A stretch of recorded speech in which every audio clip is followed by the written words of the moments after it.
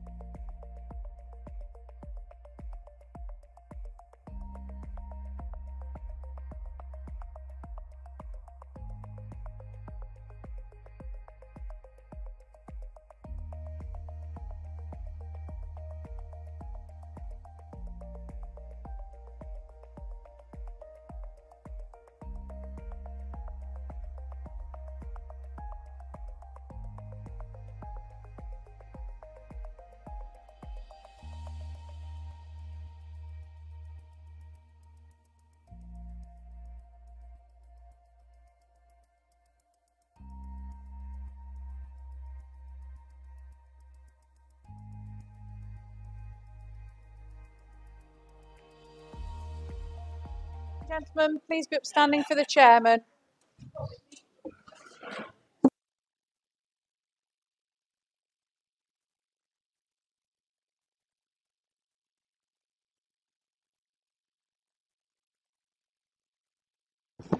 Please be seated.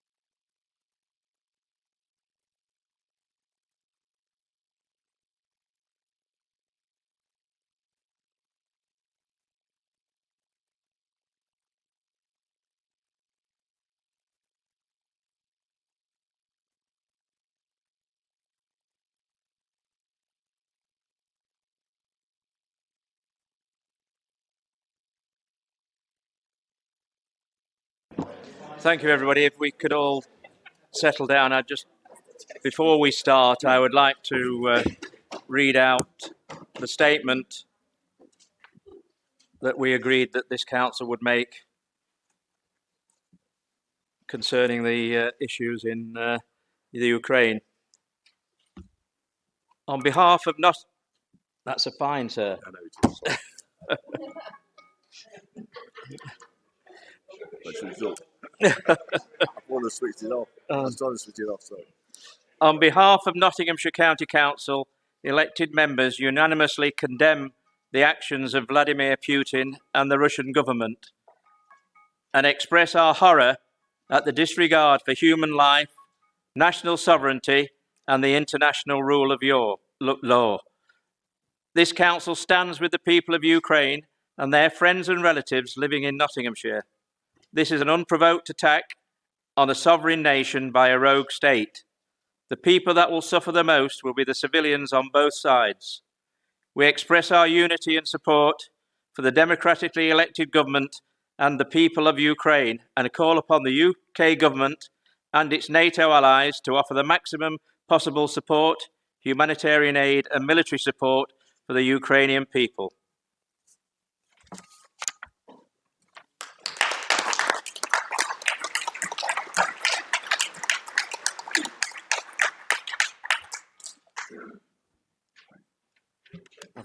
We can put it in a bucket of water if you like.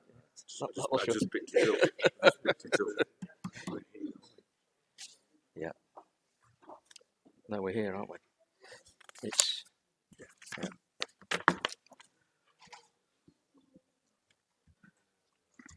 Right. We will now continue with the budget debate.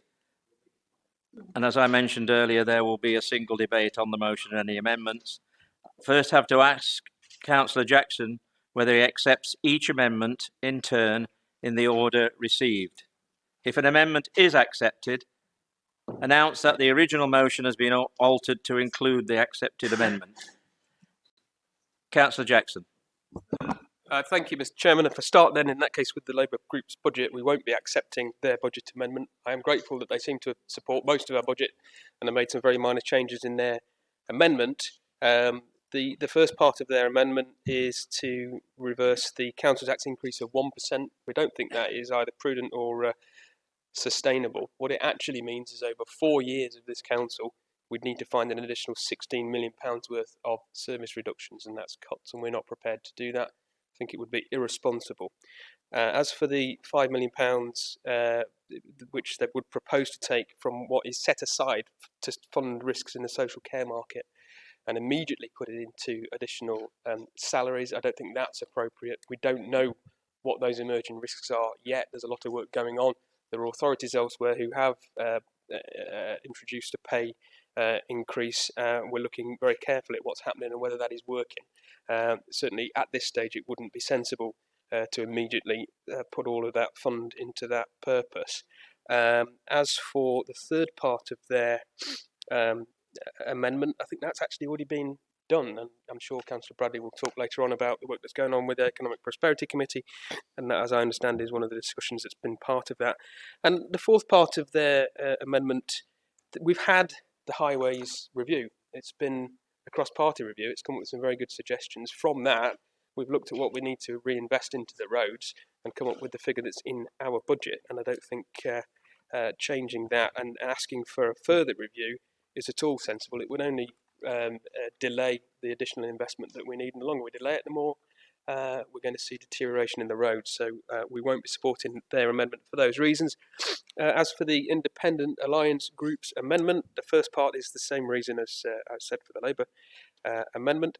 As for the second part, partly it's the same as the fourth part of the Labour Group budget amendment, in that we've had this highways review and it's come up with what we need to do to tackle the backlog on the highways. The second part about Topwick Farm, this is part of an ongoing programme to improve the office real estate, to give people better working conditions, to make sure, more importantly, that the services are delivered where they're needed rather than where we happen to have had buildings historically.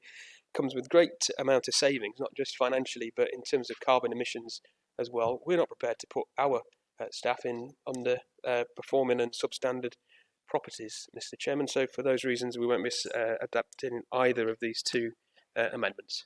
Thank you. Thank you, Councillor Jackson. Do we have any members who wish to speak? Councillor Taylor?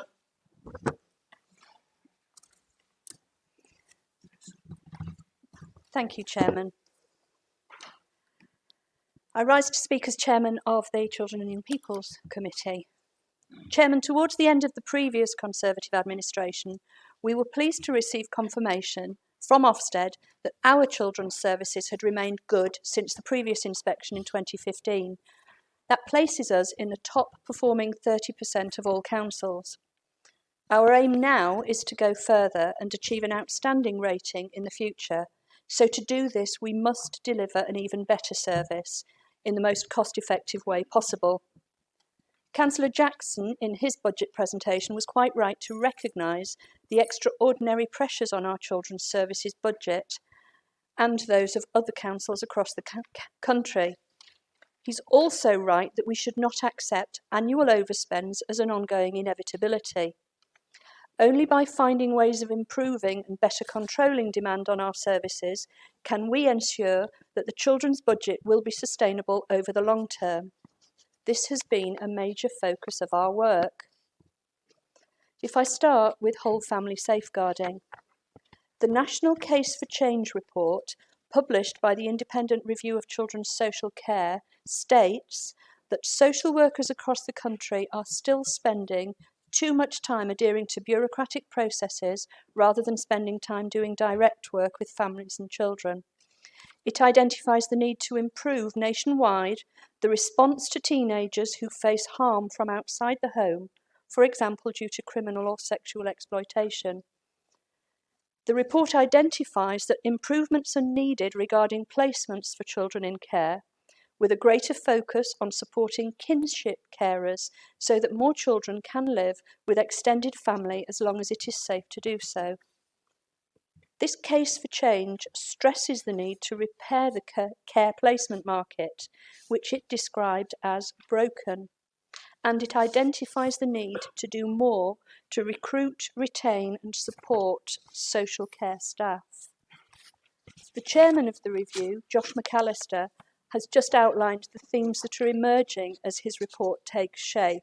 This was an announcement last week. This includes a low stigma, timely and skillful family help offer from children's social care, being more ambitious for children who move into care, and more models of shared care which give children and families the breathing space they may need whilst still maintaining relationships.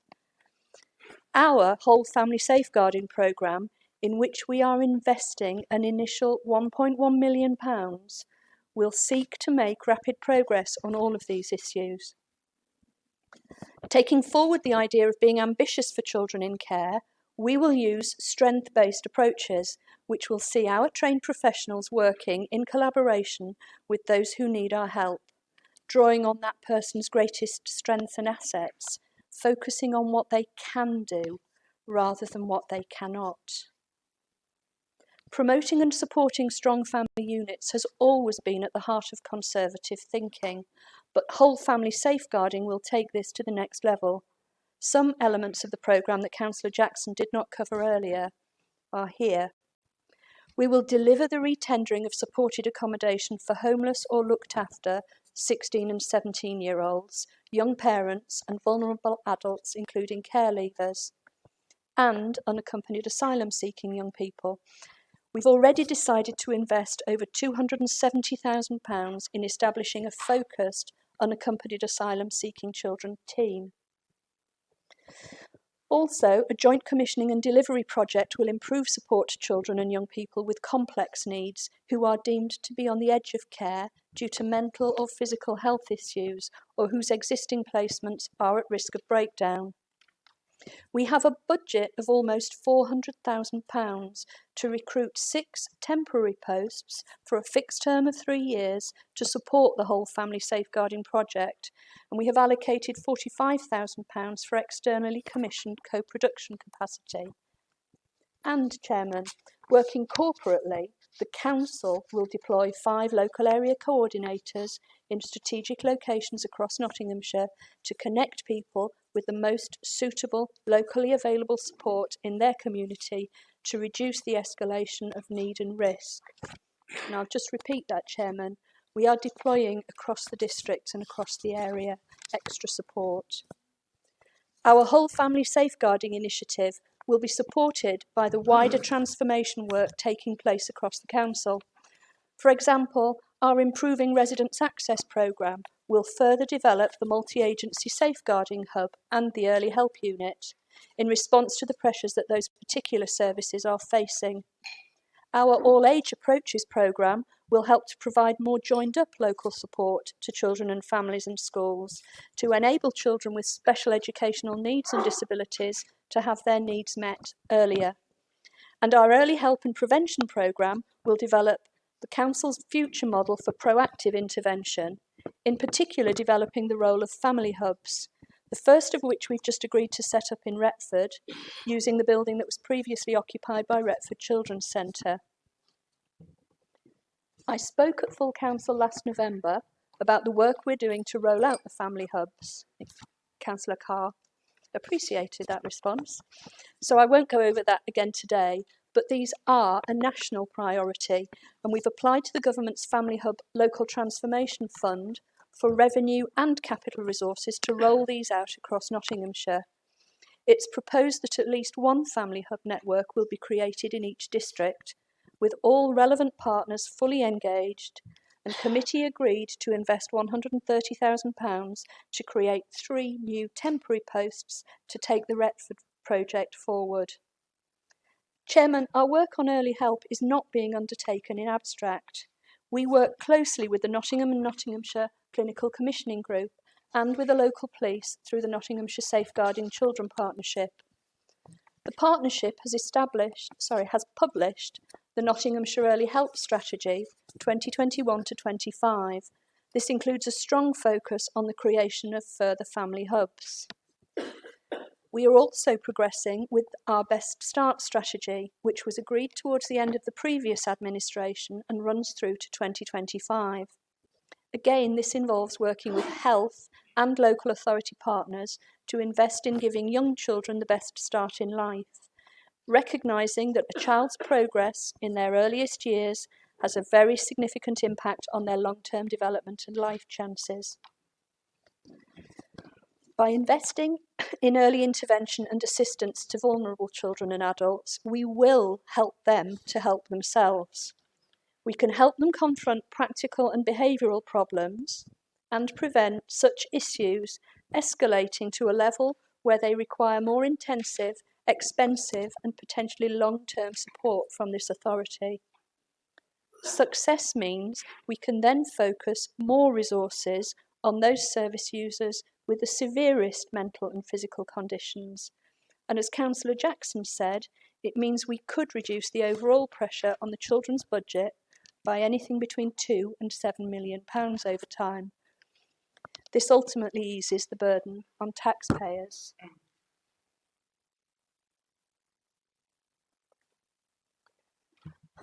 A report by the Early Intervention Foundation in 2018 found that for every £1 invested in quality early care and education, taxpayers save up to £13 in future costs.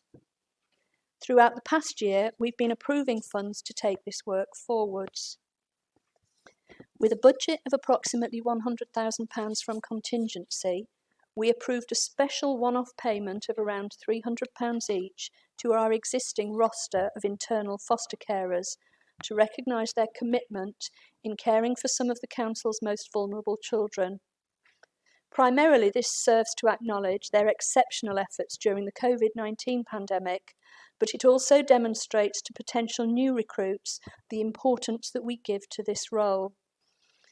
And obviously, the more internal foster carers we can attract, the less we have to spend on external foster care placements in a competitive, if not borderline corrupt, market.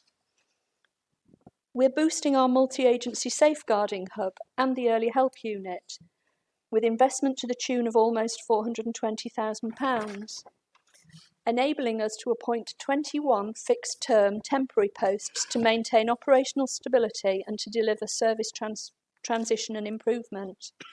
We're investing almost £100,000 of uncommitted public health reserves in a specific Healthy Families programme to increase our capacity and expertise to support the parent-infant relationships in the first 1001 days of life. This is targeted at families who may have been disproportionately affected by isolation, lack of peer support resulting from the COVID-19 pandemic restrictions. In adoption services, the Council also invests considerable officer time and public money in seeking permanent, happy, safe homes for children in our care who are suitable for adoption. Councillor Saddington referred last year to the launch of Adoption East Midlands, and this is a fine example of collaborative working between Nottinghamshire County Council, Nott City Council, Derbyshire County Council and Derby City Council, and the Regional Adoption Agency, enabling us to cast our net wider than before in search of loving, stable families willing to adopt. Adoption East Midlands' first annual report showed an increase in adopter approvals and children matched for adoption in only their second year of operation. This is excellent news.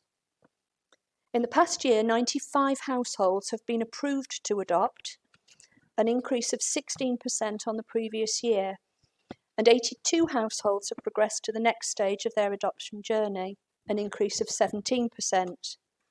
During this period, 153 children have been matched with an adopted family, with 23 sibling groups successfully finding a suitable adopter. And I'll pause there just to reflect without identifying anyone, but I'm aware that there are people in this chamber who themselves or through their families have been part of that adoption journey, and I thank those for the efforts they make on behalf of the children of Nottinghamshire. Adoption East Midlands has sustained and expanded its support for adoptive families, with services delivered virtually where required due to the COVID-19 pandemic. A new pathway to support has been launched, which will help families to access appropriate support for their specific circumstances. And a new information line has been created to be the first point of call for all families requiring assistance. Children's residential care. Due to improvements in our support to families in the community, there is overall a reduced need for residential places for children with complex behavioural needs and learning disabilities. This has helped us to review and phase out oversized institutional style facilities like the former 12-bed Minsterview Children's Home. That said, we're more committed than ever to providing the best possible facilities for those children who do need residential placements. We will be investing the annual revenue saving from the closure of Minsterview in running and staffing 6 new, smaller, 2-bedded homes offering a much more personalised, focused care environment, meaning that we have less need to call upon external placements in the independent market. To date, 1 home has been purchased at Sudbury Drive in Huthwaite, with staffing and management to be provided by our not-for-profit partner Homes to Inspire. A second facility at Savile Road in Skegby will also be run on the County Council's behalf by Homes to Inspire, subject to the ongoing purchase process for this property being completed. We've recently been exploring an opportunity to buy a property close to one of our existing outdoor education facilities to assess suitability to be made into a children's home for 3 children and providing an additional opportunity for activity placements and emergency placements. We are also exploring other similar opportunities elsewhere. Another home which we would like to be in use by 2023 will deliver a new service in partnership with the NHS, using our combined mental health expertise to support children who cannot be cared for safely by their parents. And, Chairman, children with social and emotional needs currently met by our Westview Children's Home at Plesley will instead be served by 2 new smaller facilities for which appropriate properties will be identified and purchased. Westview itself has been reassessed as a suitable setting to accommodate 4 children with learning disabilities and additional complex needs and behaviours, including those on the autism spectrum, meaning it will become a smaller and more homely replacement facility for Minster View. Surprisingly, 1 or 2 independent members of the council have been critical of our significant investment in these new, improved, smaller children's homes. I recall one member describing this provision last month as more Park Lane than Old Kent Road. Well, Chairman, if Councillor Meakin thinks there's political mileage in recommending an Old Kent Road level of investment in facilities for our most vulnerable children, that's a matter for him and his conscience. Maybe his group actually would house those children in the cheapest accommodation available on the Residential Care Monopoly Board. For our part, this Conservative administration is proud to be purchasing and providing top quality Park Lane facilities to give these children, for whom we are all corporate parents. You hear me say that at every committee meeting, and you hear me say that at nearly every full council meeting. 66 corporate parents with responsibility for these children and their care. Providing these facilities to give these children a much better start in life than was once the case in local authority care. Support for learning disabilities and challenging behaviour. We also continue to invest in a number of other small specialist homes across Nottinghamshire. It was, of course, a previous Conservative administration that invested £3 million in the total rebuild of the Big House in Edwinstowe. This is a purpose-built, state-of-the-art, 8-bedded children's home that today provides short respite break care for children and young people with learning disabilities and associated challenging behaviour.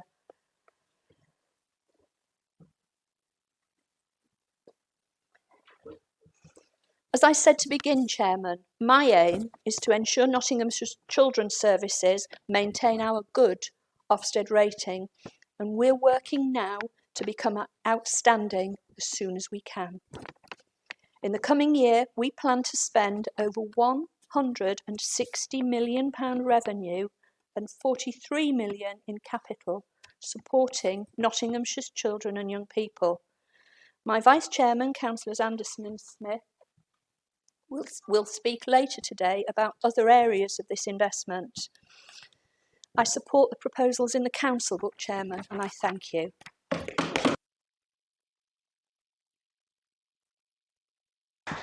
Thank you, Councillor Taylor. Councillor Rodney. Thank you, Mr. Chairman. Oh, crikey, I'm stuck. Thank you, Mr. Chairman. In speaking to the amendment and the budget as a whole, it's important to note the background to this budget. We're, of course, living in a cost of living crisis, with poverty at an all-time high. In Nottinghamshire, thousands of families face the choice between heating or eating. In Ashfield, 1 in 3 children are now claiming free school meals. In Mansfield, over 25% do. and in Nottinghamshire a fifth of children do. Nottinghamshire has never been as poor. Inflation is at a near 30-year high, and more pain is round the corner, with energy bills skyrocketing and a tax rise on the way. We agree that we need to do more to tackle the cost of living squeeze, including axing April's planned national insurance increase. Child poverty and hunger is at an all-time high, with household bills going through the roof, energy prices soaring, inflation rising, petrol going up, and the cost of food rocketing. Use of food banks is at the highest it's ever been, and using an infamous quote, it is not a cause for celebration. Ofgem recently announced it will increase the energy price cap by 54% in April, adding nearly £700 to annual gas and electricity bills, with a further increase expected when it's next reviewed in October. Firstly, Mr. Chairman, I'm going to illustrate the tax take in Nottinghamshire. I need something to illustrate this. So if you can imagine council tax as, for example, a pizza or a cake. Or a cake. Almost if you planned it. I'm going to give you a bit now. So if you took a cake and if you took the cake as a proportion, then you'd very easily give a 4% slice to the excellent work that Michael Payne does at the Fire Authority. There you go, Michael. 4%. Michael gets just 4% of the cake. Of course, if I give Helen Ann, if I give you 12% there, if you could pass that on to Caroline Henry to go to the police and crime panel. Well, she's not here. Somebody can save that. And that's 12%. And then, of course, I've probably got the size the wrong way around, but then 9% to the district and borough councils. Councillor Martin, you can have that there. That, of course, I'll put the knife away, Mr. Chairman. I think there's some nervousness around it. But that, of course, Mr. Chairman, says that I have 3/4 of the cake left. 3/4 of a cake. That's a lot more than Councillor Payne's got. You've got it now. You've got it now. It's a lot more than Councillor Payne's mere morsel. It's or Councillor Martin's light bite, or Caroline Henry's snack. It's virtually the whole cake left. And who gets this cake? More than a snack. The lion's share. I'm sure Debbie would be magnanimous. Ben, have this. That's 75%.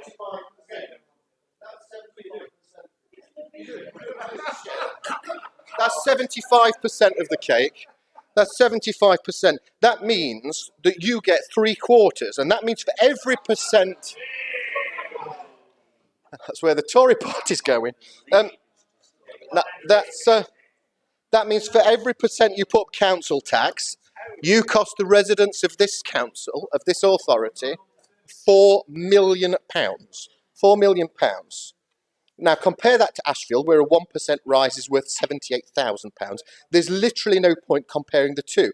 But if you insisted, the Ashfield Independents have frozen council tax for 2 of the last 4 years, and in the last 4 years, our council tax at an average Band E property has gone up by £10. In Nottinghamshire, in the same period, it's gone up by £168.09.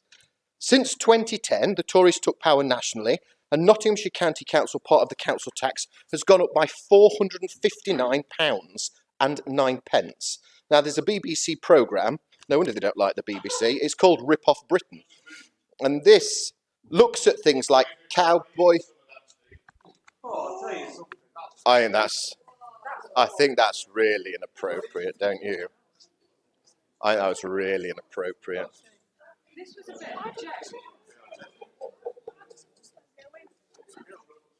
I assume you're going to say something, Mr. Chairman. Did you hear what he said?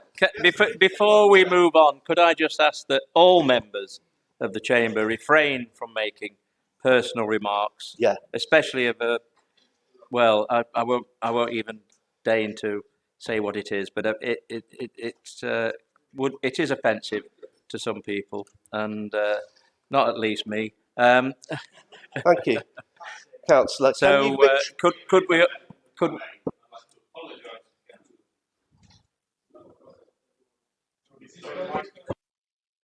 I'd like to apologise for Councillor Carr for the personal comment. I was merely entering into the pantomime that we were experiencing. I don't accept that as an apology. I want a full apology without caveats, please. Otherwise, I will be contacting the monitoring officer. Are you willing to apologise without caveats? I've apologised, Councillor Carr. I don't accept that apology with the caveats. Sorry, pantomime. Oh, yes, I have. Then I give verbal notice now that I will be putting an official complaint into the monitoring officer about your behaviour. Councillor Rodney, can you, continue? Thank you, Mr. Chairman. I was saying there's a BBC programme called Rip Off Britain, and it looks at things like cowboy builders, dodgy companies selling double glazing, illegal parking tickets being issued to pensioners, and highlighting other frauds. Companies have been called charlatans for less, and I wonder if you look yourselves in the eye and ask yourself, do you believe you offer value for money, or are we seeing Rip Off Nottinghamshire? I mentioned before that Ashfield gets 9% of the council tax take, yet according to independent analysis, 24% of services that our residents use are provided by Ashfield District Council. Take, for instance, during the pandemic, Ashfield was the only council in Nottinghamshire to continue to provide all Tier 1 and Tier 2 services during successive lockdowns. In March 2020, right at the start of the pandemic, Nottinghamshire County Council couldn't wait to shut our tips and furlough staff, when at the same time our independent-run council increased waste collection services. Again, Ashfield District Council enhanced its waste collections, the only authority in the UK to do so. We had to send bin wagons on tour to collect the rubbish that Nottinghamshire County Council couldn't be bothered to accept. Like Bassetlaw, Broxtowe, Gedling and Mansfield councils, we district and boroughs are the real value for money. Sadly not Newark and Sherwood, which has a scant understanding of finances, as the ostrich-like committee chairman here. I received a message today from a resident in Sutton in Ashfield. Dale inquired whether it was possible for Ashfield District Council to refuse to do Notts County Council's donkey work and refuse to collect the council tax. Why should you collect the council tax for a council who can't be bothered to fix our broken roads and pavements, he asked. He's got a point, but the law is the law and we've got no choice. His description of our highways as broken roads and pavements was an apt one. The Independent Alliance may well steal that line. Next month, Mr. Chairman, marks my 15 years on this authority, and I have never seen our highways in such a dangerous and embarrassing state. Scientist Neil deGrasse Tyson said, "For me, at age 11, I had a pair of binoculars and looked up to the moon. And the moon wasn't just bigger, it was better. And there were mountains and valleys and craters and shadows, and it came alive." His quote always stuck with me, and it's now more real than ever. The surface of the moon is smooth compared to Nottinghamshire's highways. You only have to look through your bedroom window to see the valleys and craters. But, Mr. Chairman, did you know that craters on the moon are named after many famous historical figures from science, in large part by those that discovered them? So I was thinking, what if we named the potholes after the Conservative front bench sitting before us, the crater creators? There's been one particularly commented on. It's on Station Road in Sutton. Such of the size of it, damage to vehicles has cost a fortune. One damaged his car twice in one go. So I think a pothole causing such havoc has to be named the Bradley. There's another on Trent Drive off Strawberry Hall Lane. It looks bigger than it actually is, but it's really quite shallow. There's no depth to it at all. So the people of Newark call it the Girling. On Main Road in Watnell, it's not a personal comment. I'm talking about potholes. I think I do agree with Councillor Bradley to some extent. I mean, we've already stopped people making personal comments across members on your side. You are inferring that the people who you are naming are responsible for those particular potholes, which is a nonsense. Well, they are responsible for them, Mr. Chairman. That's a fact. The Conservative administration are responsible for every pothole in Nottinghamshire. On Main Road in Watnell, there's a huge defect. Residents say it's been there so long it should be listed. Residents quite rightly want to see the back of the Owen. Now, there's a particularly Point of order, shifty Chairman. chicane of defects. Councillor Gurney, point of order. Yeah, since I've been mentioned by name on this, I'm just going to say I don't take offence. Actually, I'm an adult, and I'm actually happy to sit down and not report you to the monitoring officer, because it's not a primary school playground. Thank you. Thank you, Keith. And you're going to get reported as well, Councillor Gurley. So I've been called fat. Councillor Carr, Fat sit down. and childish. Sit down. Monitoring officer, Chairman. There is a member up wishing to speak. Sit down. Sorry, Mr.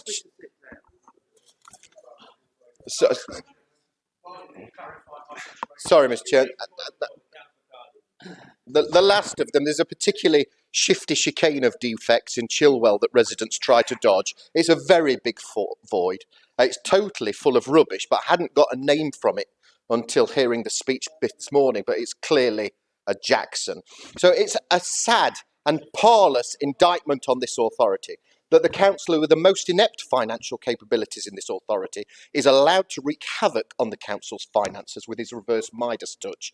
Never before has such a tenuous grip of understanding of the role they've been given been held in such a vital post at such a vital time, without perhaps the only exception of the Children and Young People's Committee. The statement from the current financial incumbent when proposing his budget focused heavily on the lack of understanding of Ashfield District Council's finances. A nasty attack on the professionalism of Ashfield District Council's finances staff, local auditors, and also of the Local Government Association, who have given Ashfield finances a review statement of excellence. That lack of understanding and deliberate misleading of this chamber shows just why he was removed from by the public as leader of Broxtowe Borough Council, why he was refused by his own party to stand as a Member of Parliament, and why he's totally unfit to hold any office of power in this administration. Councillors, this is really getting out of hand now. I think it is. So, okay, Mr. Chairman, I'm happy to get away from finances for dummies and talk back about roads and pavements. We have just read out a statement from the whole of this council about the issues in Ukraine, and I'm sure the public don't want to sit and watch us slanging each other off and making personal attacks on individual members of this council, and I will not put up with it for any longer. Mr. Chairman, I'm really pleased that you've come to that state of affairs. It didn't happen during Councillor Jackson's oration earlier, but I'm sure that the time has just turned right for you to do that. Excuse me, Benjamin. You're a very naughty boy. So I will get away from the finances, Mr. Chairman, and get back to the broken roads of pavements. I did a brief video on high pavement on Tuesday night. I wanted to tip off residents that we were planning to ask the Conservatives to make a choice today. As Councillor Waters said, you can vote to reduce the council tax rise and turbocharge recommendations of the Highways Review, or build a £15 million new shiny building at Topwigay Farm in Hucknall. Voting for the Independent Alliance's no-nonsense, sensible alternative proposals makes sense. We're not just living in a cost of living crisis, we are living in a pothole crisis where our roads are so dangerous. Let me tell you how bad it's got. I've received a message from a garage offering cheap repairs if your car gets damaged by dodgy roads. They are doing a roaring trade in Nottinghamshire, not so much in Derbyshire. They even have put adverts on our Facebook videos that have received 15,000 views in just 48 hours. I've had 2 separate emails from no-win, no-fee solicitors offering to represent residents who were impacted by the worst number of potholes in England, as reported by the Nottingham Post. I've had broken roads reported, broken cars reported, broken bones reported, broken pavement reported, but what hurts residents more, that is, I have to report to you broken Tory promises. This mess was created on your watch. You've spent 4 years claiming you were doing a good job, issuing Chemical Alley-style denials that there were problems with broken roads and pavements.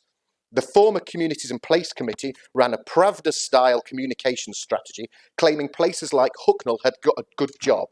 You spoke about record investment in places. The problem was that people could see for themselves it was just untrue. 30-second videos of subbies carrying out work on behalf of this council went viral. as vans turned up to put a pothole, a worker chucked a bag of Via fixing it and drove off. It was bonkers, and it was only in May last year that you admitted there was a problem, a huge problem. We told you time and time again to get a grip. We told you to carry out a highways review in 2015, twice in 2016, in 2017, 2018, 3 times in 2019, and countless times in 2020 and 21.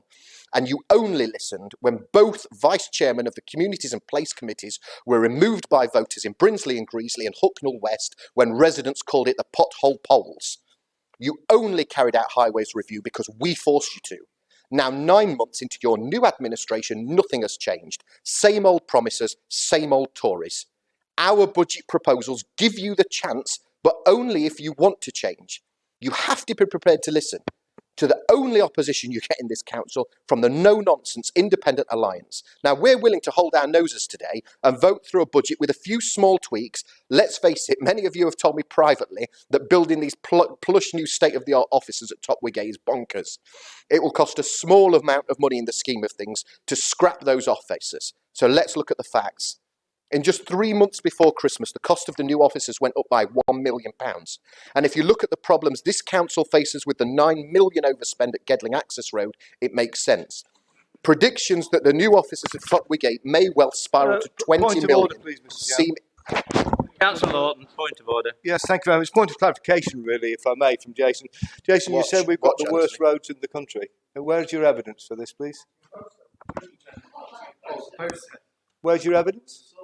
Well, if you sit down, I'll educate you, Councillor Lawton. Thank you, Councillor Lawton. The statistics are published nationally by the Highways Agency, and they've been published saying that Nottinghamshire has top 10 worst, maybe. Number 1 for potholes. Number 1 for potholes in the country. So people in Derbyshire and Shropshire don't report potholes. Utter rubbish. Utter rubbish. You are the worst, and you can hide behind statistics, but the facts are the facts. You are the worst administration in the UK. So I'd like to, the worst administration, and I've said this before, there's not been a worse cabinet since MFI launched its value range. You are the...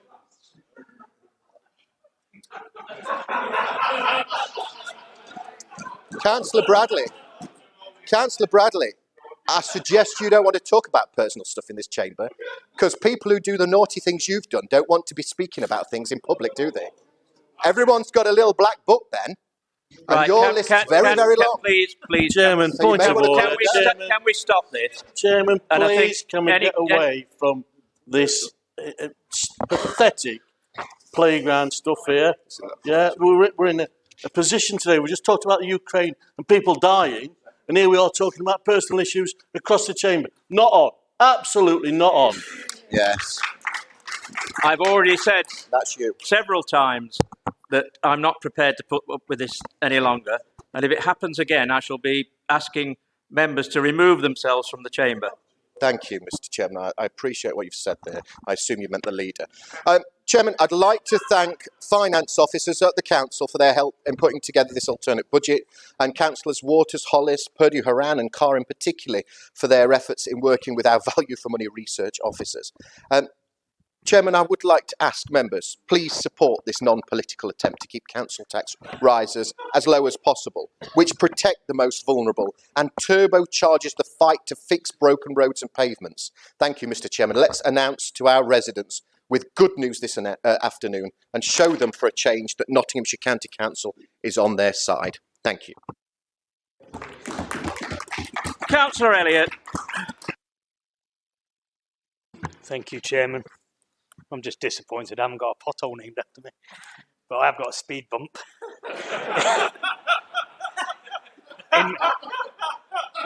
We fatties can say that.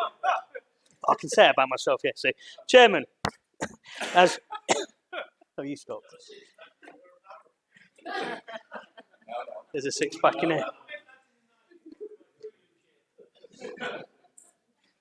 I can cry. Okay, Chairman, as Councillor Jackson indicated in his budget presentation earlier today, the work of our adult social care and public health teams has been dominated by the COVID-19 pandemic response. I'm not just talking about the specific additional plans we have had to put in place to deal with the pandemic, but also the extra pressures falling upon the services we routinely provide every day. The Corporate Director for Adult Social Care and Health, the Director of Public Health and their colleagues have since March 2020 faced challenges well beyond anything they could reasonably have anticipated. Given those circumstances, I'm proud of the way this authority has responded at all levels, politically, managerially, and at the front line. We have done our level best to manage staff shortages and respond to public demand, drawing upon our own budget resources and significant extra funds received from government. The emergence of the highly transmissible Omicron variant over recent months has seen stretched almost to breaking point due to staff sickness and recruitment and retention difficulties. This resulted in a waiting list for some of our services that has never previously existed. Despite this, colleagues have stuck to their tasks and gone above and beyond the call of duty. Working to regain control of the situation, it was therefore highly appropriate that our last meeting before Christmas, the Adult Social Care and Public Health Committee held a departmental awards event for the second year running, recognising the achievements and exceptional dedication of our employees during the pandemic. From a political and financial perspective, our job as members has been to support those employees with as much funding as possible to carry out their work. Chairman, since the COVID pandemic began, we have received a total of £63.2 million of on-ring-fence grant to manage the immediate and long-term impacts of the pandemic. In addition, we have received over 100 million in COVID-specific grants, including with particular regard to adult care services. £3.8 million to spend on test and trace services in local communities. £22 million in contain outbreak management funding, also to support test, trace and containment activity. And £8.5 million in workforce capacity funding to support the council and social care providers to maintain staffing levels over the winter period and ensure sufficient workforce capacity across services. All right. This... Not listening? No. Interesting. This... Terrible, isn't it? Just walks out. This £8.5 million is Nottinghamshire's share of £162.5 million of new funding for social care workforce recruitment and retention announced by the government last October. It helps support our campaign to recruit 100 more temporary adult care workers in preparation for what we knew would be a difficult winter period. We have also received and deployed over £36 million of infection control grant to support adult social care providers, including those with whom the local authority does not have contract, to reduce the rate of COVID-19 transmission in and between care homes and support wider workforce resilience. And almost £2 million from the Adult Social Care Rapid Testing Fund, which supports additional rapid testing of staff in care homes and supports visiting professionals, enabling indoors, close contact, visiting where possible. Last June, Adult Social Care and Public Health Committee members approved investment of almost £6.5 million to sustain the delivery of our local outbreak management plan, support by Test and Trace grant and the Contain Outbreak Management Fund. As one of the elements required to deliver this plan, we have established a core COVID-19 response service until September 2023. Including 29 full-time equivalent posts funded by this council and 12 posts funded jointly between ourselves and the city, some of which are hosted by Nottingham and Nottinghamshire Clinical Commissioning Group. Last month, the committee received an update on the delivery of this plan and agreed some variations and additions to the staffing establishment to mitigate against the kind of recruitment difficulties Councillor Jackson described earlier. Other areas of current and ongoing investment include the development of a county-wide homelessness team to address current gaps in service to homeless and rough sleepers, digital support and equipment for individuals to access social care services online, in cases where their usual informal support, such as day services and contact with friends and family was interrupted due to COVID. And market surveillance and inspections of retailers to ensure the personal protective equipment, hand sanitisers and test kits being sold across the county are compliant with regulations. As part of the local outbreak management plan decision last June, we approved the establishment and continued employment of 100 agency posts, including 50 hosted by Nottingham City Council, to flexibly support the operation of asymptomatic testing sites, for which costs are recharged to the Department of Health and Social Care. Then in July, we acted again, agreeing to invest almost 3.35 million more to support our ageing well and living well services to manage the demand of the pandemic on a temporary basis through to March 2022, and the department's transition to recovery thereafter. This investment was necessary to support delivery of a range of services. For example, we needed to respond to increased safeguarding referrals into our multi-agency hub, averaging 200 per week, which led to pressure on our adult social care community teams and longer waiting times for people being assessed. We faced increased demand on our Maximising Independence service, established in September 2020, which offers important county-wide provision, including community development support, work, employment support for people with disability, benefits advice and initiatives to help people learn new skills and live independently in their local communities. For example, training to be able to use public transport.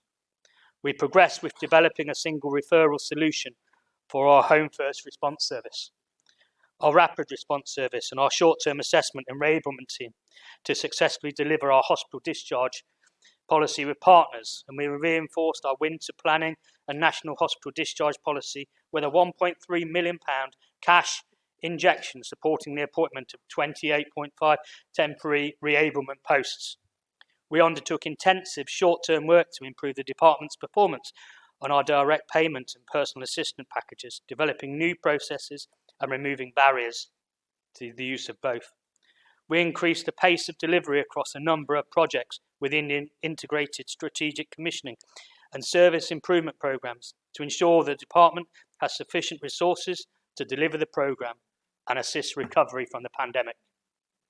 We strengthened our quality market management team, who are working hard to address capacity issues internally and externally across the care sector, as Councillor Jackson described earlier. We have established a pilot team to review current provision and explore... Hello, Moto.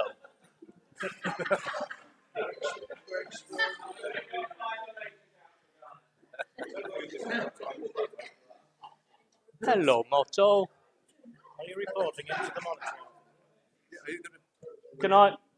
Can we have a conversation? Monitor officer. Okay. No reporting. No reporting. We have established a pilot team to review current provision and explore alternative ways of delivering our day opportunity service. Bearing in mind, day services in the county were unable to offer a building-based service during the pandemic. So between November and December 2021, we consulted the public on our new draft day opportunity strategy. We worked to accelerate culture change across our service by promoting the strengths-based and co-production approaches, which form the basis of our adult social care strategy. See ya.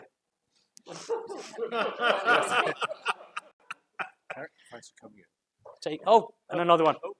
They're all going. They're all going. Any others? Are you going, Spartacus? Adult social care strategy, putting service users at the heart of all the decisions made regarding their care and supporting people to exploit their strengths to deliver as independently as possible. And Chairman, we provided additional funding for specialist communication and engagement to support the internal culture change I've just mentioned, and to help our provider services adapt to these new ways of working. Some 8 months on from agreeing this extra temporary investment, it is self-evident that at least some of this expenditure will need to continue beyond March 2022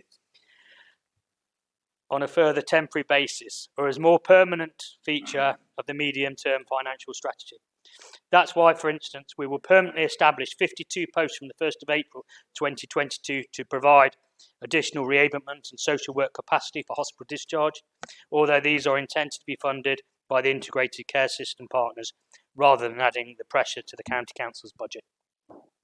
We are investing £355,000 from within our own budget to make 8 social care and community care officer posts permanent beyond next month, in recognition of the pressures on multi-agency safeguarding hub, which continues to play a critical role preventing vulnerable people coming to serious harm.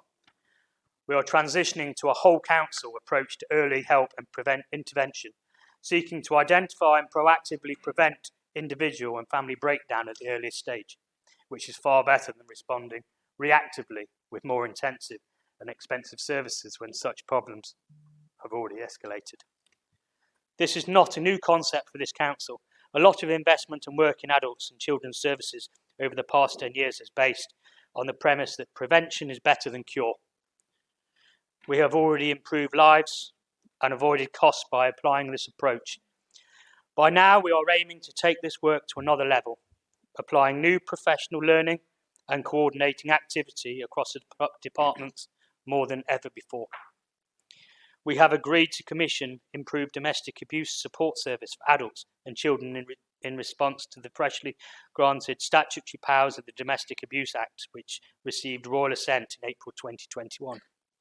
Children and adults affected by domestic abuse will benefit from 2 branches of the government funding, totalling £3 million for safe accommodation, which is being spent on a range of services such as safety planning for survivors and initiatives that help to create violence-free relationships. We have approved a 3-year commissioning plan to take this forward. Recently, Policy Committee approved the Nottinghamshire Domestic Abuse Strategy, which will continue to develop under the watch of the Adult Social Care and Public Health Committee. We are working more closely than ever with borough and district partners on the issue through the Domestic Abuse Partnership Board, which had its first meeting this past autumn. We are also investing heavily in services to prevent mental health deterioration. This includes new money to respond to the immediate challenges of COVID, as Councillor Jackson described earlier, but also the services we provide over the longer term to people with mental health needs, learning disabilities and autism. We've established a specific senior commissioning officer post to support the delivery of the Nottinghamshire 3-year roadmap for people with learning disability and autism, allied with the NHS long-term plan. And we've secured funding for a new countrywide service to reduce waiting times for people currently waiting for an autism diagnosis. In October, we started work on a new housing scheme in Gedling, which will offer independent living for people with learning disabilities, autism, or mental health needs. Chairman, my colleague, and Committee Vice Chairman, Councillor Scott Carlton, will speak more later about the public health element of our work, which is heavily focused on the promotion of family health and the proactive prevention of issues such as alcohol dependency, drug use and homelessness across Nottinghamshire. As such, this continues to be a critical area of expenditure, an important contributor to the early intervention and prevention ethos I described earlier. Thank you, Chairman. I support the budget set out in the Council book, in particular the ongoing investments proposed in the adult social care and public health services. Thank you.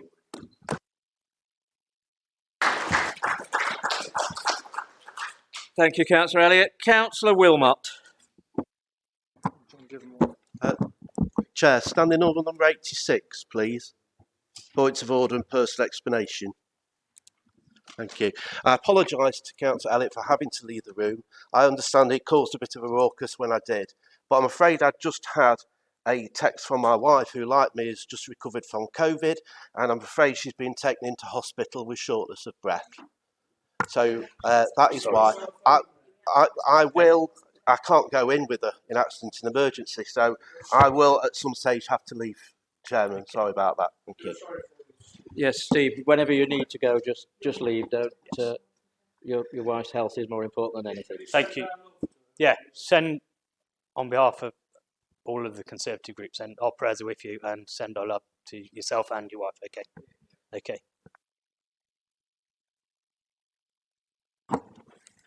Thank you, Chairman, for allowing me to speak on this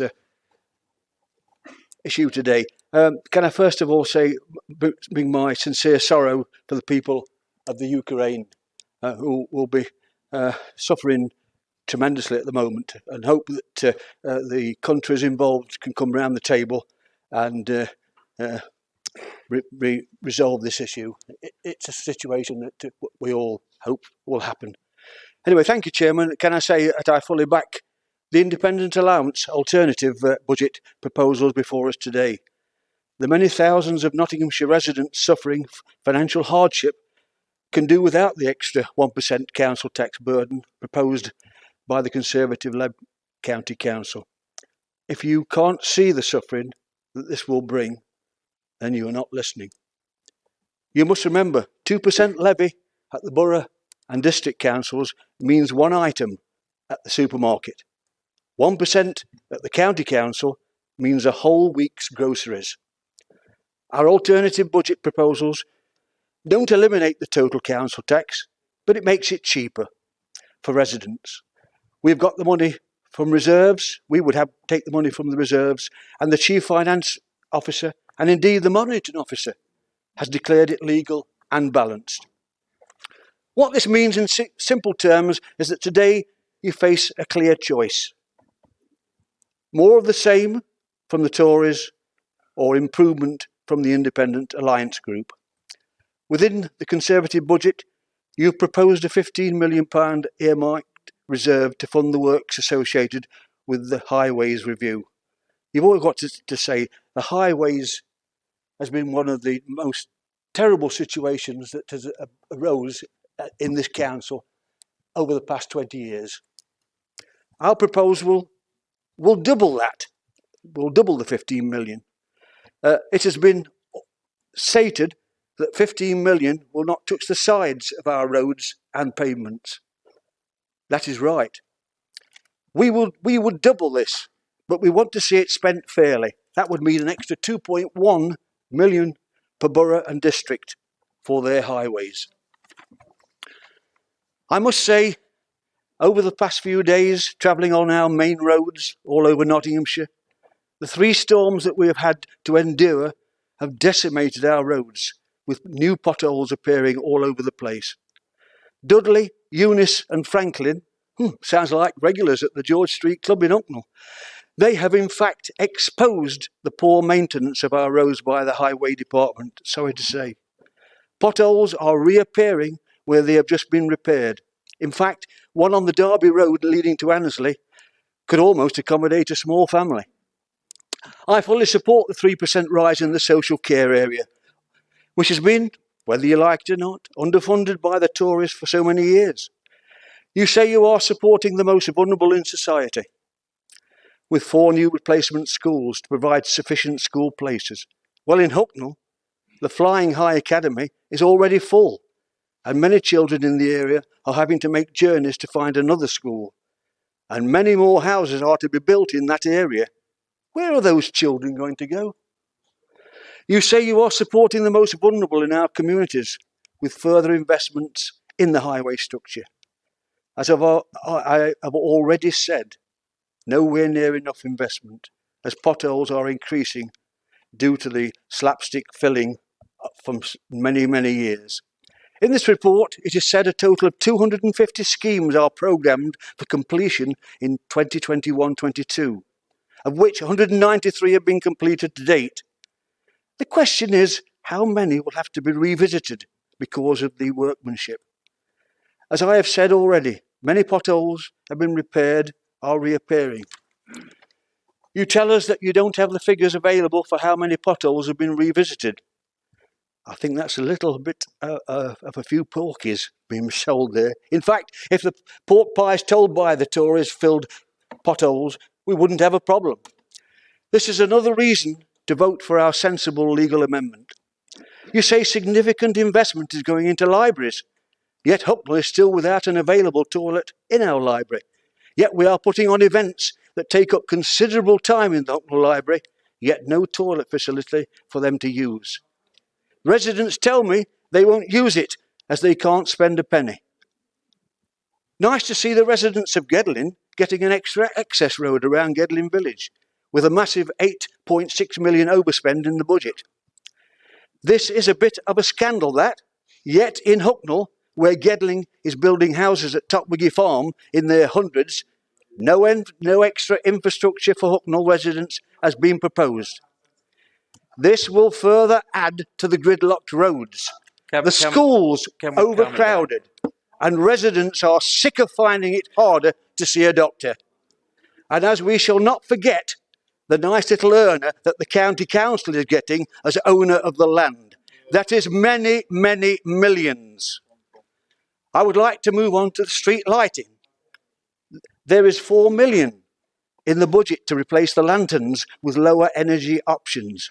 The only problem with that is the lower energy options are much darker and do not light up the streets with the residents to the residents' satisfaction. They make the streets and open spaces more dangerous for our residents. Decisions made by this council leave streets a burglar's paradise. This is especially around the Lean Mills Primary School and Vaughan Estate in Hucknall. In the budget, it talks about the ambitious strategic vision. Healthy, prosperous, green. Healthy? You can't see a doctor. And if you do, it's on the phone. And in the NHS, waiting lists for operations continue to rise. Prosperous? For the few, with many families struggling to make ends meet, and food banks overwhelmed with applications. And green? Hardly any left. The government's housing allocation for our area has left Ashfield only option to decimate their green spaces, as all our greenfield sites have gone. I'd like to thank Councillor Richard Jackson for bringing up that early intervention scheme that I put forward at the last meeting. That's treating the problem at the time in the schools, and I hope that will help things and make things happen.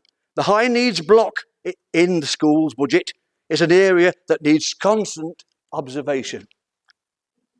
And some of the work needs to be highly resourced, with some pupils requiring 3 staff to teach the person. And how have I found that out? I've been into the schools to find out.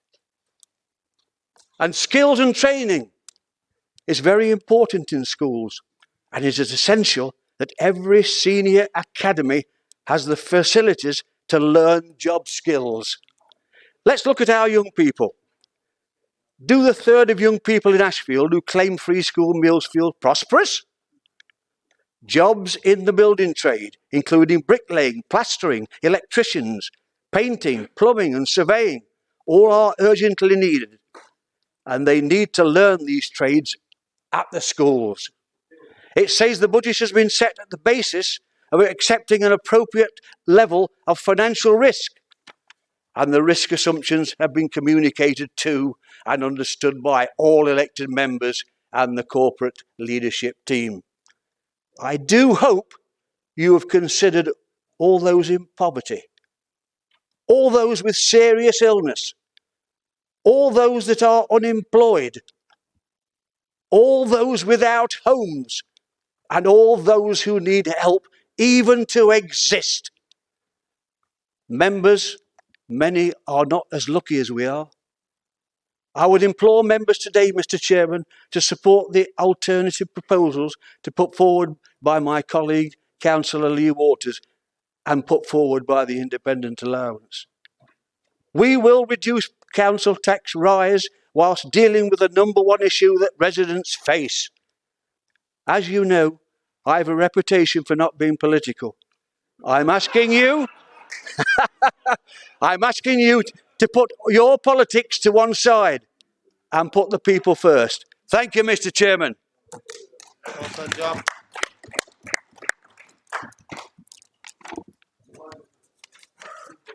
Councillor Darby. Very non-political, John, very non-political. Thank you, Mr. Chairman. I'd like to welcome the Independent Alliance's sensible amendment to reduce the council tax burden during this cost of living crisis, while turbocharging the repair of our crumbling roads and pavements. During my campaign, one of the biggest issues of my residents told me about the shocking states of the roads and pavements. As my colleague, Councillor Waters, put it, This amendment is not a money grab, but rather a sensible and fair plan to help you find that so-called magic bullet to fix Nottingham's crumbling roads and pavements finally. Furthermore, when residents face a £1,000 rise in their energy bills, and as there has been a 20% rise in free school meal claims, a council tax rise of this level is not appropriate. As we move to the new ways of working, our focus should be on the building of new offices, buildings at the top of Wig Hay Farm, but rather to support those worse off in society. This is why I wholeheartedly support the Independent Alliance's amendment today to keep the burden of families low and to supercharge the repair of our roads and pavements. Thank you.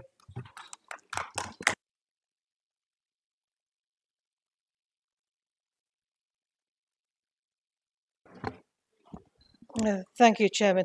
I rise to support the Labour amendment. Before I do that, I just want to address Councillor Zadrozny's contribution just now. It was absolutely appalling. You know, we're all politicians, but we can treat each other with respect.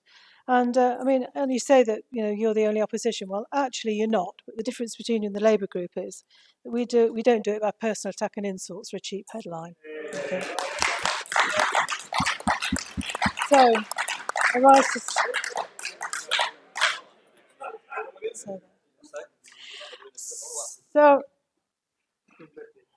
So I rise to support the Labour amendment.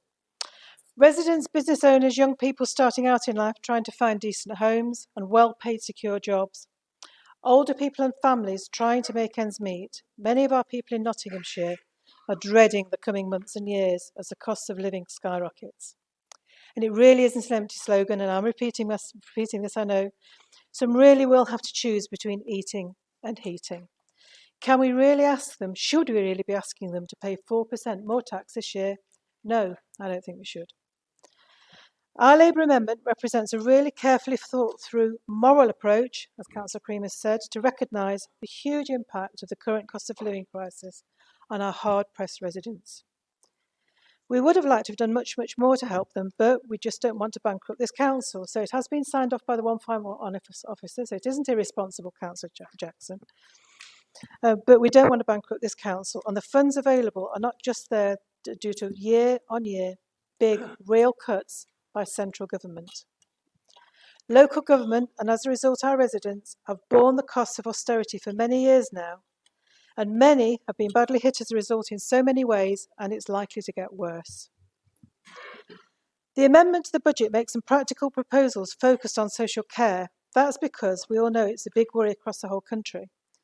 The proposals have been costed and thought through, then they would make a significant contribution in tackling the real difficulties in recruitment and retention of social care staff. And it also recognises the great skilled work that they do, and actually all employers do. I do agree with Councillor Jackson with that one. They've made a fantastic contribution. Staff at this council are brilliant. Some of us saw you in the House of Commons this week, Leader, sharing concerns about social care. I think it was in the middle of the night. But we heard some warm words about strategy, but very little in terms of practical ideas to tackle the current crisis now. So one's there for you in the amendment. And since managing budgets and potentially debt is likely to be a worry for so many, funding some help and advice in our communities should really be well supported. So thanks to Councillor Guilfoyle, who I know is going to talk more on that later on, for that proposal. You've just told us, Councillor Jackson, that you've received a very good budget settlement from your government. So why not use more of it to take the pressure off our residents struggling with the rapidly rising cost of living? But we must be honest and recognise that the settlement won't get close to compensating for the massive reduction in our budgets since your government came to power in 2010. I'm told it's hard to compare budgets year on year, but one item jumped out of the figures at me when I was looking through the figures. In 2015, the sum given directly by government to help fund services, called the Rate Support Grant, was 122 million. This year, it's 7 million. So who makes up that shortfall? Increasingly, our hard-pressed residents in Nottinghamshire, it seems.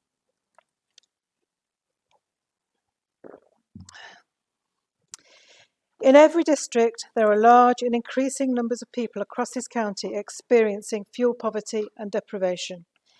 In many places, 1 in 5 people. Inequality is becoming more and more obvious, as anyone who gets into our community will know, and it's become really well evidenced.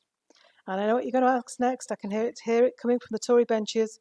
Where's the money coming from to compensate for not increasing the tax this year?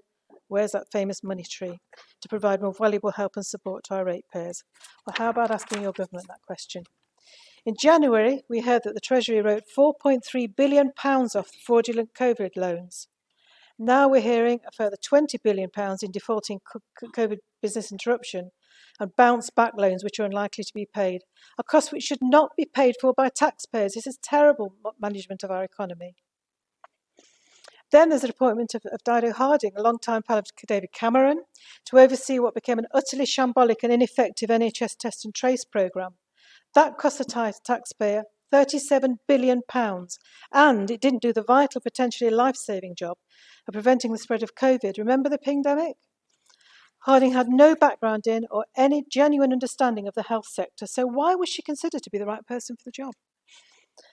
Buried in the Department of Health and Social Care's annual report published last month is a shocking fact that it has suffered £8.7 billion of losses because they bought PPE that was very expensive, not safe to use or fit for purpose, or had a short date of expiry, so it just can't now be used. To put that in perspective, that is more than the sum estimated to come from the proposed establishment of the East Midland Freeport. It would take more than 30 years of estimated successful Freeport activity to deliver that huge sum.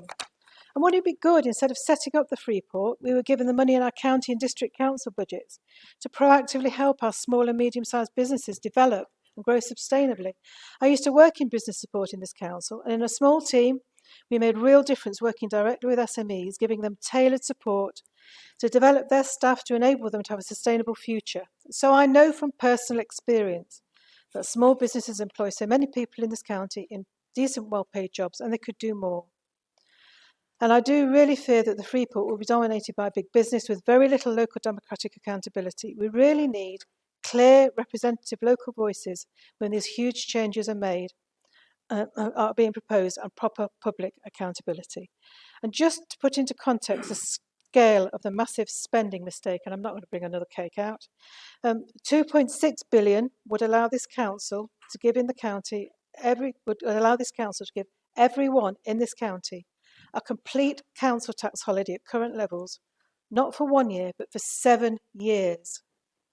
4.7 billion of the adjustment to the value of PPE due to the loss in value of the equipment represents the entire levelling up agenda budget for the whole country. These are huge sums of money, unimaginable. A fraction of it could make a real difference to the people of this county and across the country. Which neatly takes me then to the so-called levelling up we've been hearing so much about. At a County Council Network conference last year and an East Midlands Council Network conference this month, it's been very clear that all councils of every political makeup are heartily sick of this government's refusal to put their trust and enough money to deliver the services so we can do the job properly. But the government prefers tightly ring-fenced government funding. These pots of money announced on a regular basis. I can just imagine civil servants in London developing funding criteria and hundreds of funding bids. According to the President of the County Treasurers at the CCN conference last November, there are 117 separate pots. And one of them, just to give you an example of some sort of personal experience, and I think some of you will be familiar with this, one was the active travel plan. This is the creation of safe and accessible walking and cycling routes. Well, it doesn't work as a strategy in my local experience, as anybody who sits on the Transport and Environment Committee will tell you.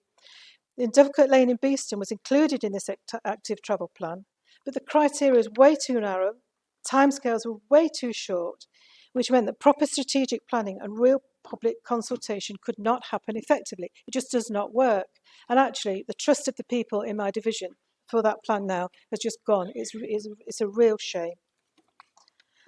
Michael Gove commented in November last year that the whole system is too complex. Hooray, I agree with that.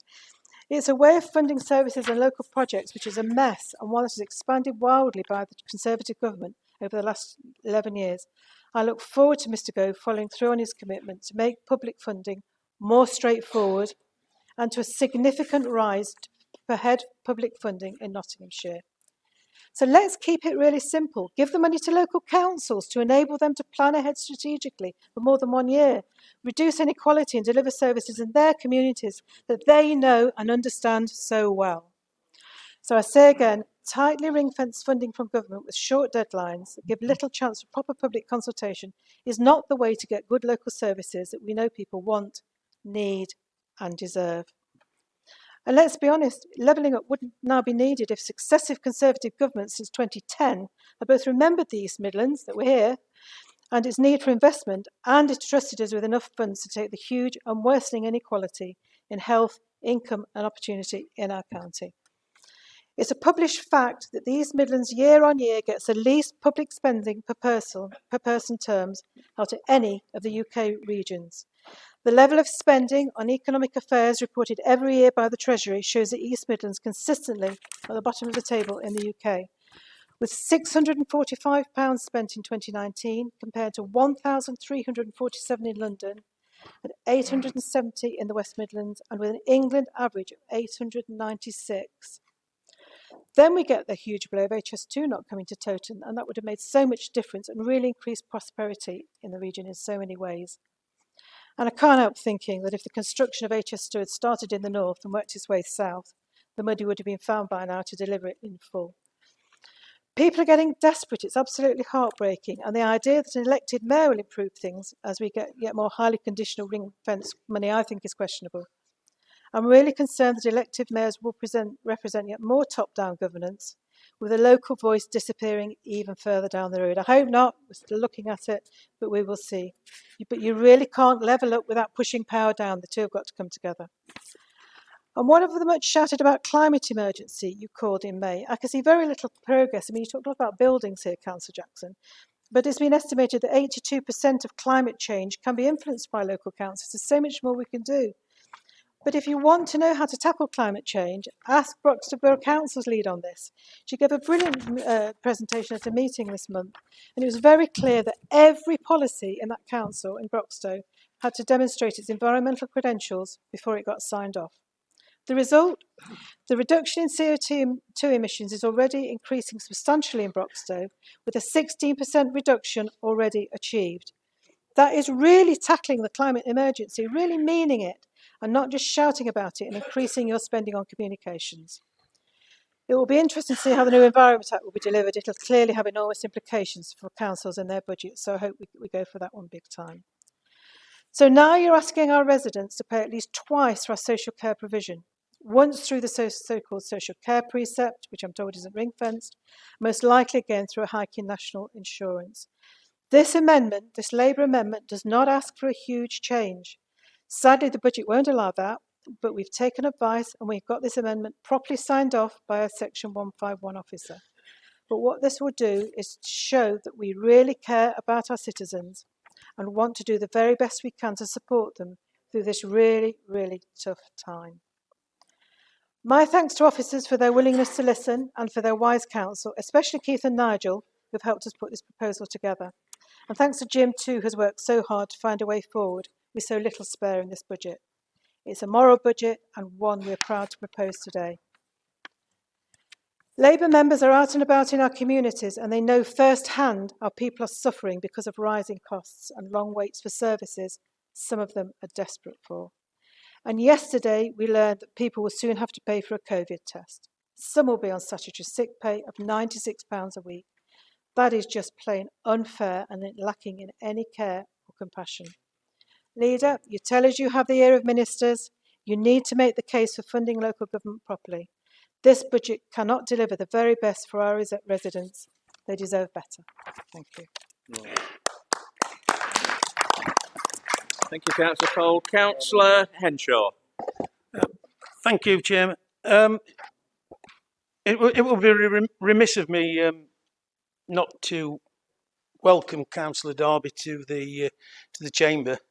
And as with any group, I think you have to decide what fraction in that group you ally yourself with. Ally yourself with one group that becomes theatrical and gets hysterical when they come into the council chamber, or ally yourself with Councillor Carr, who's more staid and measured and puts sometimes very good proposals forward. So I'll leave that for you to decide, but welcome anyway. I rise to support the Labour Group amendment, which proposes a number of practical measures, that can be of consideration and help to the people of the county, and in particular to people in my division of Mansfield West, who, on visiting the area regularly, speaking to people, I understand that because of the cost of living crisis, a lot of the people are struggling.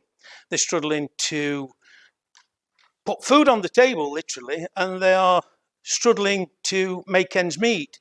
And many people in my division and people throughout the county, obviously, this week have had their bills from the energy companies drop through the doors with the massive increases that will make people decide whether or not to put food on the table or to turn the heating on. And that is a very real concern for many, many of Nottinghamshire's residents. And it's a situation that I think is intolerable. I too saw Councillor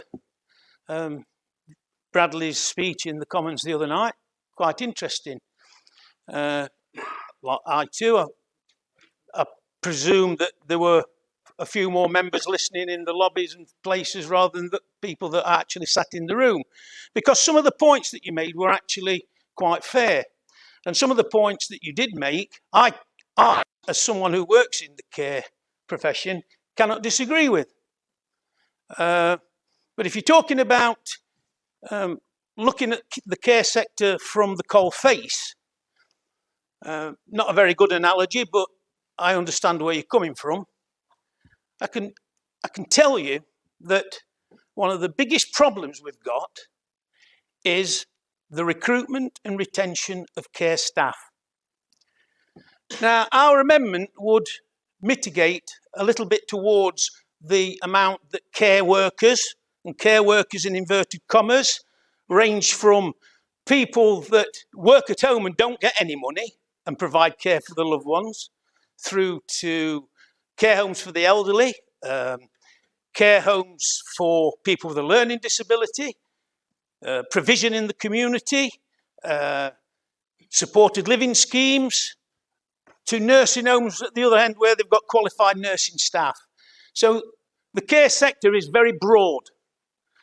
But from a particular point of view of recruitment and retention, it is difficult. We had 6 vacancies a few weeks ago that were advertised and pushed forward to get people to be interested to come for an interview.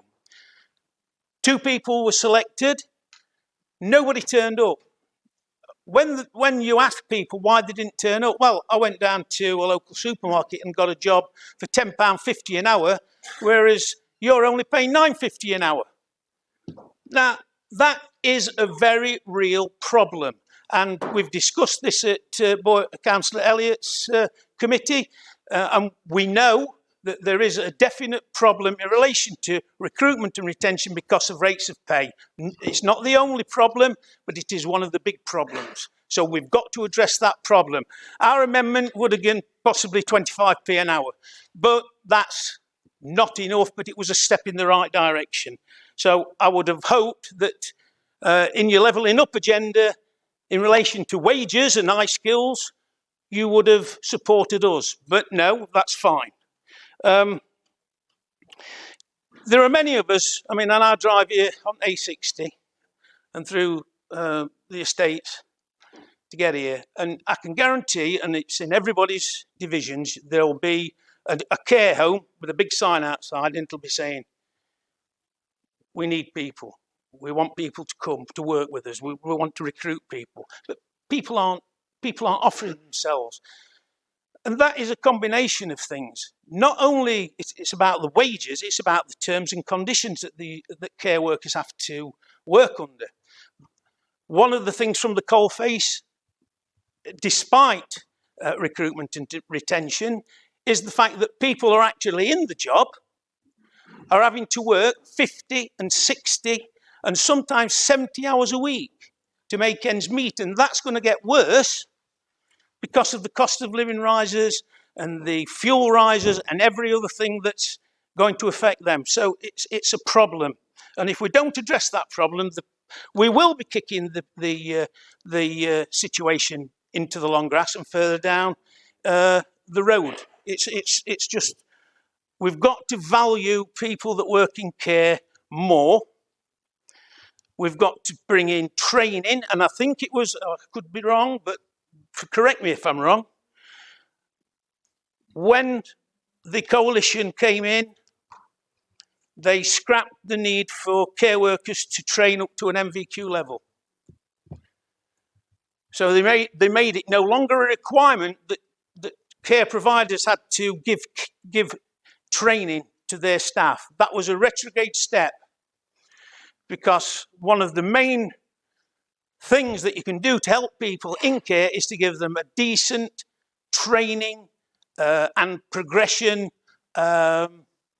way in which they can develop their careers. And that is fundamental. You can't just say, come in off the street, look after the 60 residents in this care home, provide care plans, do support plans, give them medication, feed them, take them to the toilet. It don't work. You've got to have a start point and you've got to have training. And that needs to be recognised.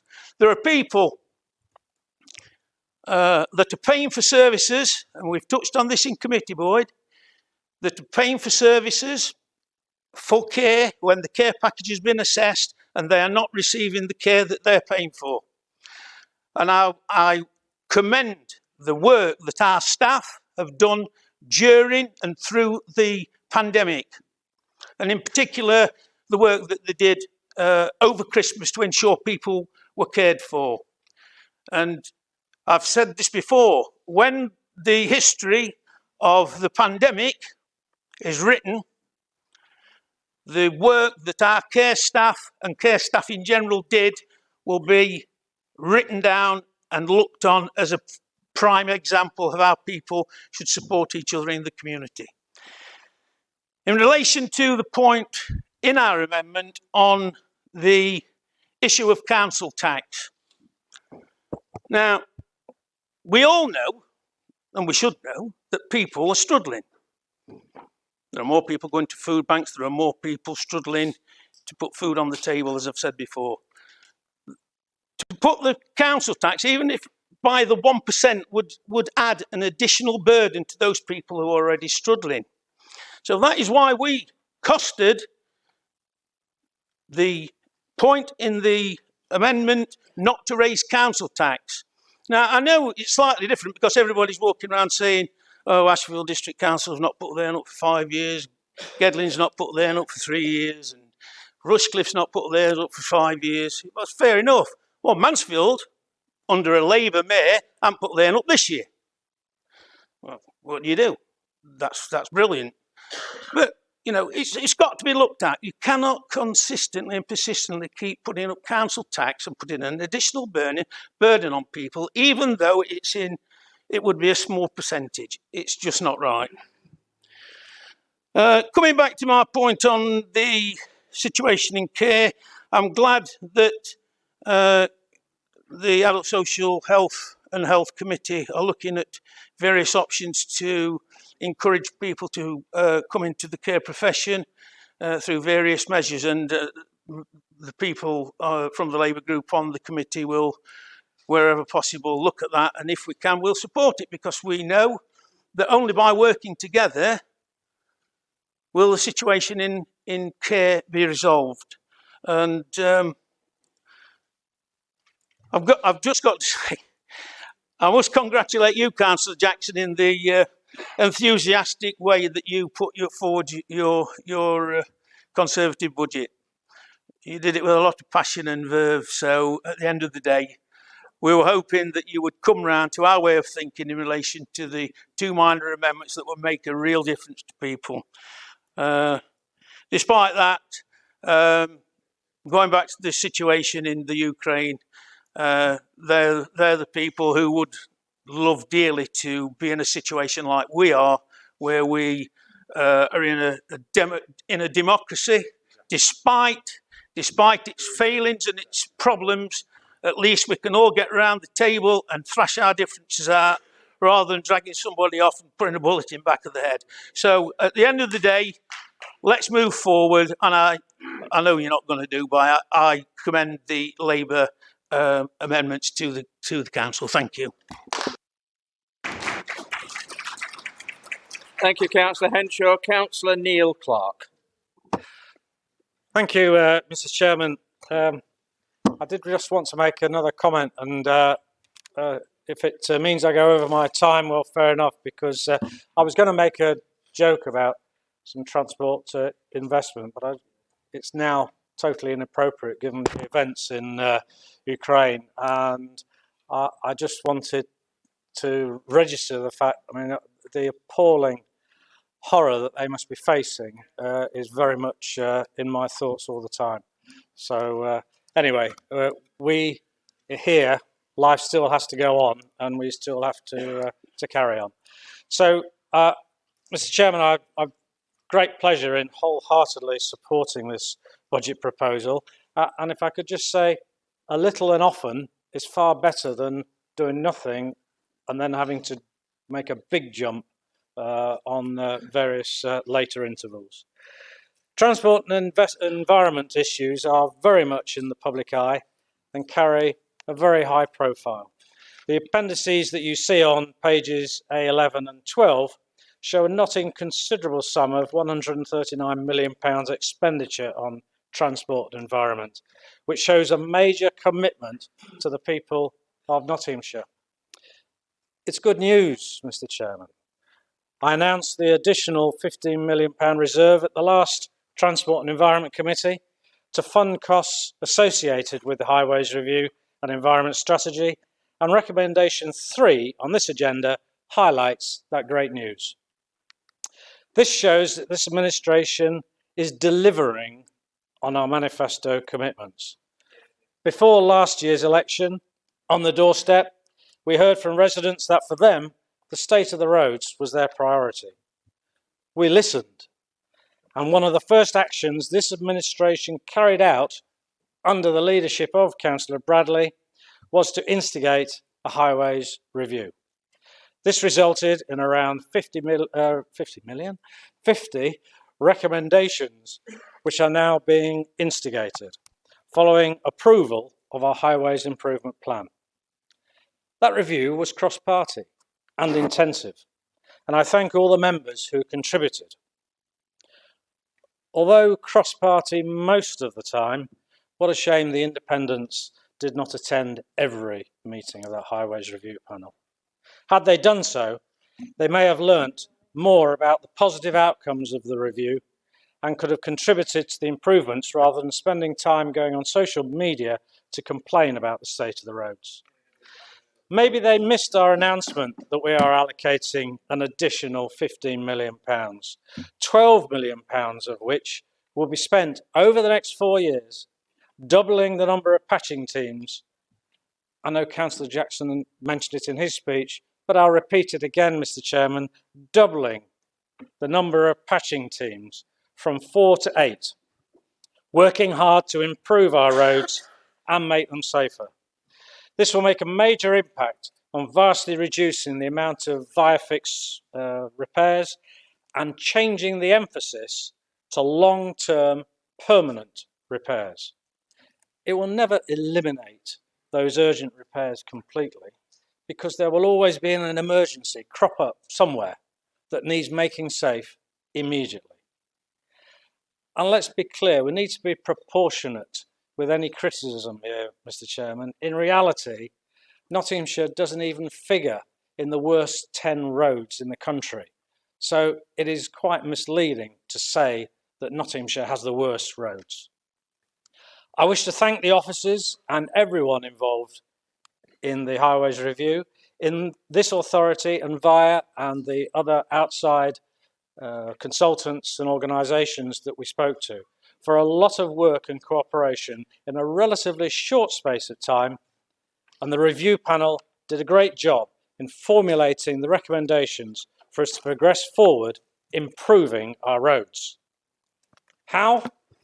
Well, one of the first priorities is to have a right repair, first-time approach with long-term permanent repairs and to focus more on the local roads. Those are the ones that the members of the public see every day out of their front window or wherever they're going.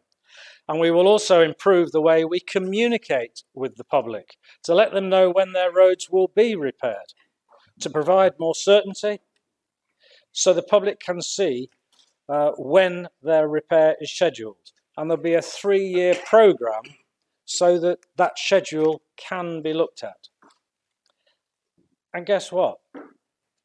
We also agreed on an ongoing monitoring panel to ensure value for money and money spent wisely in the best possible way.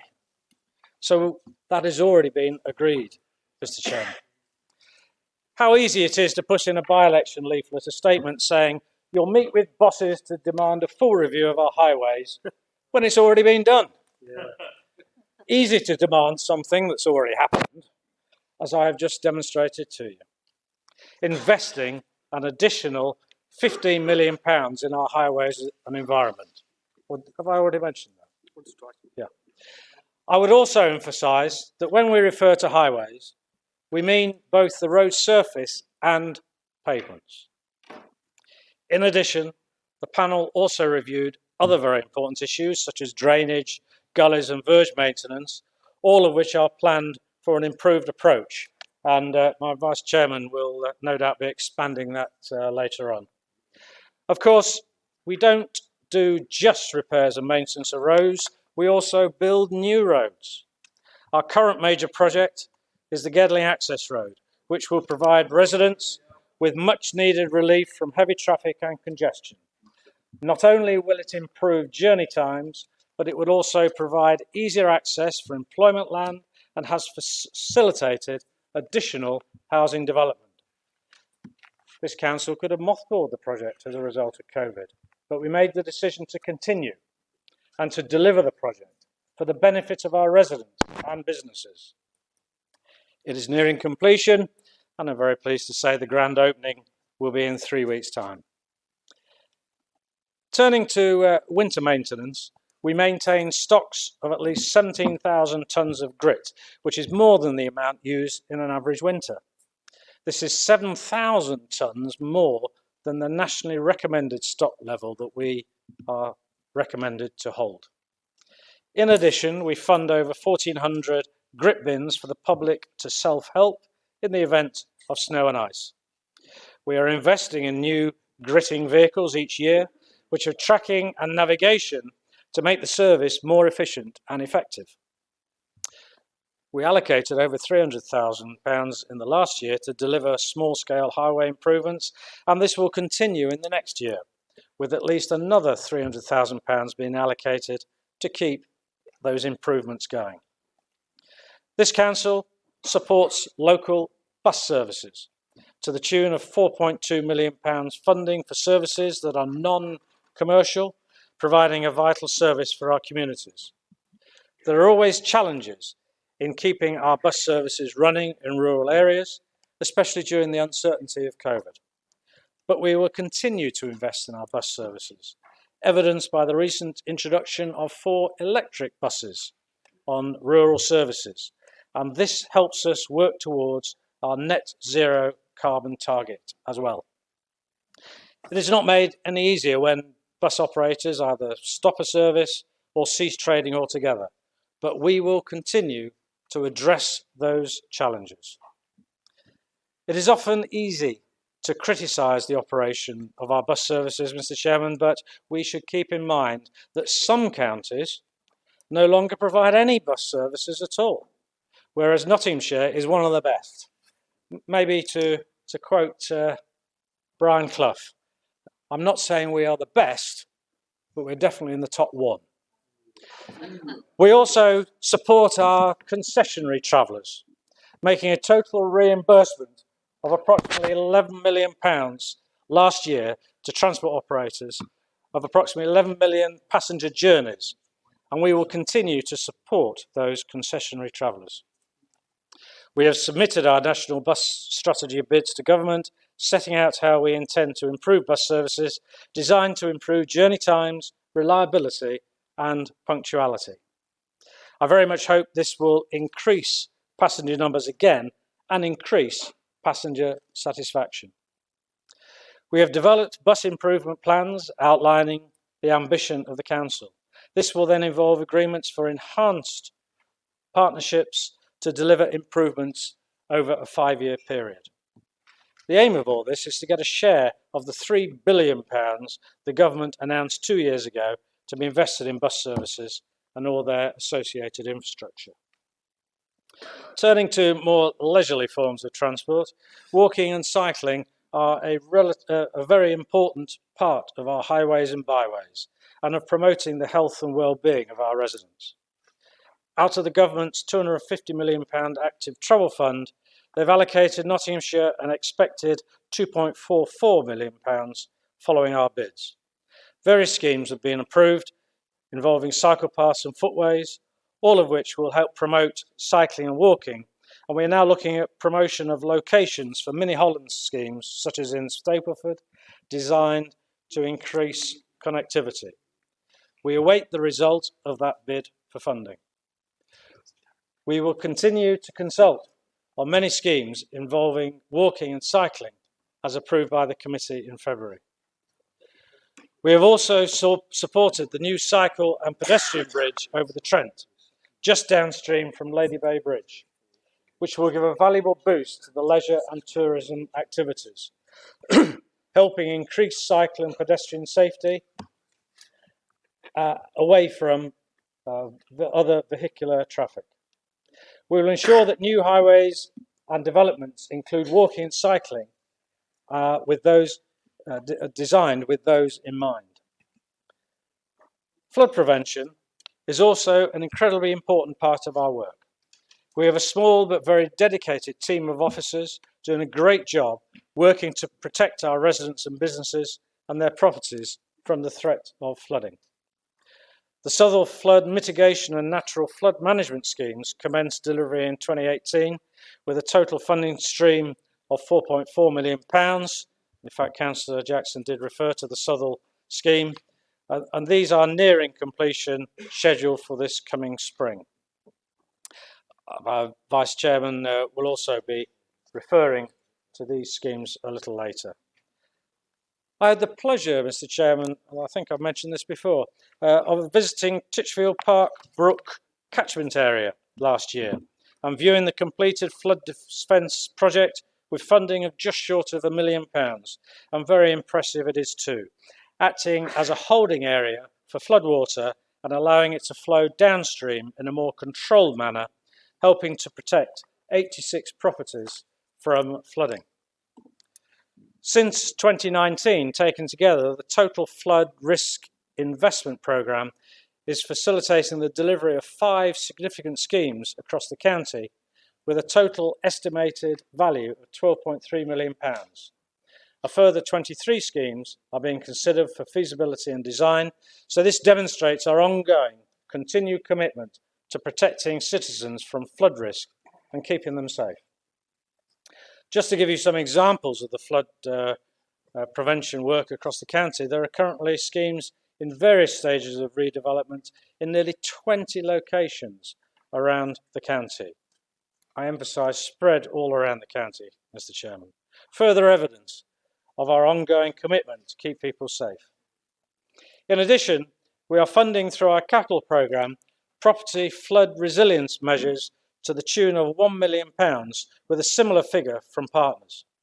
Properties that have repeated flooding identified were included in such areas as Jacksdale, Ollerton, Cropple Butler and Tollerton. Again, this is evidence of our flood risk team working for our residents. During times of flood, that team are out with sandbags or whatever, helping to keep the waters back.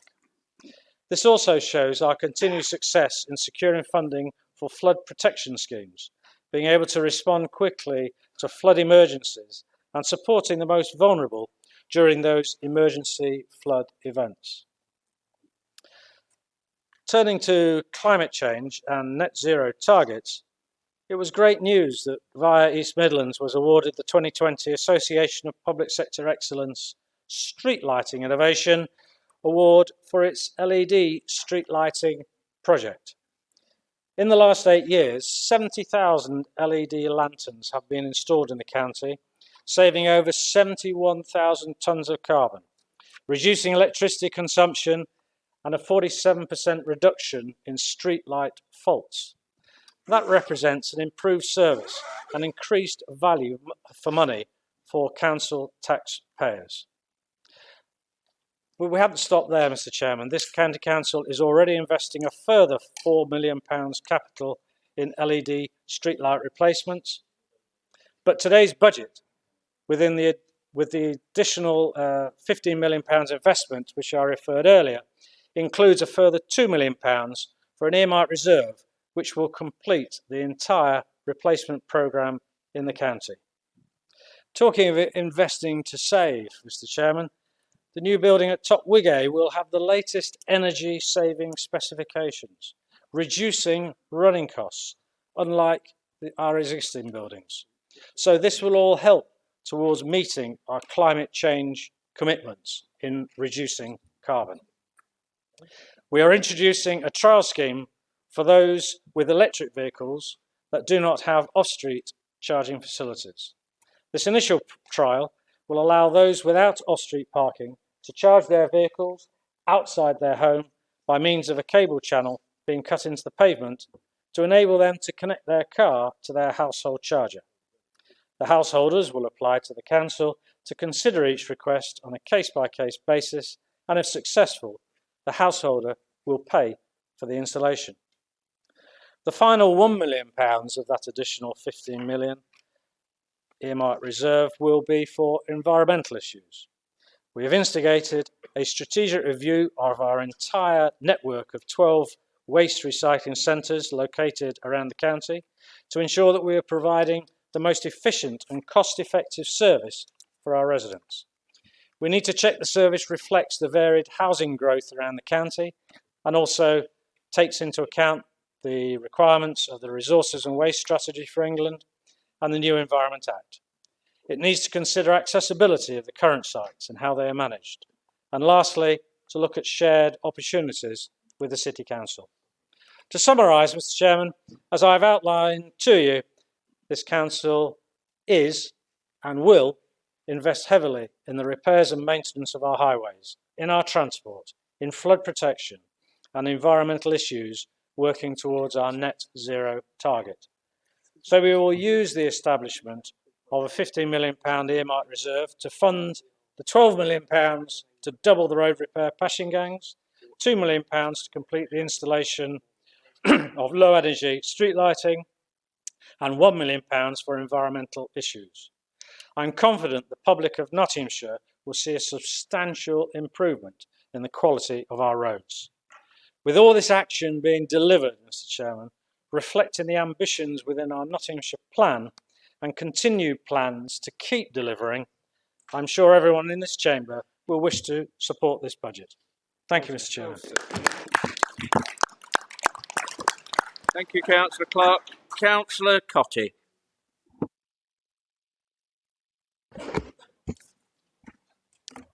Thank you, Chairman. As Communities Committee Chairman, I would like to thank our senior staff, our managers, our employees for the ingenuity and dedication they've shown in providing valuable support to Nottinghamshire residents during the COVID pandemic.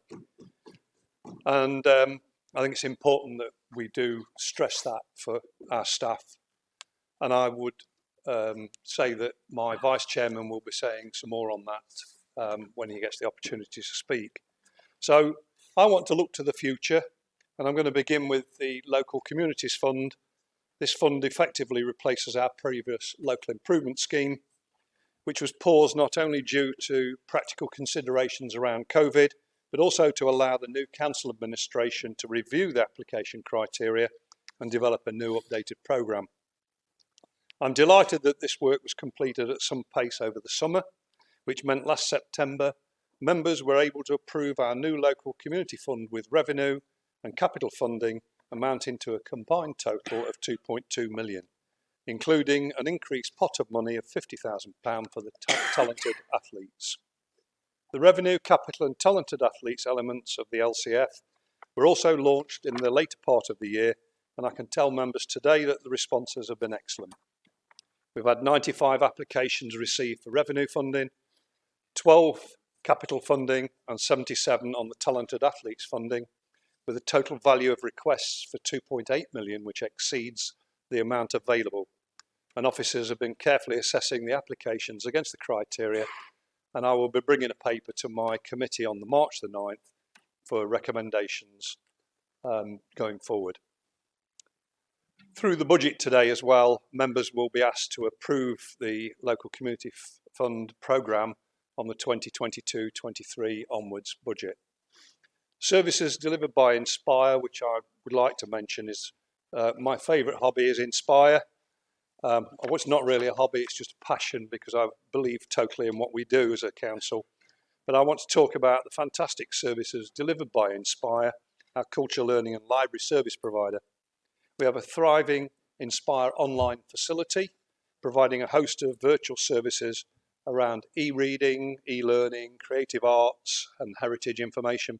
And these were especially important during the time of COVID and prevented people were prevented from visiting our facilities and meeting face to face. However, there is ultimately no substitute for the role Inspire plays in bringing people together in person through our network of 60 libraries and 3 mobiles and various events and activities elsewhere in the community. Lockdowns and social distancing made it impossible to continue our business as usual, but Inspire staff and volunteers have done a tremendous job improvising and then restoring services as soon as possible when restrictions allow us. This council invests 11 million a year in its library and archive services, so it's important to regularly gauge the quality of services we receive compared with elsewhere. The County Council and Inspire invited the Local Government Association to undertake a peer review of the library service in 2020. Funded by the Arts Council England, although due to COVID, the review was delayed till February 2021, and what emerged from the peer review, even during the period affected by the pandemic, was a very positive report, with praise in particular for the library service leadership and management, the challenges of coronavirus, cross-party political support for Inspire, and the Council's strong commitment to protecting all of its libraries and the performance of those libraries. The peer review stated, and I quote, "In terms of overall performance, Inspire provides a comprehensive and cost-effective library service." The peer review commented, found an enthusiastic and proactive staff team, well-led, well-supported, responding commendably to the challenge of COVID-19, and everyone spoke to confirmed Inspires its staff to be resilient, caring, flexible in their crisis response, using words to describe them such as agile, responsive, kind and committed.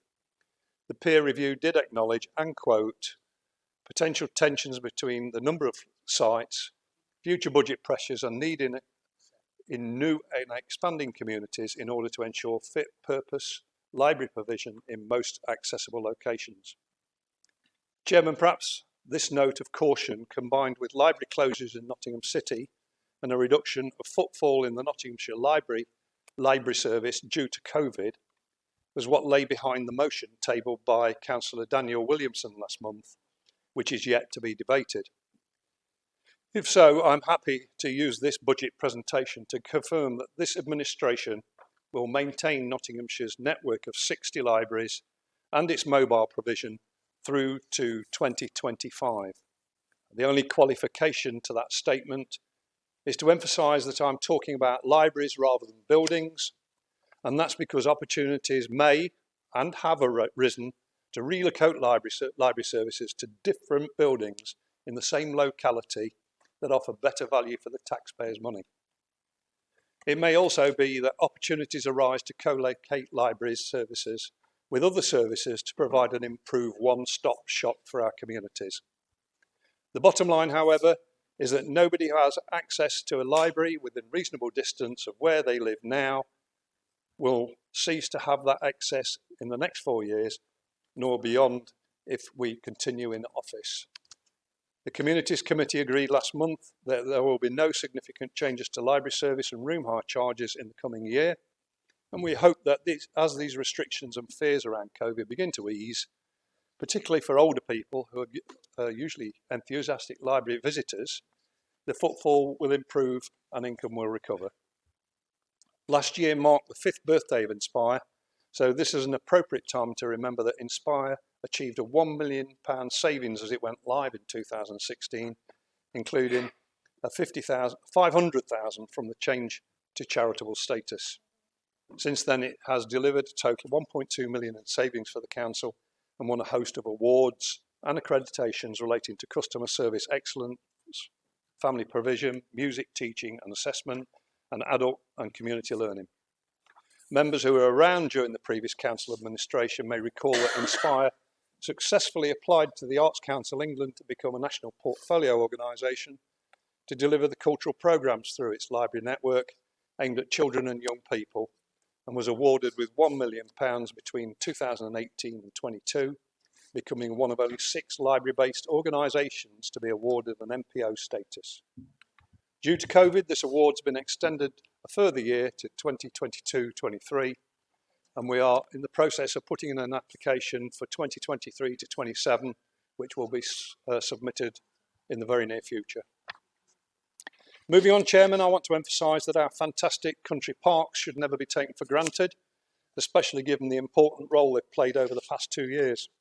For many people, these green and open spaces provide a much-needed boost to both physical and mental health at the time, when social distancing and lockdowns took a heavy toll on our general well-being.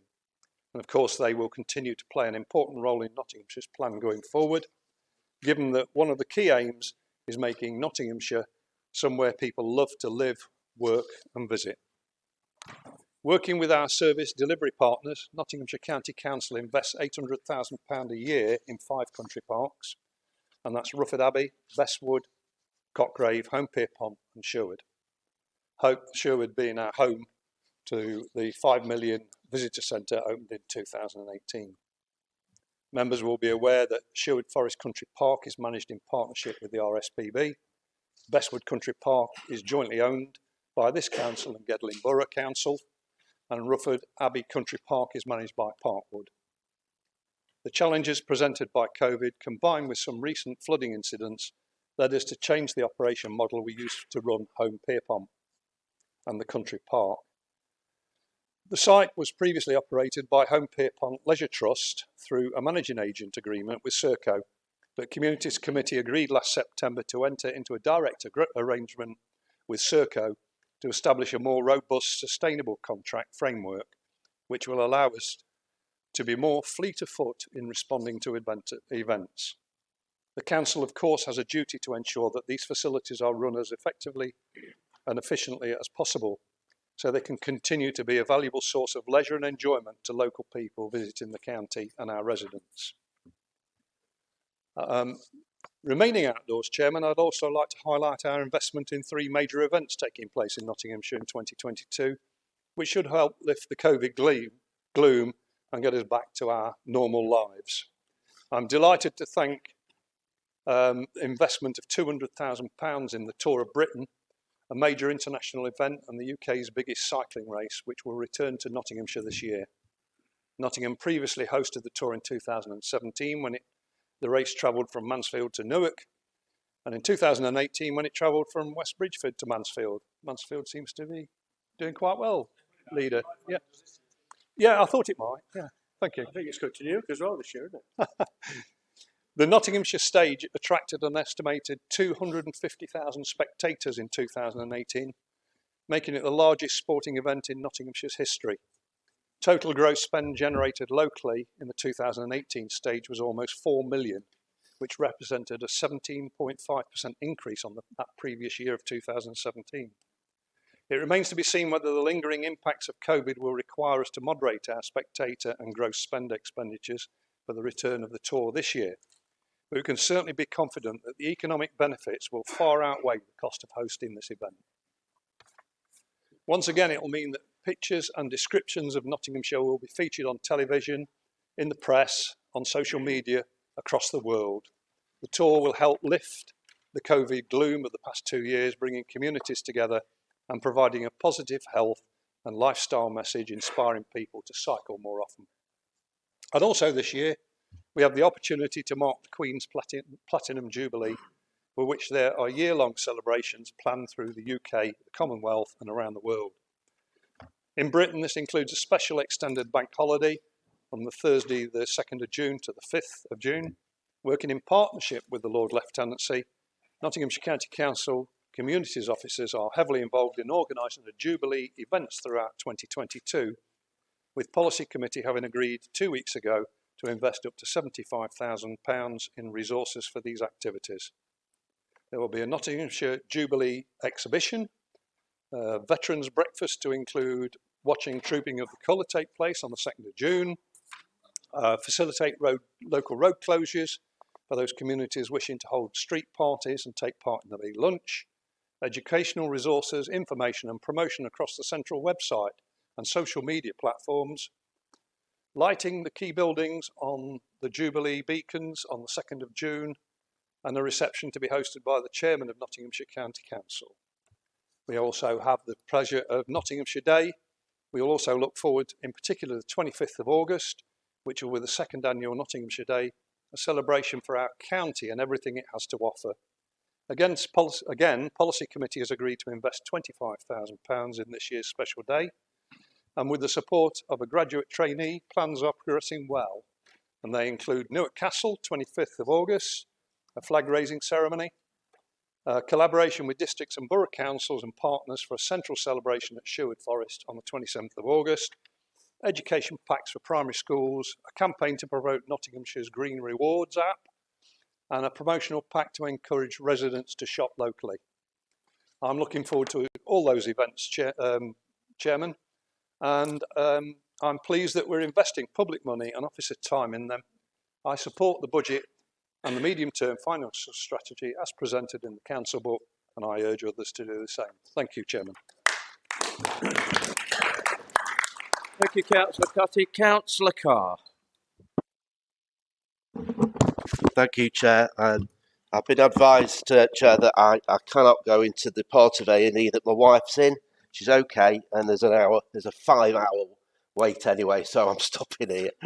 I'm not going to speak for long because I fear that the ground may collapse under my weight where I'm standing. So just to brought up one or 2 points that have been said so far. Children's centres, Councillor Taylor, you brought up.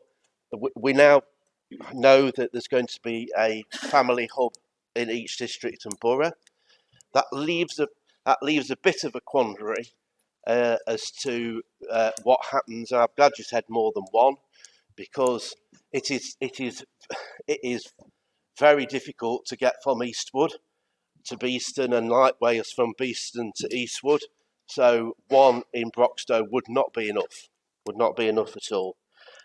So I hope you have taken that on board. I'm sure you will have done.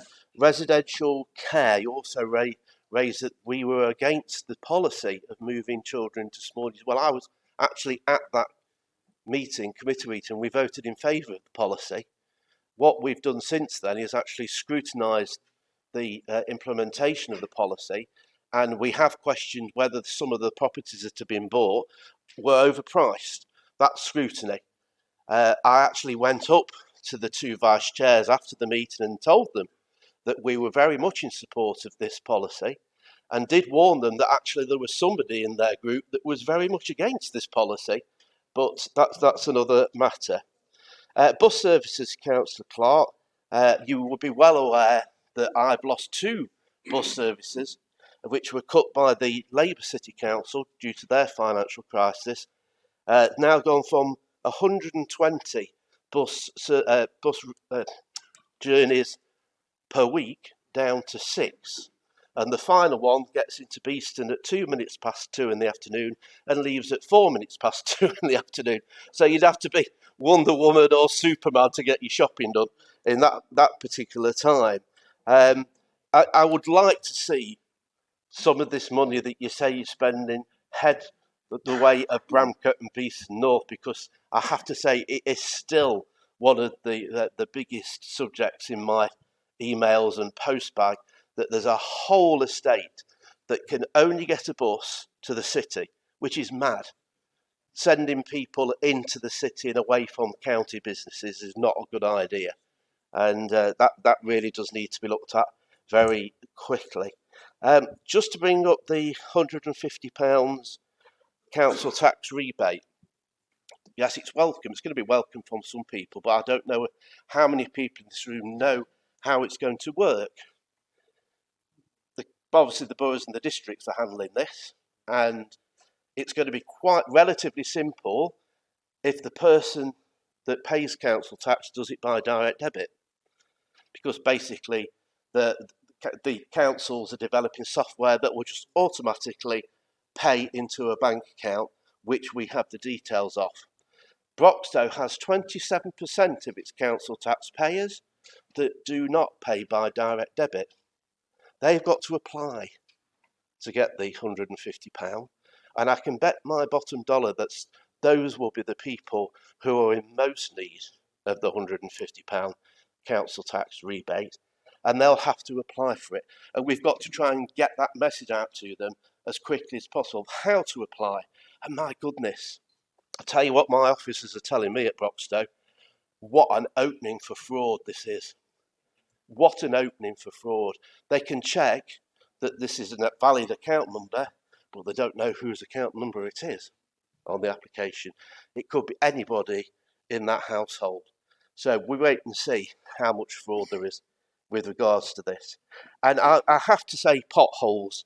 I'll end on this. Potholes. It's not the Independent Alliance, Richard, that's stirring this up. You must read Beeston Updated. I know Councillor Foll, you will read Beeston Updated.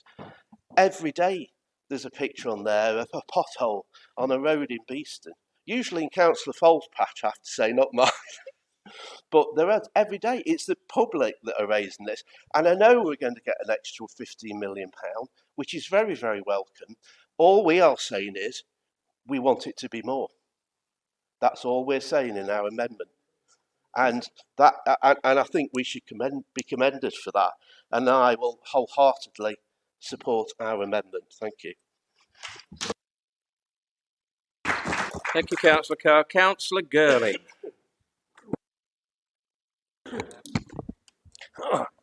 Thank you, Chairman. I'm a bit upset, really, because I prepared my speech and the leader said I can't do it. So I've had to thin it down a bit. I've had to thin it down quite substantially, actually, because actually that folder is the amount of work that the EDAM committee have been doing since May. And I'd like to pay tribute, really, to the officers who've worked extremely hard. You've heard throughout since May all the big projects that are coming into this council, and it's because they've been bidding in for the funding and they're being successful. And it's also about the future as well and what we can bring. But before I go on, I just want to sort of say welcome to Councillor Darby. I know Councillor Darby really well, actually, and I think when you did your speech about the budget, it might be worth you speaking to the Section 151 officer about the implications of not putting the council tax up by this amount and what £16 million would make to us in the future and the services that we provide. So rather than listen to what you're being fed, go to the source and speak to the person who actually does the accounts. Yes, it's legal. Yes, it's legal. Yeah, yes, it's valid. But all he does is it legal and valid for now? It's not what the impact's going to be. That's not his job to tell that you can't do it because of the impact. That's what you do when you're in control of a council. I'm always happy to talk to you. You can always come to me if you need any help. Yeah, I'm really disappointed that you've aligned yourself with who you have, but that's your choice. Inspire, John, because most of my speech has been done by by Richard, and then consequently people have brought up some of the things that I was going to bring up anyway. But Inspire, I just want to say that during COVID they carried on working, and I really enjoyed the poetry session at Southall Library. It was really inspiring and excellent. And you know, the library buildings and our commitments toward the library is we are looking at how we deliver those services. So, for example, if you take Ollerton Library, for example, it's not fit for purpose. If you've got a disability, if you're frail, if you're old, you can't use the whole of the library.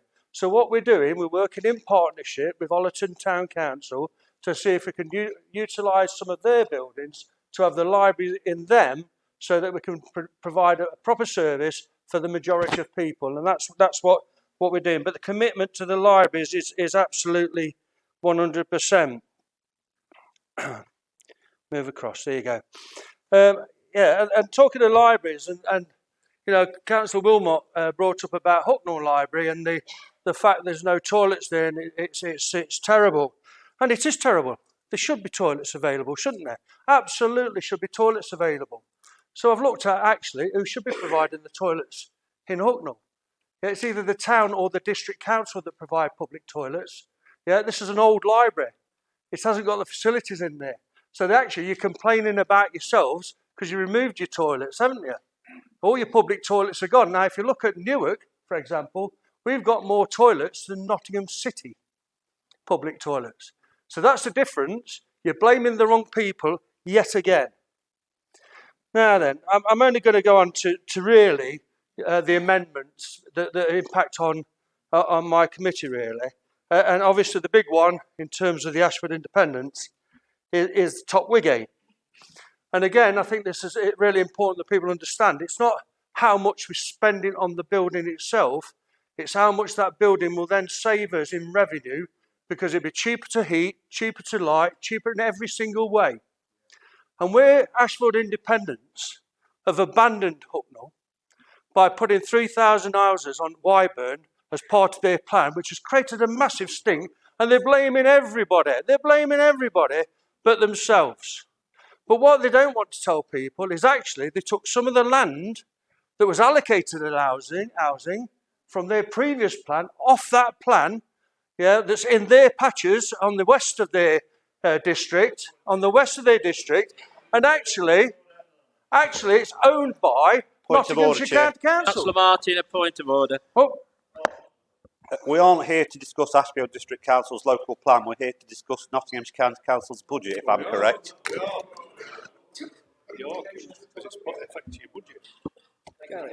Councillor Gurley. I'd like to thank Councillor Martin for his advice, but actually, by doing that, it is infecting our budget, because we'll get a return on that land. But they've taken it out of the plan because they don't want houses in their pitch. They've abandoned Hucknall by putting 3,000 houses there. Are you doing a point of order, or are you just going to mouth it off? Okay, right. So it does affect our budget, because actually one of the jobs that the leader's given me is to bring revenue in, and capital in, so that we could do the things we know we need to do, and that's part of it. Yeah, and if you don't believe me, just go on Hucknall against Wyburn. They'll tell you what they think about their plan. They'll tell you, and there was only one of you went to that public meeting. Shame on you. One person went to that public meeting and is sat over there. Point of order, Mr. Chairman, that's absolutely untrue. Multiple members of the administration were at that meeting, but only one was invited. If you want to raise a point of order, can you do it properly rather than leaping up and shouting? Point of clarification, Mr. Chairman. There were several members of the authority at that meeting, but the organisers of the meeting only said that one member would be invited up to speak.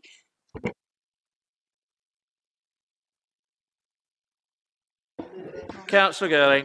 Thank you, Chairman. Yeah, and I've said, as I've said, they've abandoned Hucknall, but we haven't. We're putting our council services in the heart of Hucknall. Yeah, it's actually there. So the people of Hucknall won't have so far Point of order, Chair. It's not about Ashfield District Council's local plan. I'm not saying And the that. border of Gedling is not in the centre of Hucknall. The border of Gedling is not in the centre of Hucknall. And it has no relevance at all to Wyburn Farm development, which was put forward by the landowners, as you well know. Can I continue, Chairman? Continue, Thank you. Councillor I Gill. love it because it shows that they don't like what's been said. You know, because yes, it is in Gedling, but it's on the boundary. And what's the nearest town? Hucknall. Hucknall's the nearest town. It'll be so easy for the people of Hucknall to access those services. So we're moving them. We're putting them where the services need to be, not where we've got buildings. Because some of the buildings we've got, in all fairness, because of the way things have changed now, we don't need them. So guess what? We're getting rid of them. If we need to knock them down and sell the land, we'll knock them down and sell the land. If we need to renovate them and use them and rent them out, that's what we will do. We will use those buildings to the best of our ability to bring as much money into this council so that we can have our plan and pay for it. That's part of what I have to do. That's why this folder's so thick. That's what we're doing. Yeah, because it's all being done by the officers who are working extremely hard to make that happen. So really, I could go into all the things that we want to achieve, Leader, but I'm not going to because I don't think there's a need. Because I think everybody else has covered that. And you'll either believe some of the rubbish that's been coming over from over there, or you'll see where we've put it through the committee system, they've been approved, and it's happening. And we're going to deliver. Because one of the things this council has always had, yeah, when Labour's been in, when we've been in, is that reputation of delivering. When we get a project, when we get the money, we deliver. That is why we are seen as a trusted partner with the government, because we deliver on what we say we're going to deliver. And you should all be very proud of that. And when that's built, and when that building's built, and the people of Hucknall are actually going into that building and getting the services that they want to use, yeah, in a building where it's fit for purpose, tell them they shouldn't be enjoying that. Tell them they don't deserve it, because they do. The people of Hucknall and the people of Nottinghamshire deserve to receive the services in buildings when they need to be in buildings. And that brings me on to one other point. I've just remembered something here, and I've got to find a little note. It's here somewhere. I've got time, haven't I? So I'll find the note because I think it's really important. I think it was you, Councillor Waters. It might not have been. So please forgive me if it wasn't. I'm not calling you. I'm just going to say something that I think you said. Yeah, I know, but she's over there and she'll be listening. I think it was in your speech. You was telling everybody how currently under Nottinghamshire County Council buildings post-COVID, yeah, that half the buildings are empty, and this was, I think you described it as a ghost town or whatever. Yeah, and the way of working is completely different. But Ashfield District Council continues to invest in a property portfolio, claiming that the revenues will support Ashfield District Council's service delivery for buildings that won't even be used. So is it about buildings or is it about services? For us, and I hope for you, it's not about the buildings, it's about the services. But if it has to be in a building, that building should be of the quality that the members of public deserve to go in. And to me, that's what it's all about. I don't want them in buildings with rising damp. I don't want them in buildings that got condensation on the windows. I want them in good, clean buildings that are fit for purpose, not mouldy. Thank you, Chairman.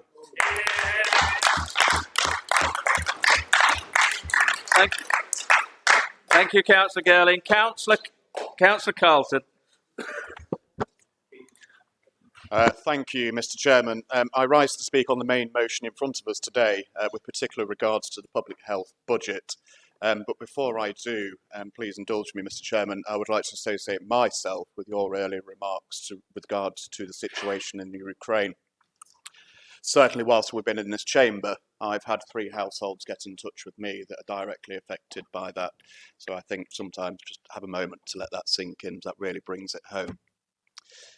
Chairman, the Adult Social Care and Public Health Committee is responsible for measuring the effective deployment of around £40 million we spend each year on public health services. We invest heavily in the promotion of family health and the proactive prevention of problems including alcohol dependency, drug use, domestic abuse and homelessness across Nottinghamshire.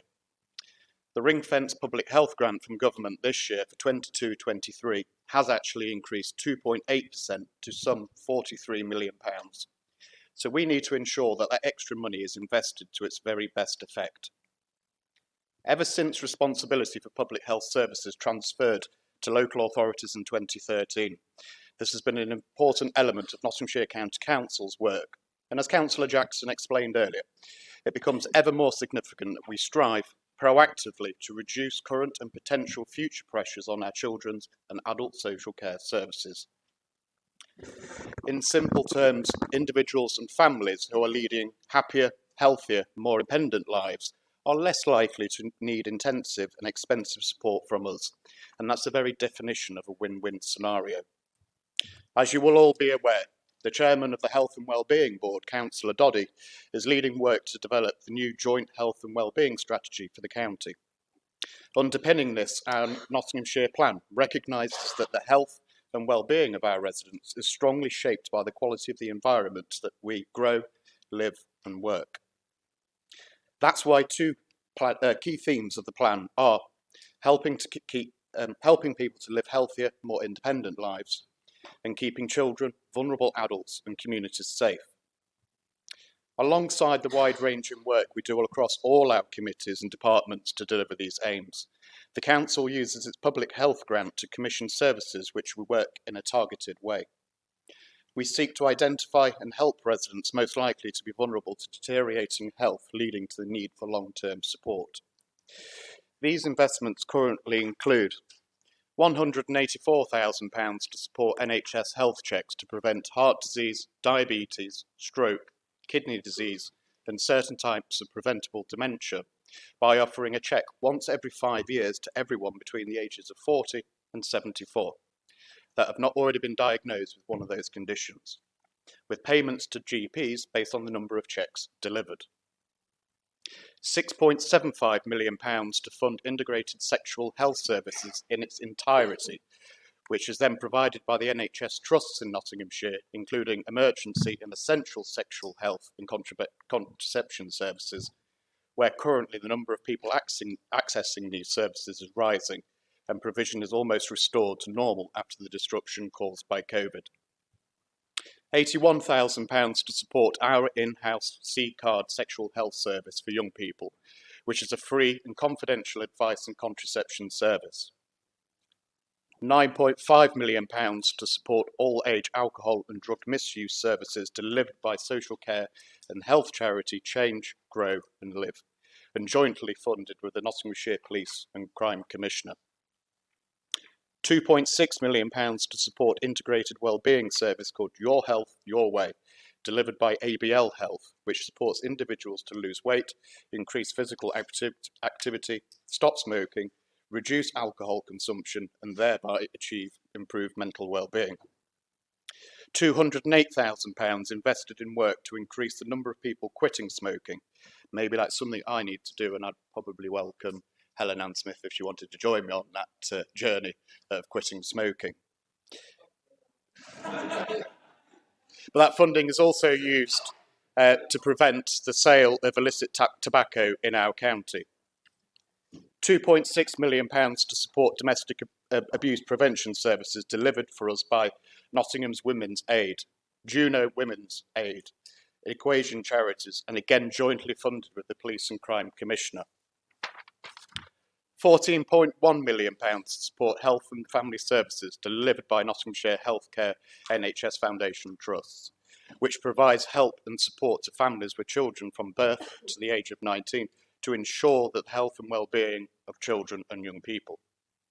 £225,000 invested in oral health promotion services delivered by Nottinghamshire Healthcare Trust, which delivers training to the health and social care and education workforce to advance oral health by working in local communities, especially with vulnerable groups, and also delivers a supervised toothbrushing programme in targeted primary schools and linked to nurseries, as well as providing toothbrushing packs to 1-year-olds.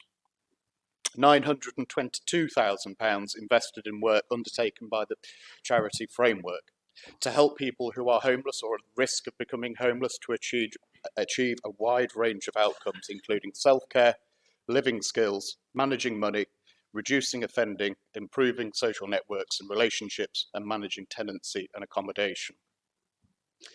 Chairman, the most immediate way we monitor the performance of these services and outcomes they provide for public investment is by using tracking metrics. These are agreed at the outset and included in the contracts for those services we commission with external providers. Updates are then brought to the Adult Social Care and Public Health Committee on a quarterly basis for members to consider. However, we don't just focus on these services in abstract. As I explained a few moments ago, creating the right conditions for good health and extending Nottinghamshire's residents' life expectancy involves other departments of this council, other local councils, and many other local partners. We need a clear idea of how well all of this is working together, are doing in terms of lifting health and well-being and across the whole of this county. To get this, we have what is called a Public Health Outcomes Framework, or as I refer to it as a POF, which uses a range of indicators to measure the outcomes and reveal that bigger picture of where we are collectively succeeding and where weaknesses remain. It is fair to say that COVID has had an impact on both our tracking service metric and the POF monitoring capabilities. Prior to 2020, the Public Health Division considered an overview of all indicators twice a year, but this was halted due to the COVID situation. So last month, Adult Social Care and Public Health Committee received an update on indicator status since 2019. Likewise, the tracking metrics and targets we use to monitor our own public health services are mostly based on outcomes expected in normal times. And we have certainly not lived in normal times for the last 2 years. So data becomes more skewed and performance becomes more difficult to measure. Providers commissioned to deliver our public health contracts have faced lockdown and social distance and restrictions, which make it even tougher to reach some of the individuals needing our help and to precisely assess the outcomes of such work. Due to the differing types of restrictions at different times over the last year, some providers were only able to offer digital services and interventions for service users, which, whilst better than no service at all, does not always replicate the effectiveness of face-to-face provision. And of course, our internal and externally commissioned public health service providers during the pandemic have faced the same kind of staffing challenges as our other front-facing services, with either staff contracting COVID themselves or having to self-isolate because of contact with others. Their ability to deliver service has therefore unavoidably been affected, and any assessment of their performance against targets set pre-COVID must take account of this. Nevertheless, we have a duty to ensure that the data presented to members and the public still gives a clear picture as best as possible at how effectively their money is being spent across the board. To this end, a report to the Adult Social Care and Public Health Committee last month allowed readers to see that Nottinghamshire indicators are better than, similar to, or worse than the England average, and where action is required. The good news is that the majority of the indicators showed public health outcomes in Nottinghamshire to be better than or similar to those elsewhere. Without a doubt, the early intervention and prevention ethos of our public health service and the outcomes it achieves will be critical to the next stage of our transformation programme. By ensuring that as many Nottinghamshire residents as possible live in good environments with a healthy lifestyle, we can minimise the number of people developing long-term dependency on our services and avoid the high costs associated with that. For those reasons, Mr. Chairman, I support our continued increased investment in public health and the wider budget before to us today. Thank you. Thank you, Councillor Carlton. Councillor Martin. Thank you, Chairman. Can I firstly state that Ashfield District Councillors are actually touched that Councillor Jackson took 10% of his speech to discuss Ashfield District Council's finances. It's a shame that you choose to deflect the residents' attention away from council tax rising debt and rising reports of broken roads. We all know, right, that I've been here for the last 3 administrations now, and we all know that the roads and pavements have suffered from a massive shortfall in budget over the last 10 or 15 years. It's been going on a long time, if not 20 years. And it's only got worse because the traffic's increased and the climate change, as we all know. So that's why we're asking for extra money. We agree with your 15 million injection. I know where you got the 20 million from in the last term. You know, and I applaud that, but all we're saying is we need to pick up the pace. That's why we're doing it. And the white elephant in the room is the development of Wiggate Farm. It's not the housing there, it's the building. It's that office building, because that's going to cost 15 million to build, isn't it? And why would you put office blocks in the middle of a housing estate like that? Well, you want to drive up the A611 because it's clogged now. So you're stating that for every pound Ashfield District Council spends, 31 pence is borrowed. It's called a mortgage on business investments, right? And that business investment, Ashfield District Council's borrowing is spent totally on investments that bring in £2.5 million a year into our council.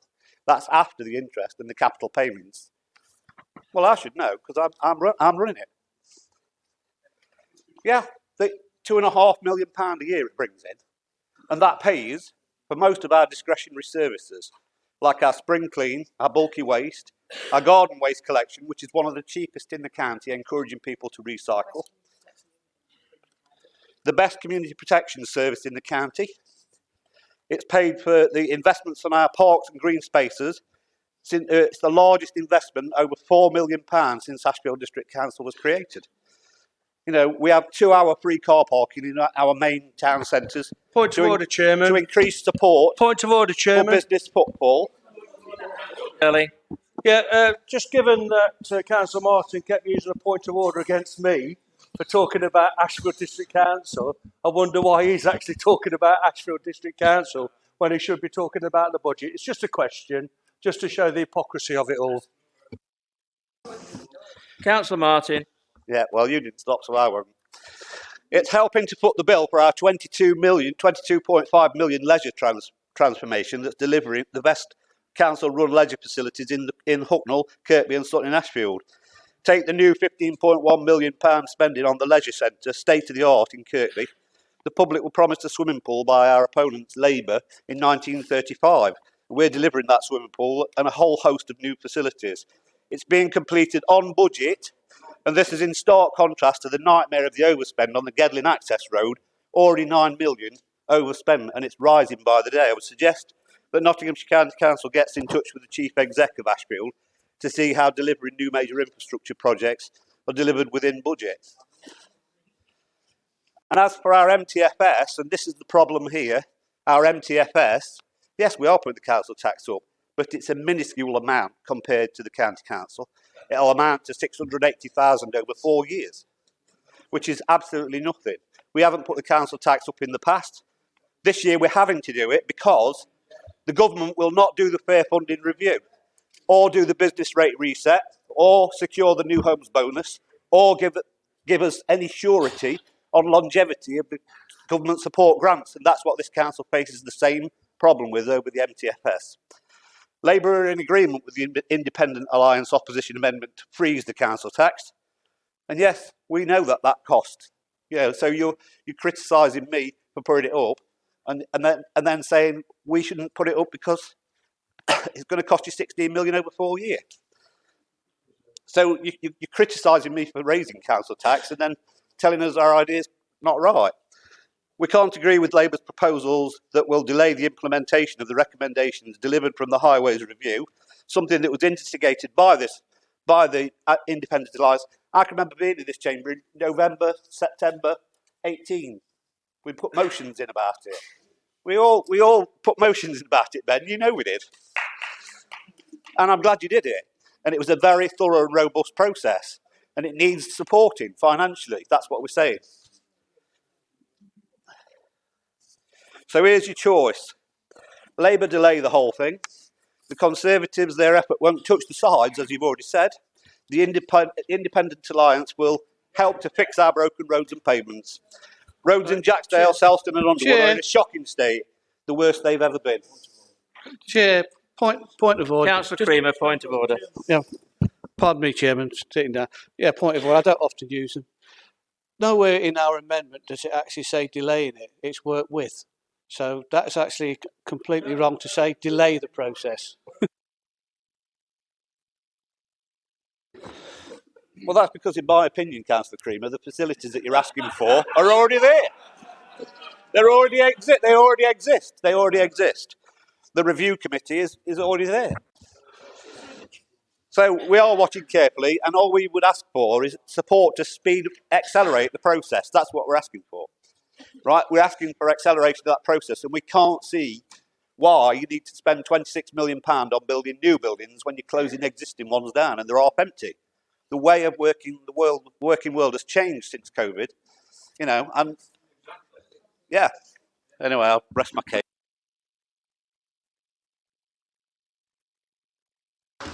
Thank you, Councillor Martin. Councillor Anderson.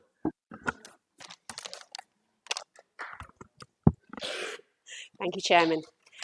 As Vice Chairman of the Children and Young People's Committee, I think it's important to recognise Nottinghamshire County Council's central role in delivering COVID-related support schemes for children and families who were and are still experiencing hardship because of the pandemic. Since November 2020, this council has received around £11.5 million of funding for children and families through the government's two-part COVID local support grant, the COVID Winter Grant Scheme and the Household Support Fund. Our task has been to ensure that this money reaches those who need it.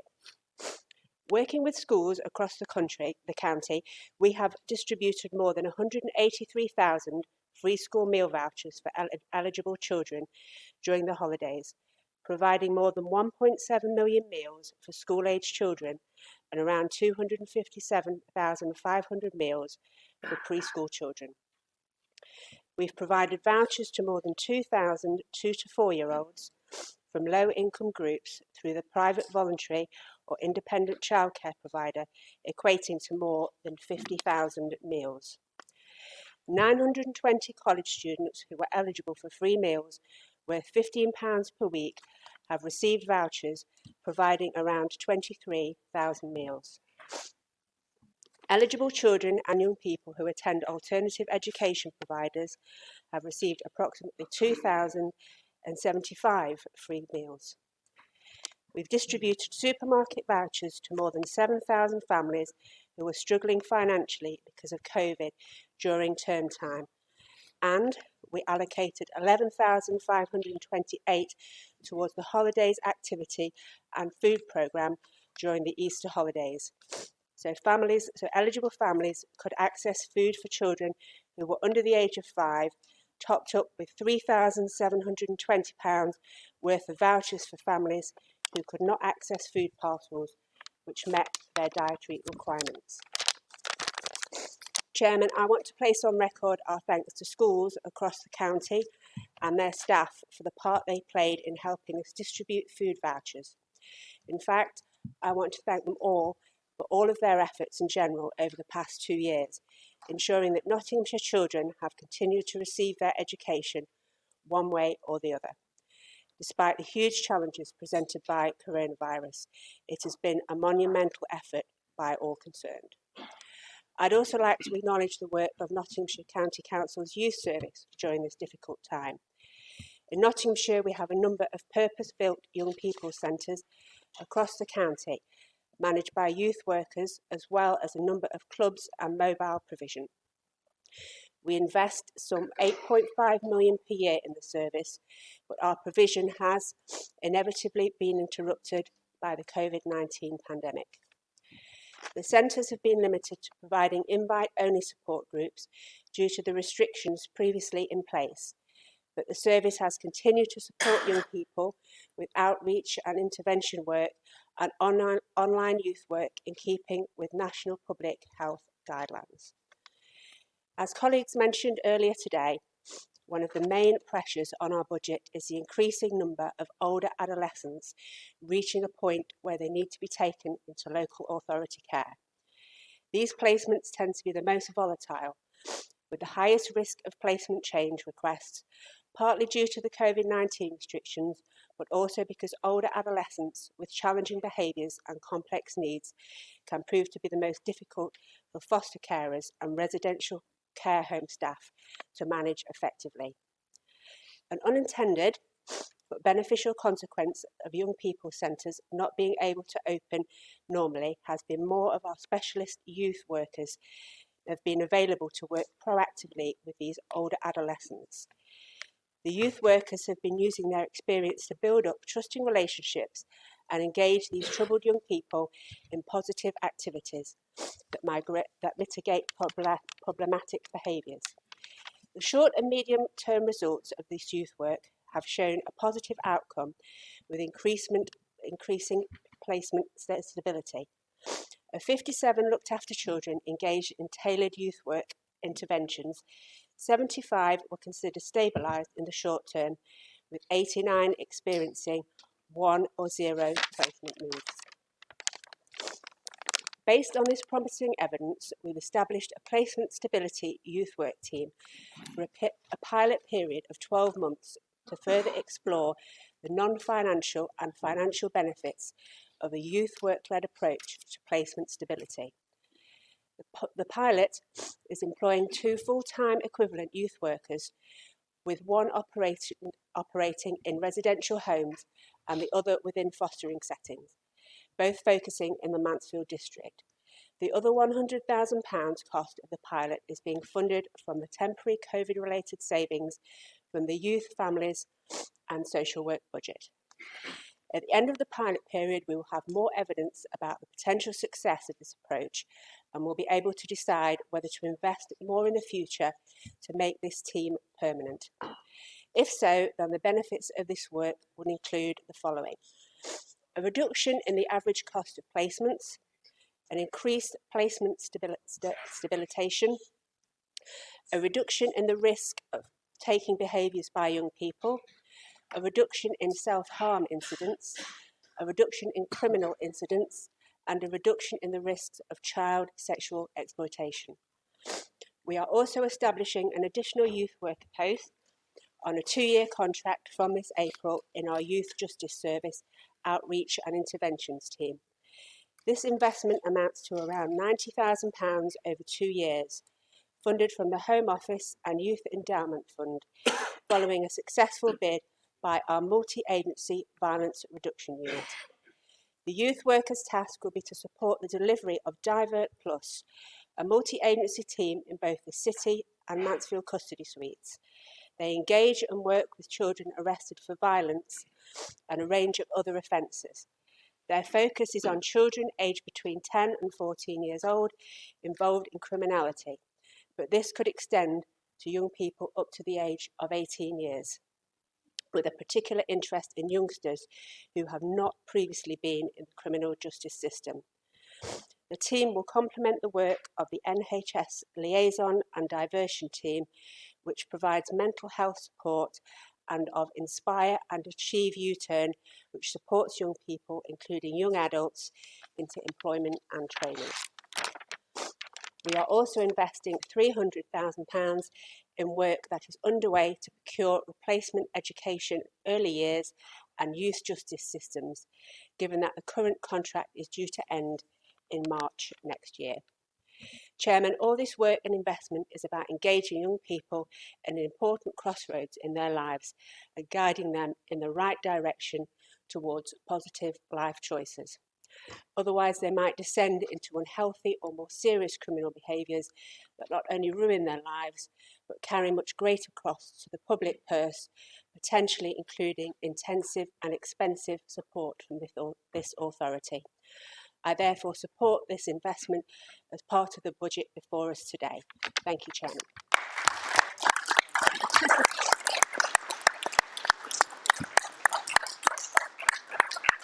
Thank you, Councillor Anderson. Councillor Lawton. Thank you very much, Mr. Chairman. Well done, Sinead. Excellent. This is my 22nd budget speech. So some people might say it's 22 budget speeches too many, but there we go. Such is life. I mean, I must admit, I do take objection to being lectured to about fiscal responsibility and people putting in amendments, and I'm not talking about the Labour amendment, when they can't understand the difference between capital and revenue. And those are obviously major issues as far as that is concerned. And a leader who expects everybody to listen to him as he cuts his cake and can't be bothered to spend or have the courtesy of listening to other members in the chamber. Richard, well done. Good speech. I enjoyed it. I had the pleasure of having a copy of it as well. So that was good. So it gives me the opportunity. What I wanted to do actually was talk about this administration and what its priorities are, and it sort of feeds in well with many of the budget speeches that we've had today. And I will continue to go down this route of talking about what I believe is an excellent forward plan. And so I'm going to run you through it whether you like it or not. The first thing that our plan talks about is strengthening businesses and creating more good quality jobs, which Keith is well on with. Well done, Keith. Protecting the environment and reducing our carbon footprint. We've got Mike behind us who's doing sterling work on this particular issue under the tutelage of Neil. And then we've got making Nottinghamshire somewhere people love to live and work and visit. I think that's a really good one, actually, really important that we do that as an administration, as a forward-thinking administration. And we've got Keith and John Doddy, who unfortunately is on holiday to upset the Chief Whip, but there we go. And we've got John too, but we'll let him off because when he speaks, he's extremely funny. So then we've got keeping children and vulnerable adults in our communities safe. What a really good aspiration to have as a leading group. And I've got Sinead, Tom, Boyd and Tracy, all part of that team working hard to achieve that aim on our behalf and our residents' behalf. And then, I've got improving transport and digital connections. I used to have a Lib Dem, actually, who used to oppose me. He's packed in because he's lost so many times. And his name was Peter Harris, and I used to call him Pothole Peter. And because his only aim of attacking me was because of potholes. While we're on about potholes, actually, I'd just like to talk about potholes. I have got the area which has got the most recorded potholes in the county. I've got more than the whole of Rushcliffe. And I'd just like to point out that, and it's directly proportional to the number of votes I've got, because I've got the largest majority in the county. But I keep battering onto the leader. I keep saying to him, look, because I've got the largest majority, the amount of money that's spent in my area should come with the number of votes. A bit like the number of vehicles that use my roads. I should get more money than the rest of you put together. But unfortunately, he won't give me any. Anyway, there we go. So that's improving transport, which is important. Helping our people live healthier and more independent lives. And we've got Scott and John working hard on that particular area. And then I've got building skills that help people get good jobs. That's really important. You know, that's really major issue to us and our residents. So, and I'm sure I've got support of Paul on that particular issue as he spoke very eloquently on that subject. And then we've got attracting investment in infrastructure and economy and green growth. Look at him, he's sticking his hand up because that's what he's doing at Totwick Egg. You're welcome. Yeah, well, and we agree with you, Keith. You're doing a good job on our behalf. And then the last one, the last heading of our plan is supporting communities and families. And that, what more of an aspiration could you want to have as an organisation? And leading that, again, we've got Tracy and Boyd. So, on my way in today, I came past, every time I see Stella's name on that concrete, on the Collet Loop Road, it makes me smile. But as I came in, they were tarmacking Gar.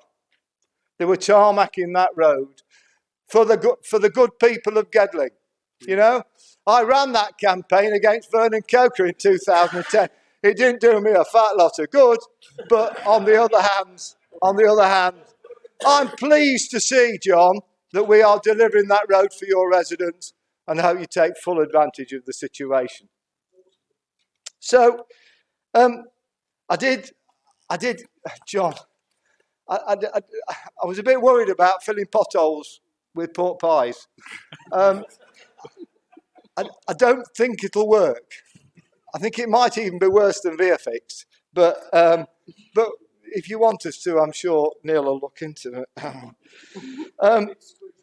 And you failed to point out, we spent £13.5 million building you an inner relief road. In fact, a lot of good it did us because we lost 3 Conservative seats and they voted Ashfield independent. But I just make the point. So we have spent a considerable amount on your roads. And I listened to the Ashfield independents go on and about, we're not talking about Ashfield. Well, it's a budget. You know, it's a budget. We've got to prove whether you're capable of putting an amendment forward. And any organisation that's going to be spending 35% of their revenue budget on repaying debt in 23-24, we've got to hold you to task over it. We've got to hold you to task over it because it's 35% you should be spending on providing services. You know, they put up, crikey me, I forgot about that. They put up their social rents by 4.1%. That's to the most vulnerable people in Ashfield. 4.1%. And then they've got the temerity to try and lecture to us. Sorry, doesn't hold water. And then we've got on the horizon the levelling up agenda. And I warned all of you in this council, you need to jump on the bandwagon. Thank you very much. You need to jump on the bandwagon. Because if you don't jump on the bandwagon, you'll get left behind. You'll get left behind in the tidal wave of improvement. Point of order, Councillor Martin. Point of clarification, actually. Ashfield District Council was the most successful council in the country with the levelling up fund. We got 62 million, and our business case is the most robust in the country. Correct. You've got him to thank for it because he was in there badgering on your behalf. Here's the man. Here's the man you should be thanking. Well, you can thank Boris if you like, but anyway. Councillor Lawton. Oh, sorry. Yeah, I've just got to, so I'll give you a word of warning. Jump on the bandwagon, don't get left behind because Ashfield will suffer. And Philip, Councillor Martin, you've made your point. Please, Philip, please be quiet. I welcome the reorganisation of the governance. You're doing a great job. I look forward to it, actually, because it will mean I will not have to listen to another researcher-generated question when the questioner hasn't even read the ruddy question in the first place and can't even understand what he's asking. So I welcome that, because at least it'll put an end to it. It'll put a finish to it, and that'll be good. Lastly, can I thank all the contributors on our side? You really have come up to the mark, and you've made a good job of putting the case for what is a forward-thinking, aspirational council. Mr. Chairman, I second the amendment. Sorry, the motion. I second the motion.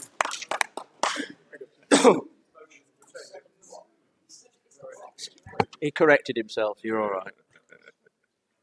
Councillor Tom Smith. Thank you, Chairman. Apologies if my voice goes slightly odd. My 11-month-old has just started nursery this week, and I'm now picked up every possible germ that you could think of.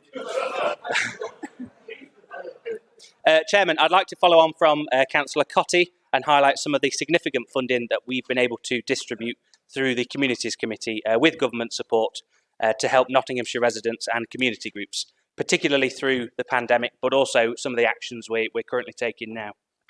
Excuse me. Chairman, I'm going to try and not be too figure focused, but we do have some very good figures in our committee, so it would be wrong for me not to use a few at least. So last June, the Communities Committee established the COVID Partnership Social Recovery Fund, which is aiming to support Nottinghamshire residents who found themselves in need. Initially, we did this with £1 million worth of funding, which was a combination of government grant and the council's own reserves, Chairman. Now, just last month, Chairman, we increased this with an extra £500,000, excuse me, which is considerable and hugely positive for the people that will benefit from it. Now, the aim of the Social Recovery Fund was and is to meet the ongoing needs of vulnerable people with interventions that have long-lasting effect well beyond just the period of funding. Our grants and funding, whilst they provide short-term support, obviously our aim is ultimately long-term to eradicate these issues from coming back to us altogether.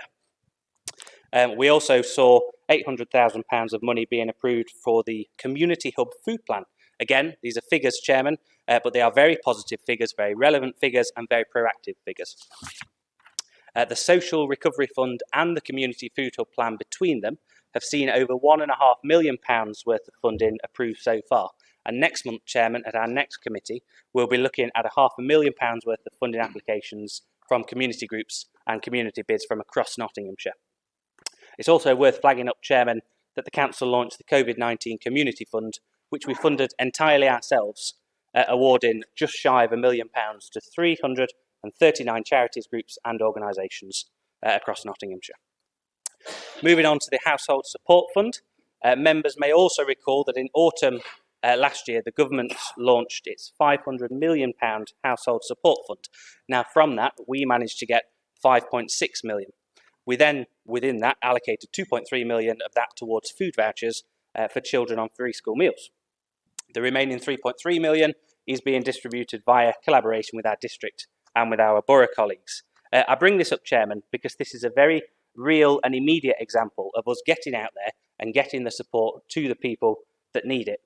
With our free school meal vouchers in particular, we were so keen to actually grasp it and tackle it head on, Chairman, that we had to take on 8 extra temporary members of staff to help us with this aim.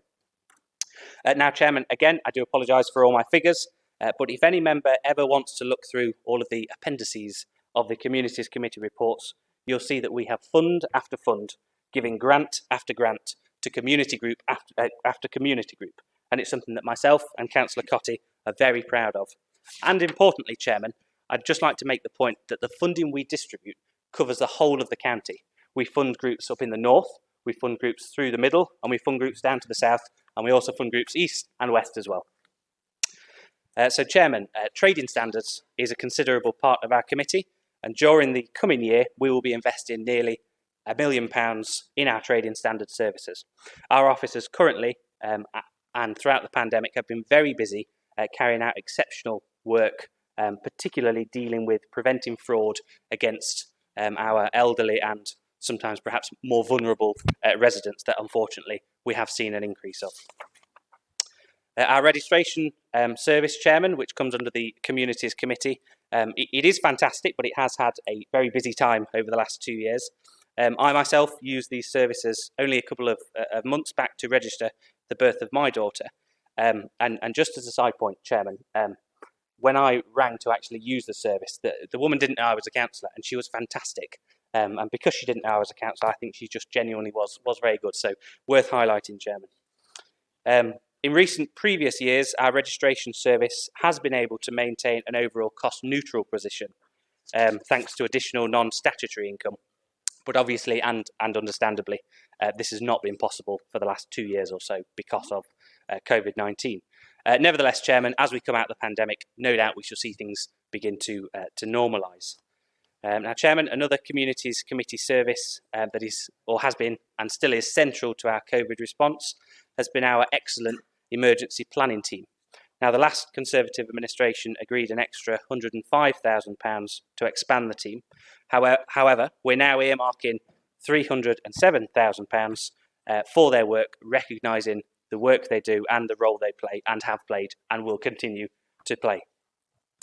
Chairman, clearly this team has an enormous scope of responsibility, but I'd like to say that they handle this enormous scope enormously well. I expect many members in this chamber will have interacted with them directly throughout the pandemic. Currently, they're reviewing our emergency centre plan, which is updating it to include virtual and online elements rather than everything having to be physically administered from County Hall, which I think is a particularly sensible act for them to be doing. They're also busy making preparations for a major national flood exercise later this year, working both nationally and multi-agency, Chairman. Now, I bring up all of these points because clearly they are an essential aspect of the function of local government. So I think it's right to highlight how we are funding them and supporting them in the way we are. And following that, Chairman, I've raised all these points to highlight some of the exceptional work that takes place within the catch-all umbrella of the Communities Committee. We distribute funds to as many community groups as we have the money for, Chairman, and we have a lot to be proud of. I'd also just briefly like to echo one final point that Councillor Cotty made about our libraries again, and just reinforce what Councillor Cotty has said, that we're absolutely committed to our libraries and to our library provision, and that is something that will not change, Chairman. And with that, I will be supporting the budget. Thank you.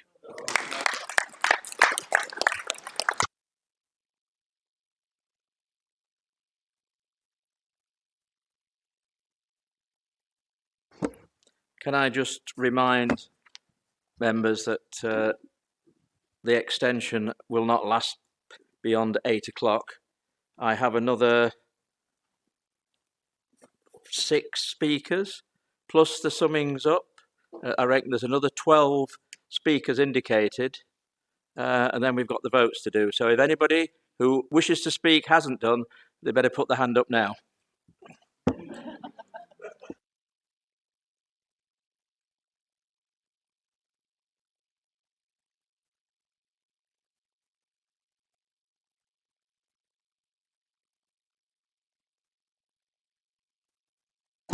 Moving swiftly on, Councillor Sam Smith.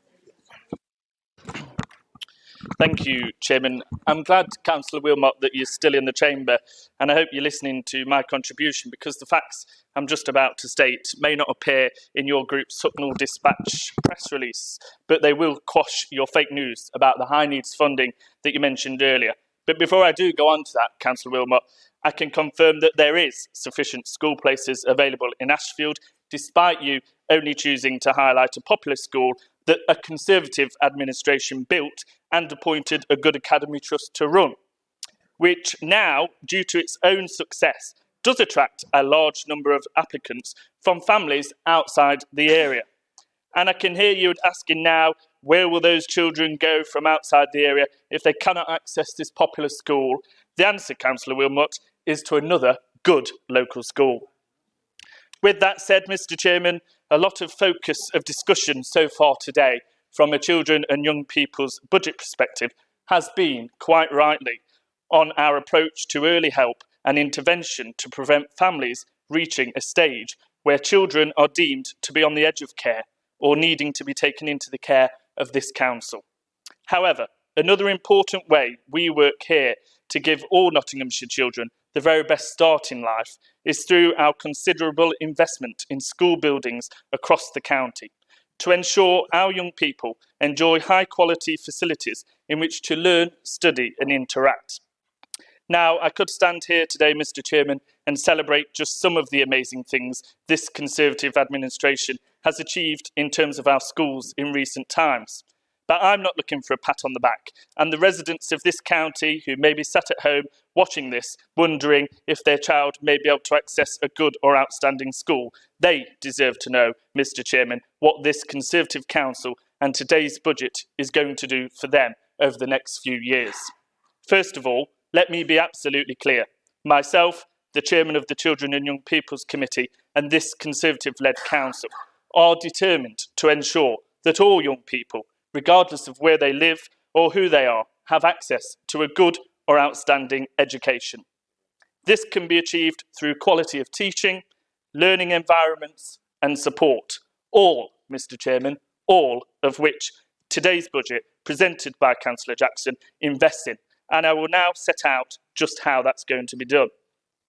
Councillor Jackson referred earlier to some of the new and improved schools that were delivered under the previous Conservative administration, and this work continues under the new one.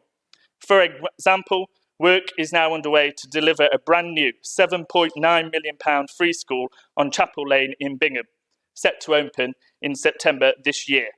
I recently had the pleasure of visiting that earlier this month, and I was delighted to see it being built to be a carbon neutral, Councillor Adams, and will come with a designated pick-up and drop-off point, aiding our inboxes and pleasing Councillor Camilleri. It is also being built with bird and bat boxes as part of the outside walls and with Sports England specification playing fields. And, Mr. Chairman, we are also building a new £30 million, 210-place primary school in Rempston Road, East Leek, which will also open in September and will include a 26-place nursery. But somebody mentioned additional housing earlier on, and as additional housing is being built across our county, pupil numbers are increasing.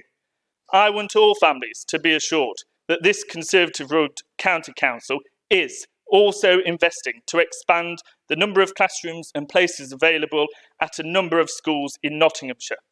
We have recently completed projects including Albany Infants and Nursery School in Stapleford, where a much-needed hall extension has been built, as well as various buildings improvement works, including heating, lighting, drainage and security enhancements.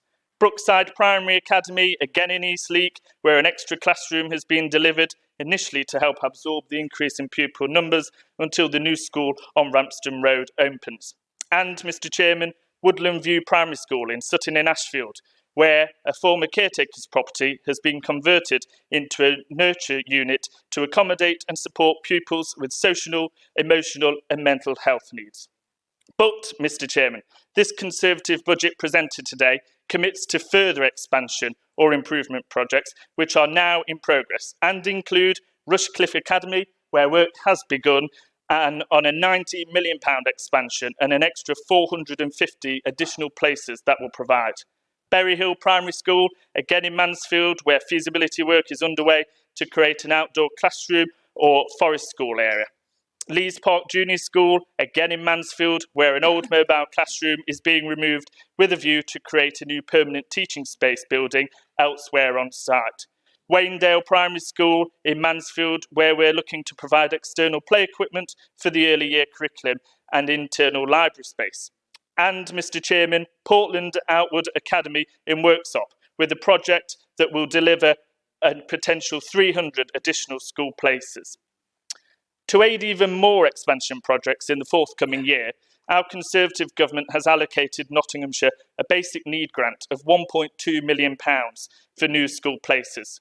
As of last April, the approved capital programme included funding in excess of £44 million to fund the basic need programme of work, sufficient to cover costs incurred to the end of 2023-24. Further basic needs announcements are expected in spring 22, but until then, this budget proposes a further estimated school place grant of £2 million per annum, included in the capital programme from 23-24 to 25-26. The brilliant thing about basic need funding is that it's not ring-fenced and comes with no recommendations on which schools or planning areas should be allocated capital funding. With this relative freedom, this Conservative administration will examine the feasibility of a number of projects based on assessed local primary school place need for the communities of Kelverton, Farnsfield, Cottgrave, Keyworth, Kilnerton and Ruddington, and for primary and secondary school places in West Bridgford. There have been several academies requiring expansion to accommodate the number of pupil places they feel they will need. Grant funding agreements are provided from this council to the academies, who then manage the build project, while our own ARC partnership provides a monitoring role to check that what is delivered is compliant with building regulations and educational requirements. An expansion project has already been completed at Carlton Academy, which has increased its published admissions number from 170 to 230 pupils by constructing 10 new classrooms plus other specialist and ancillary facilities. But, Mr Chairman, today's budget will help fund other works that are in progress, such as Cartney Willows Academy in Gedling, which is expanding from 8 forms of entry to 12, with an increased PAN from 226 to 360.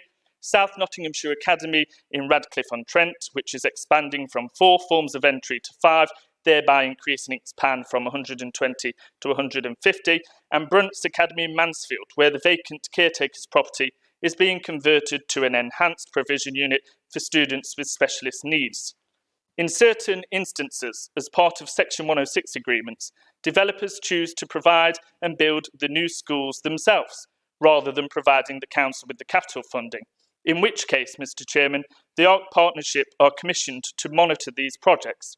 There is currently one such project at Teal Close in Stoke Bardolph, where the house builder has chosen to construct the required 210-place primary school at this site, due to be completed and operational for September 2022 and operated by that famous and popular Flying High Academy Trust. As I have already mentioned, Mr Chairman, myself, the Chairman of the Children and Young People and this Conservative-led Nottinghamshire County Council are committed to ensuring all young people can access a good or outstanding education. And the steps that I have just highlighted sets out how this budget being presented today will help deliver that through building new schools and expanding others. Now, Mr Chairman, I want to highlight how today's budget will benefit the rebuilding or major refurbishment of other schools across the county. Because again, and I don't apologise for repeating it, we are determined to ensure that young people enjoy learning in the best possible environments. The Department for Education oversees a national school rebuilding programme where so far 100 schools across the country have been selected to be rebuilt or receive major refurbishments. Mr Chairman, I'm delighted to say that selections includes a number of Nottinghamshire schools, such as Yeoman Park Academy in Mansfield, Sutton Bonington Primary School, Ashfield Comprehensive School in Kirkby and Ashfield, Kirkby College, which is also in Ashfield, and Toot Hill School in Bingham. These projects are currently in the assessment and feasibility stage to determine whether complete rebuild or major refurbishment represents the best option, and to decide the construction plan for such works. With regard to Yeoman Park and Toot Hill School, this council is in discussions with the DFE to also seek the inclusion of additional places in these rebuild projects. I can also announce today, Mr Chairman, that this council will be submitting a further 5 bids to the DFE as part of its latest rounds of school rebuilding projects. In addition to complete rebuild and major refurbishments, the council also delivers a school building improvement programme focusing on small-scale but no less important works such as boiler and heating replacement, roof replacement, kitchen improvements, structural and building fabric issues, and works to ensure schools comply with legal and safeguarding standards. Funding for the school building improvement programme again comes through a capital grant allocation from the government. The work assumption in our budget last year was that we would receive a grant in the region of £4.5 million in line with previous years. But in actual fact, we received some £9.5 million. In other words, Mr Chairman, that's an extra £5 million from the Conservative government to spend on improving school buildings in this county.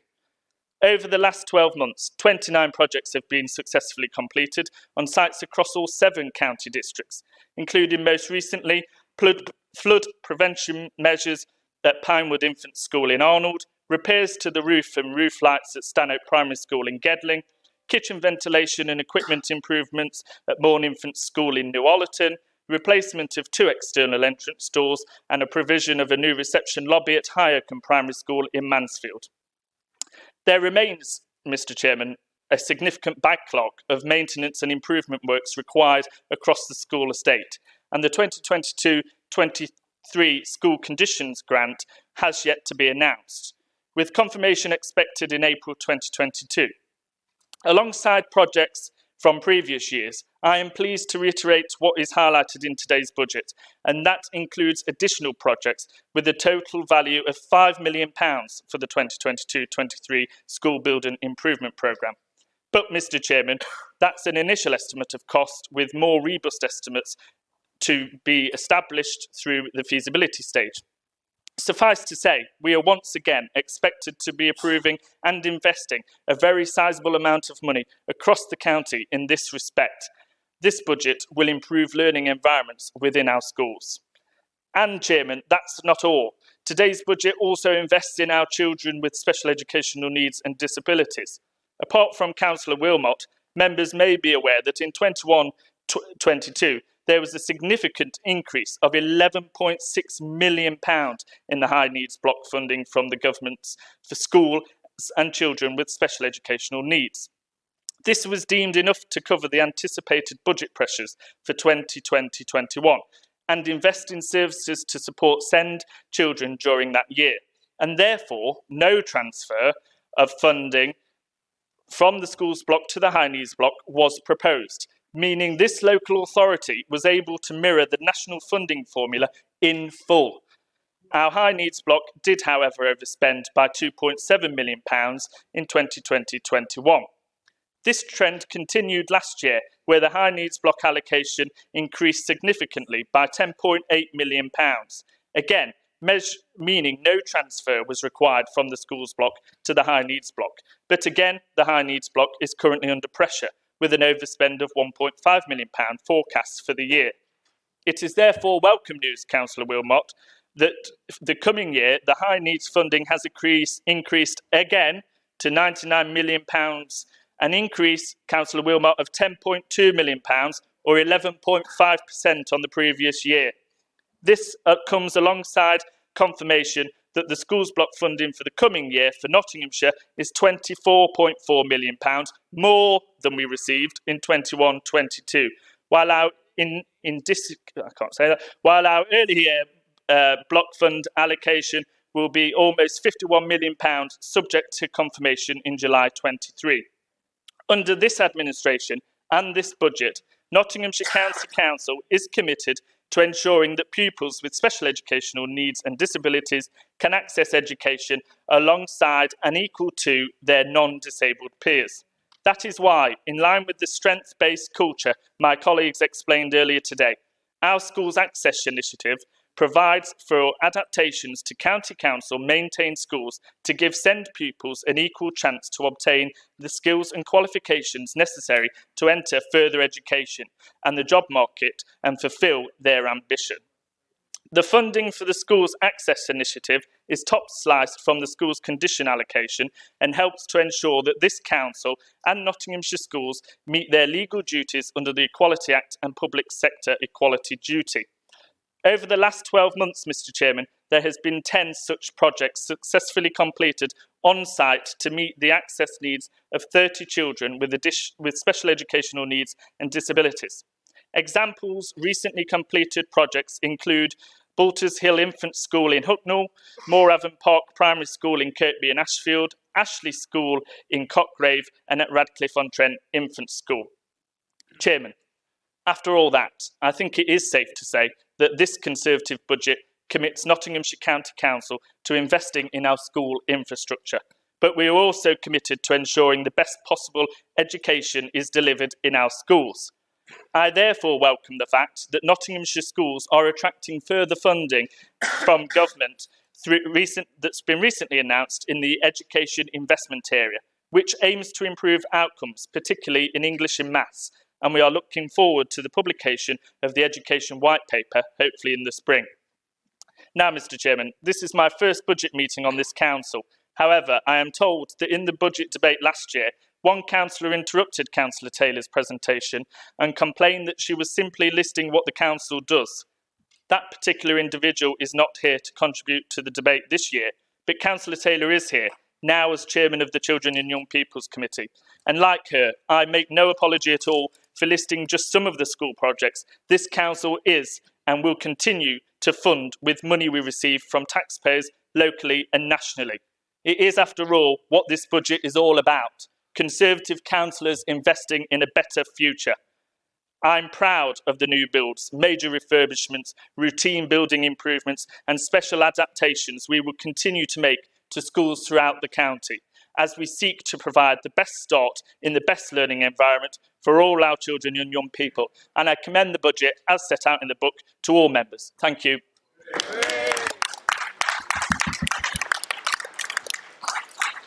Thank you, Councillor Smith. Councillor Shaw. Thank you, Mr. Chairman. Thank you very much. I'm in no way happy to receive the budget from the opposition today, but what I will do is thank the hard work and staff of the people that have been working person to person with the young people in this county. Councillor Jackson, in his remarks, he said prevention is better than cure. The early health increase in funding was to increase by £1.1 million. Is this enough to stem the crisis in children's care? You have been in charge of these services since 2009, and by your own admission, you're in crisis management. This is about a service that has been totally underfunded for over a decade. If this is not a case to prove it, over the last 10 years, you went on to say that there have been an increase of 8.7% in children in care. Why? Why has this happened? Is it primarily down to a government that's lost its touch with what's going on in this country? We cannot use coronavirus as an excuse. Simply not acceptable for us here to be complicit with what that attitude is. For example, at a recent meeting, the council leader was proud to say that he provided 125,000 meal vouchers. Proud of people, young people that are desperate for food. And subsequently this afternoon, it's been mooted that it's 183,000, with 7,000 meal vouchers going to families. We're proud of that. We're proud of that. How can we be proud of that? The solution, what is the solution to the root cause? We're in 2022. What are you and your government going to do to stem the long-term funding to alleviate the effects of the poverty that we are suffering in this county? It's not enough to say that we're in crisis, and giving a £1.1 million is not enough. 183,000 meals is not enough. By your own admission, it is not enough. Where else are we going to get some extra funding from? I can tell you.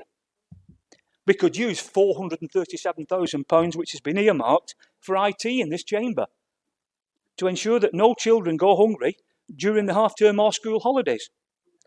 Currently, there are 20 people watching this, 20 on YouTube, and we want to spend hundreds of thousands of pounds on a camera and a stand. Do you think people really want that? In Hucknall, we've been overwhelmed with children in need. It is down to the lack of understanding of this administration in propping up a puppet government that supports poverty and basic needs of young people. I also want to turn to the state of the carriageways. The Topwiggy farm is a white elephant. I understand where Councillor Girling's coming from, and I am not going to get into a personal debate, and I don't believe I should. It's a white elephant. The money could go to actually supporting the broken roads and pavements that we have in Hucknall. Well, it could. I reiterate from my maiden speech in May 2021. The current state of the carriageways are appalling. I'll name them again. Watnall Road, appalling. The B6009, crumbling. Missing road surfaces on Keats, Shelley, Tennyson, Wordsworth, Claremont Avenue, Florence Street, Occupation Road, Railway Close. I could go on and on and on. Knoll Avenue, a promise made by this county council to actually do some development for the residents in Knoll Avenue, which has now been withdrawn. In protecting the environment, we need greater response for the poor air quality that we are suffering on the B6009. At peak times, the traffic build-up is unacceptable. It is my belief that we're outside the air quality levels. It is with dismay I hear that Councillor Jackson has come up with a 61-point plan. I suppose this time next year we'll have a 91-point plan, as nothing has happened in the last 12 months. In fact, the roads in Nottingham have been deteriorating since the Conservative administration took over in 2009. We are now in such a state that we've got a 61-point plan, with no closing date on when that plan is going to be completed. We should be adopting a policy of systems thinking. If works are being undertaken by a team, they should not just be doing the works in and around the area where they're at, they should be looking around the area as well as other issues in that particular area. So if there's a broken pavement, fix the broken pavement. If there's a pothole, fix the pothole. If there's a curb missing, put the curb back in place. They shouldn't need telling, they should just go and have a look. It would also help if the subcontractors were doing the work that we're supposed to do right in the first place. It would also help if the council really invested in highways properly, without just throwing a piecemeal solutions to the highway crisis. So why are we railroading ahead with building a new waste of money white elephant when we have dangerous roads in Hucknall? But will we deal with the traffic poor infrastructure? No. When are we going to have a levelling up for our highways? Under the investment that this has caused over the last 12 months, the roads are absolutely appalling. We drive on the left in this country, and unfortunately in Hucknall we are driving on what's left of the roads. Due to the long neglect of the Conservative administration over this last decade, that is something that cannot be hidden behind the COVID-19 crisis. Earlier on this afternoon, £150 rebate for bands A to C. What a joke. Does the spin end? No. How can you have a rebate when you increase the council tax, the police and fire service precept, the national insurance? It's not a rebate, it is absolute tax on the people that are desperately in need already. We need to support our communities and families. It stands to the people of this county that we are desperate, and they are desperate, for relief from poverty and the burden of the council tax. Will we have the impact on meagre incomes? Yes, we will. Desperate due to high tax burdens, high fuel prices, high cost of food, high clothing and transport costs. The burden on people at this moment in time is extraordinary. The proposals that we are impacting on the burden on the people stands at £885 per person in this county. With the proposed rise of debt that this county council will have, there will be £750 million in debt. There is no rebate, and it's a travesty that has been proposed here today. I also envisage that in the future that we may well have to have a children's care fund precept added to this council's budget in the near future. I would ask you to vote today for the Council Waters no-nonsense amendment. It reduces the council tax rise, fixes the broken roads, fixes the pavements, supports the people of Nottinghamshire. And I stand to support this budget. Thank you.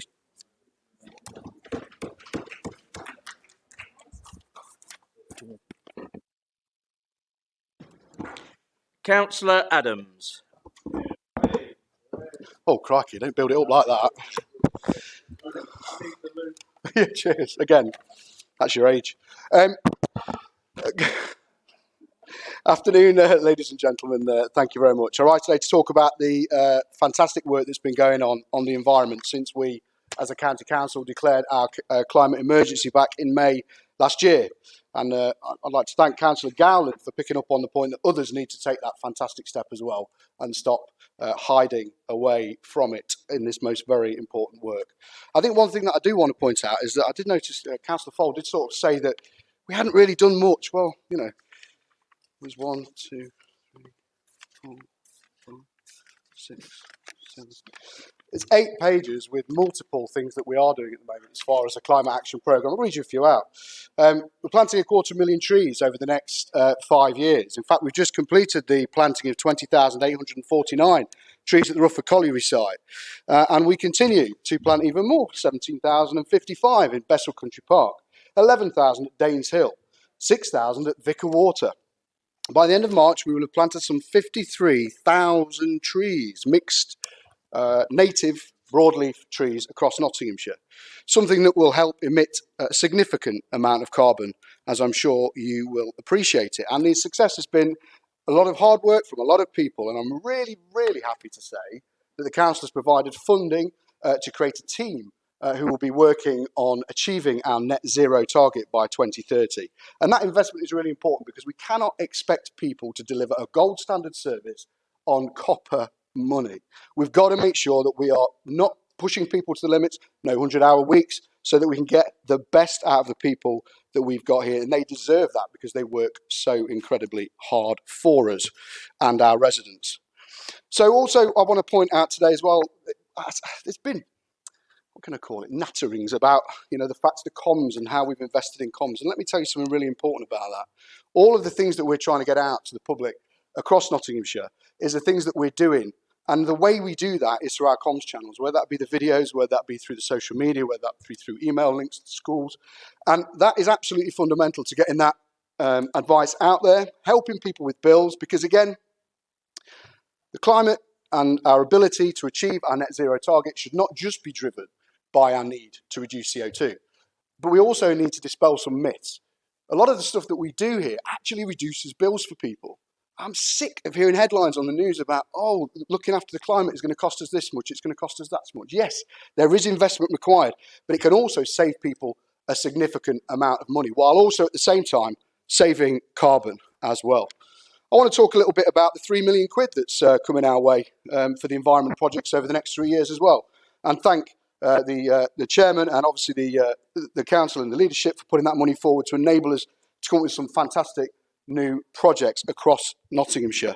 We've completed 70,000 LEDs, which fantastic chairman over there mentioned, and I'm glad to say that the final third of the LED project will be being completed very shortly. Those 70,000 LEDs, by the way, have saved us some 71.3 tonnes of carbon, and actually saving the council taxpayers over 10 million in energy savings. So again, investing in green saves us money. It is not going to cost us, as people keep lying about on the television. We've achieved success in tranche one of the with 2.441 million into cycling, and there's tranche two we've just applied for another £3 million for cycling as well. Projects that are launched are going to happen in West Bridgford, Ashfield, Retford and Beeston, and they've all been voted through and will be happening shortly. But one of the other things that we're really focusing on is the way that people live and how they live. It's really important that as we move along this journey, that we actually improve where people live and the way that they live in their areas. For after all, it's those people who live in those areas that are the people we should be thinking about.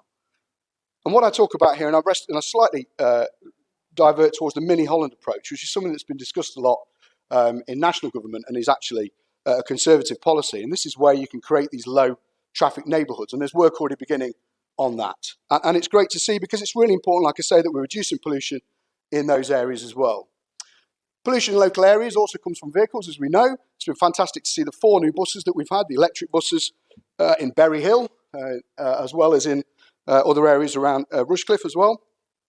And that will really help, again, with reducing our carbon output. But we've also got to deal with the effects of some of these problems. And even though we might, in some ways, a lot of these effects already happen. The climate is already changing.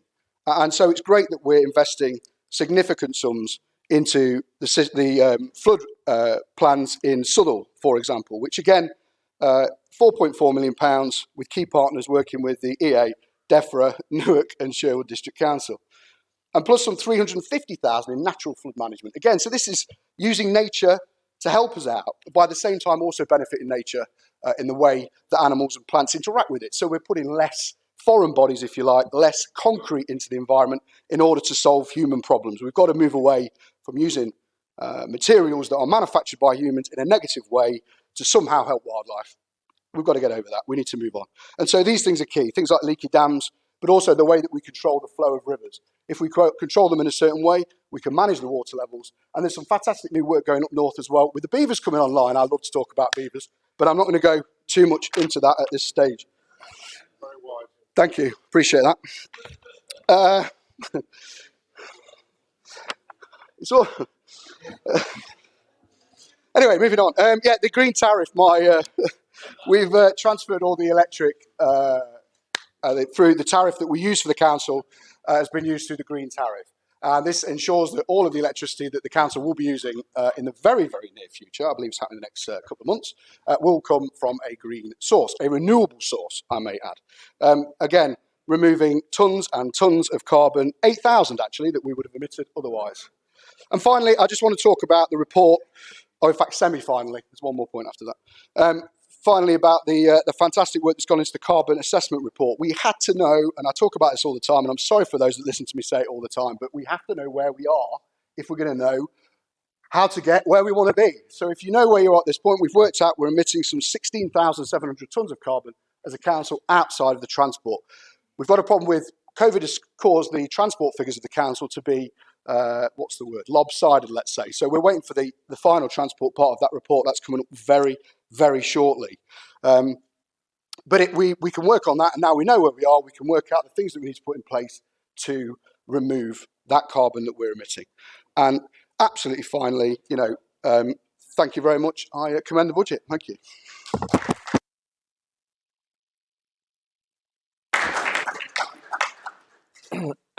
Thank you, Councillor Adams. Councillor Ogle.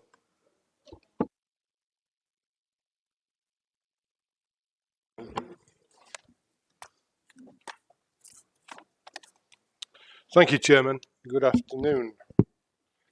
I've been listening very carefully to the porcupines and the fake content that we've had from opposite.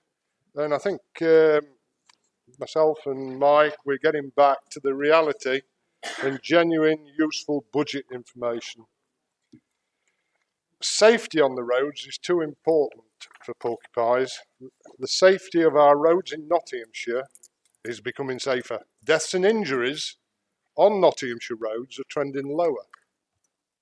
Decreasing numbers of adults and children are becoming victims of deaths and injuries. There is a decreasing trend through all administrations. This administration takes road safety very seriously. We take road safety as seriously as any previous administration. It is this council's ambition to continue to reduce injuries and deaths. The council's budgeted financial commitment is testament to this. Additionally, there's ongoing investment dedicated to cycleways. Pavements are to receive more attention for maintenance. Let's not forget, installation and maintenance of low curbs, always important for disabled access and for mothers with prams. Again, focusing on safety, it is important that the ongoing repainting of junction priorities continues. White lining and refreshing of indicative advisory speed limits and the restraining slow to justify the motorist caution, as well as the rumble strips at strategic locations. All these things contribute to safety. It's not all about a few small potholes. An allocation of £300,000 for this coming year is in the budget. The administration continues to ensure funds are available to enable the installation of pedestrian crossings, junction improvements, warning signs and supplementary signage. These are all contributing to the ongoing efforts by VIA, the council and ourselves to make Nottinghamshire roads safer and better. Yes, better, the council's ambition, and from the Highways Review direction to be right first time. I commend the Highways Improvement Plan, which VIA will deliver high quality maintenance. There are to be an additional 4 road maintenance gangs dedicated to quality surface reinstatement. This will bring the total to 8 high quality road surfacing gangs, a doubling in the existing number. our main roads are in good order and have been in good order. Much of the extra funding is to be directed to the unclassified roads, and these are the roads we need to improve. And I would advise the Ashfield Independents to take pictures of any potholes while you can, as they are likely to become a rarity.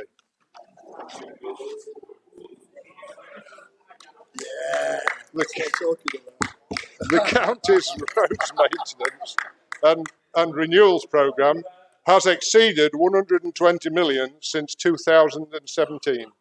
This includes the £24 million of extra funding provided by the previous Conservative administration. Last year, your council invested 48 million in our highways, including the final portion of the extra 24 million of the extra funding. Of this 48 million, 22.9 million was allocated to capital maintenance schemes to improve local roads and other highway assets. 6 million was allocated to integrated transport schemes such as pedestrian crossings, capacity improvements and speed management schemes. Spending by your council in the budget for the coming year will exceed these amounts of cash. Extra funding for safety, extra funding for maintenance and patching, extra funding for improvements with significant capital investment. Just like to speak a little bit what we're doing to prevent road closures, because they're disruptive to our communities. They are necessary to carry out the necessary repairs and installations by VIA, but also various utilities and contractors. And too often, these road closures outstay their welcome. Traffic lights can remain after completion of the repair and reinstatement of the road. Or worse, a road remains closed, or at least the signs indicating a road closure remain, contributing to further disruption. It is known that traffic lights to be left out, and many of us have experienced this, all weekend unnecessarily when the job has been completed. And road closure signs to indicate a road closure have been left out all weekend again, unnecessarily in my area.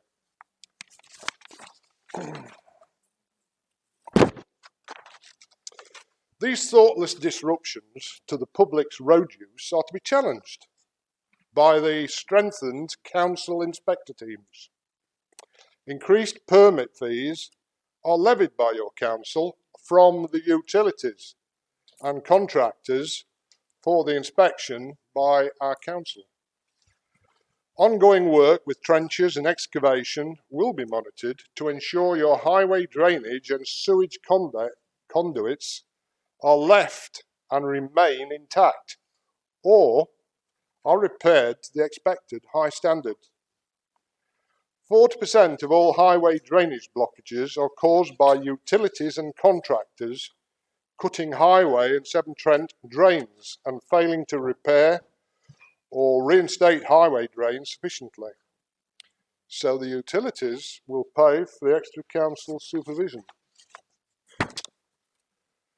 There is to be extra funding for highway drainage, including gully repairs, and this is important from a health angle as well as the drainage angle, because blockages cause high rainfall to push sewage onto the road surface. This is undesirable at any time, but completely unacceptable with COVID.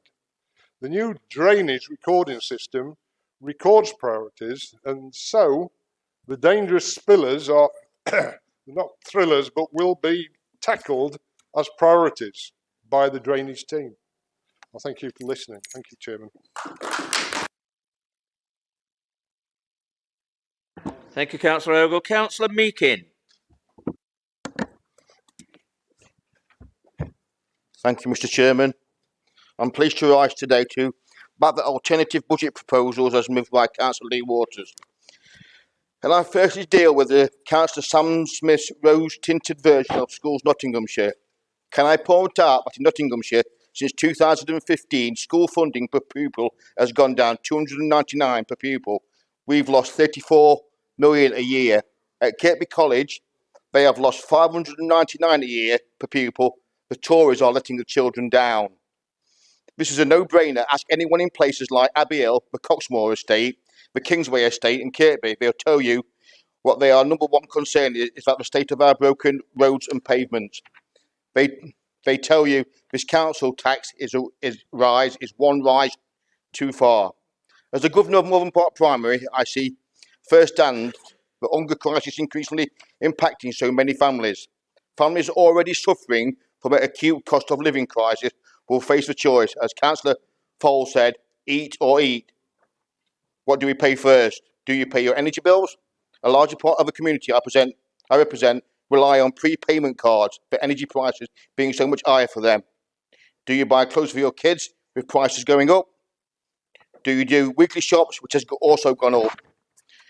Do you pay your council tax? This is always the bottom of the residents' priority list. Residents see their state of broken roads and pavements and ask themselves why. As Councillor Jason Strosny said, when they are being ripped off. Roads in Kirkby North are shocking. Roads like Diamond Avenue, Lowmore Road, Rowan Drive and others are just broken. They are dangerous. I know it's not a competition, but we are so many years behind. The former county councillor for Kirkby North, auctioneer John Knight, abandoned us. He took little interest in doing his job, and Kirkby is poorer for him. Fortunately, the people of Mansfield saw through him. What our no-nonsense amendment does is directly address the biggest concern faced by residents. It wants to turbocharge the overall of our broken roads and pavements. Councillor Clark claims this is an exciting time for the County Council, with the Tories finally admitting they did a poor job on our roads. Why do we need a posh, lush council office on top of a gay farm in Hucknall? It makes no sense. We want action, and action now. We don't want to delay rolling out of the Highways Review recommendations.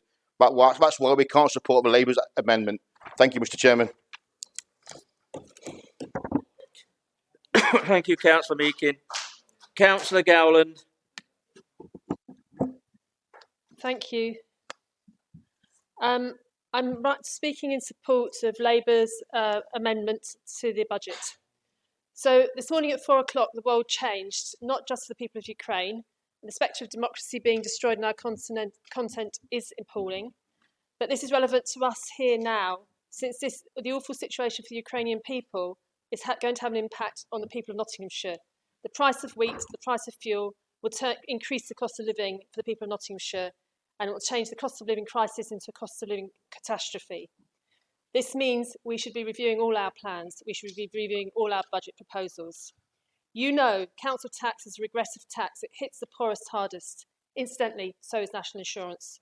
The council tax rebate, as has been said, is an absolute fixed amount. It's not a percentage. So it's helping the people living in the areas with the lowest council tax, which is often in London and the South East, where, of course, people are asset rich. Their houses are worth a fortune. This approach is making much less impact on the residents of the North and the Midlands, increasing the Midlands-South divide. I agree with little and often regular investment approach to funding anything. Paint your window frames, as the transport officers put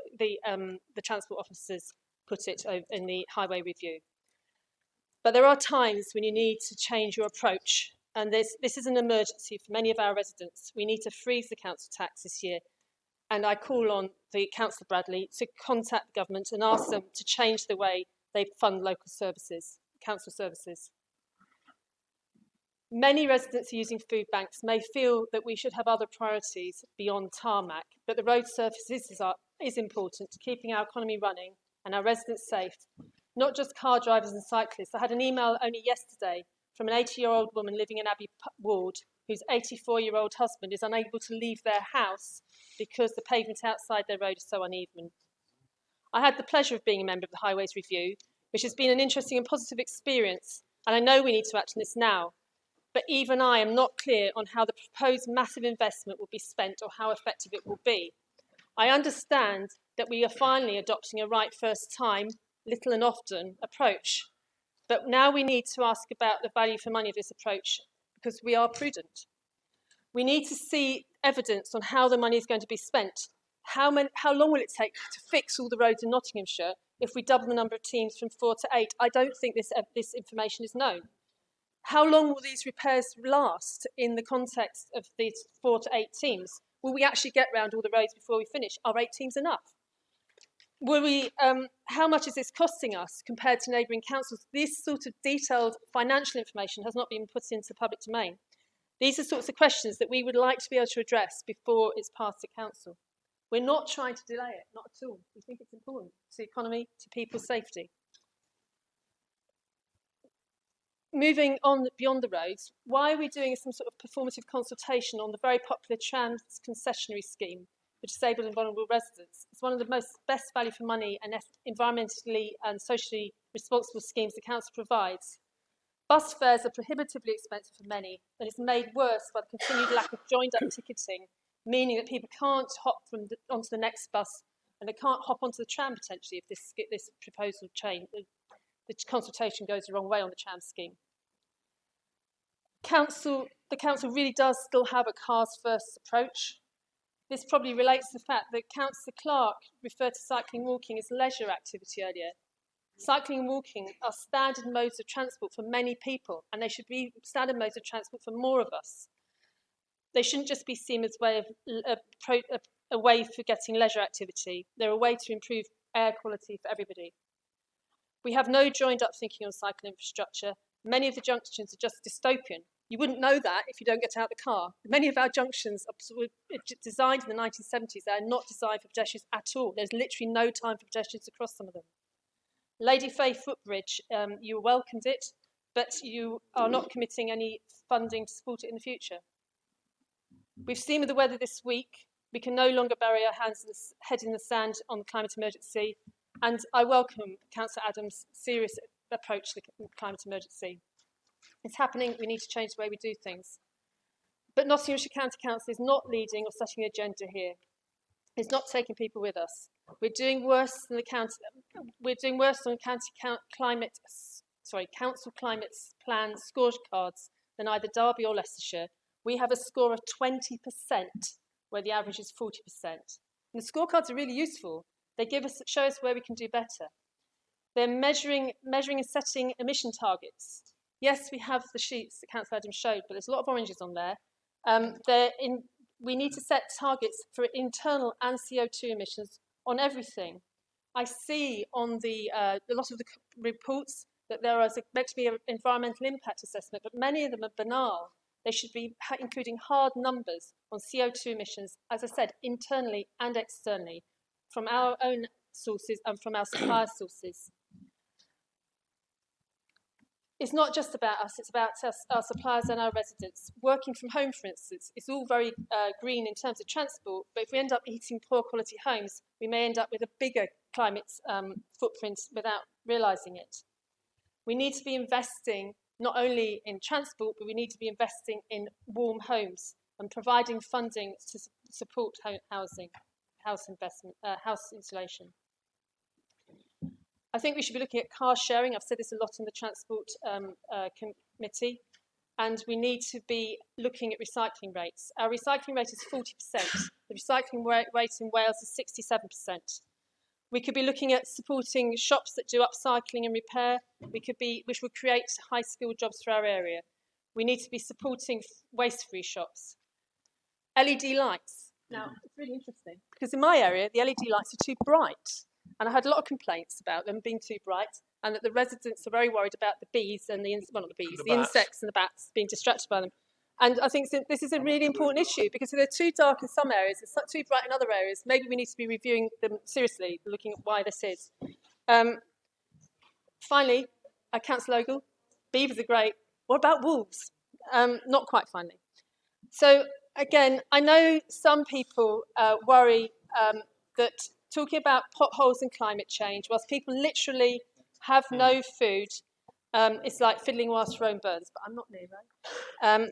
Having good infrastructure, Rome is burning, having good infrastructure and a sustainable approach is fundamental to having a planet which is habitable and a functioning economy, particularly for the most needy. Thank you.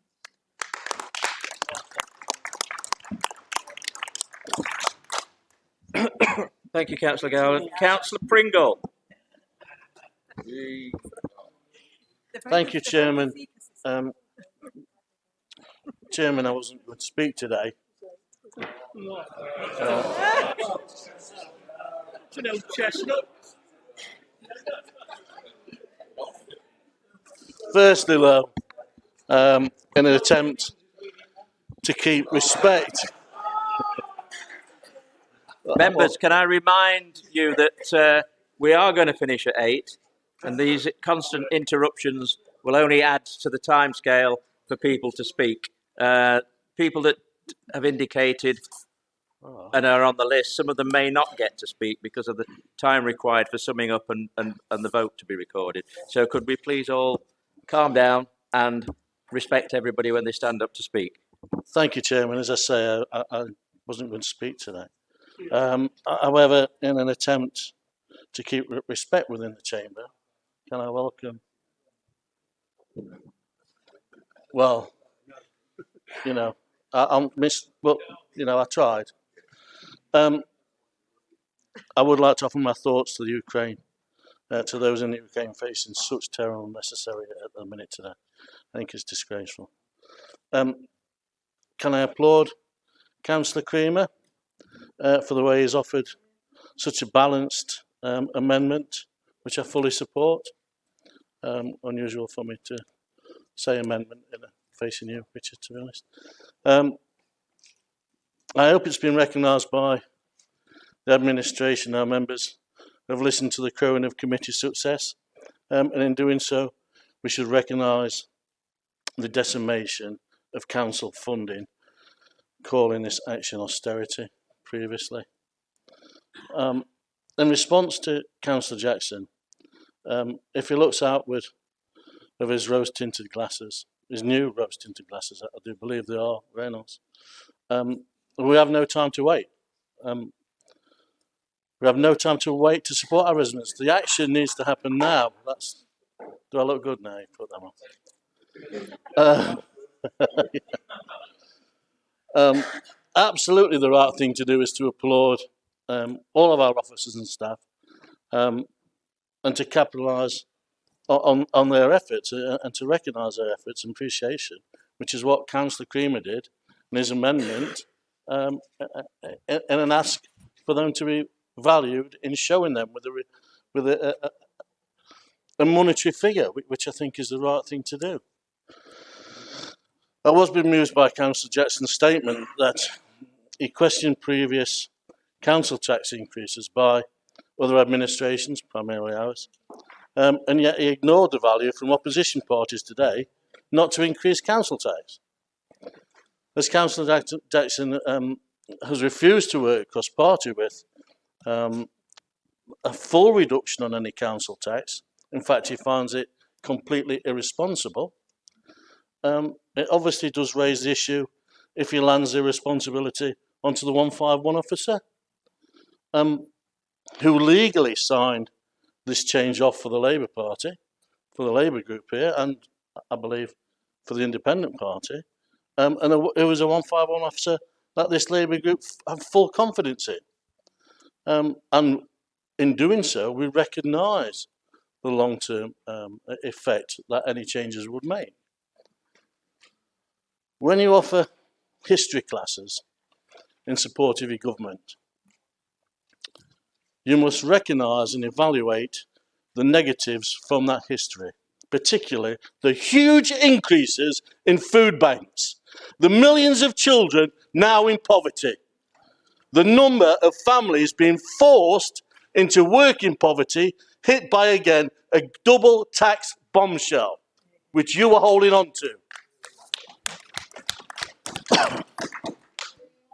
If you defend the government in any way, then surely you should scrutinise the government and perhaps balance the finances. And as we represent residents being put under continued pressure financially, then we should question the alleged wasted monies by this government on PPE, such as the 10 companies here. 252 million of public money given to a company, never appeared PPE. 186 million of public money given to one company, never appeared. 116 million of public money given to a company, never appeared. 108 million given to a company never appeared. 14.2 million and a subsequent 93 million of public money given to a company never appeared. 32 million and the subsequent 16 million of public money given to a company never to appeared. 18.4 million given to a company who showed assets worth £322. PPE never appeared. 10 million of public money to a company with a share value of £2 for PPE never appeared. Two opposition parties today, led by the Labour group, have recognised the direct support of implementing a 0% council tax rise at a time we as a council can afford. You should revise your budget and offer our residents the same. Thank you, Chairman. Thank you, Councillor Payne. Councillor Guilfoyle. Sorry, Councillor Pringle. Councillor Payne next. Is it Councillor Payne?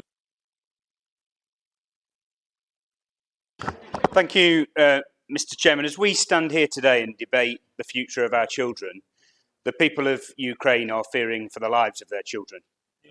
As we've stood here today and debated the future of our infrastructure in this great county, the people of Ukraine are watching their infrastructure blown apart before their very eyes. And I want to start, Mr. Chairman, before I speak about today's budget, by associating myself with the joint statement that has been made on behalf of the County Council. And I want to just say this very clearly to the community of Ukrainian people that live in our great county. You are always welcome here. You are always respected here, and you are always seen as equals here as well.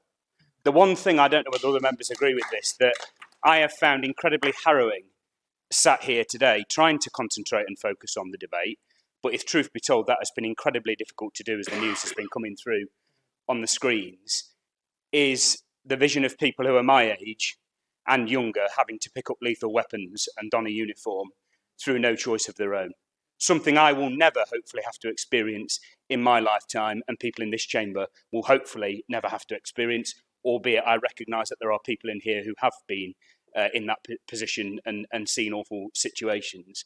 But the powerlessness of being sat here in that situation, knowing that people through no fault of their own are going to lose their lives, is absolutely heartbreaking. And I can only say this: there is one thing, I think, that binds us as a people, the Ukrainian community here in Nottinghamshire and the people of Ukraine, and indeed the vast majority of Russian people, and that is their desire for freedom, liberty and democracy. And I sincerely hope, no words will be of any comfort to the Ukrainian people, but that those three values prevail in the coming weeks. And my best wishes to, and this is probably where consensus will end, the government in trying to tackle and deal with this issue in working with the international community. It is absolutely right that we do not allow there to be any political division over this issue. It is an unfolding human tragedy, and it is absolutely horrific to watch. Let me just say, Mr. Chairman, as well, before I talk about the budget before us, a heartfelt thank you to every single member of staff that works for this county council. Notwithstanding, which is where the budget report starts, that we're presented with today, the immense pressure that has been put on every single member of staff that works for the county council over the last 18 months and will continue to be put on them. I have to say, as an individual county councillor, and I speak from personal experience here, the response I have received from your staff, Anthony, as Chief Executive, whenever I have raised issues with them, in spite of the pressures that they face, have been creative, have been forthcoming, have been supportive and have been diligent. And I am sure we can all agree in this chamber that we would not be able to achieve half of what we are about to debate today, some of which we may agree with and some of which we may disagree with, without our absolutely outstanding staff. And you don't have to go and speak to staff yourself to know the stress and pressure that they are facing. I've seen it with our own staff in Gedling. I've seen it with our own staff here in the County Council. And I think at points in the debate today, I have to say, in light of what's happening in Ukraine and in light of the pressure facing our staff, we've fallen short in this chamber and we have to do better, because the people we're arguing for is not only the residents that we serve here in this county, it's the staff who we rely on day in, day out to try and improve people's circumstances. And let me also just say a heartfelt thank you to the residents of the county council. You started, Councillor Jackson, I don't know where he is now, but you started as the finance spokesperson in this budget debate, talking about the sunny uplands of what had happened as a result of decisions taken by your government. We were barraged with a litany of money that had been thrown at this county council as a result of the Conservative government. And you were left thinking by the end of the speech, gosh, you know, the world's a fantastic place. It's all fine and dandy in Nottinghamshire. There aren't any issues in terms of financing the budget here in Nottinghamshire. So let me just pierce through some of that ideology and myth for Councillor Jackson.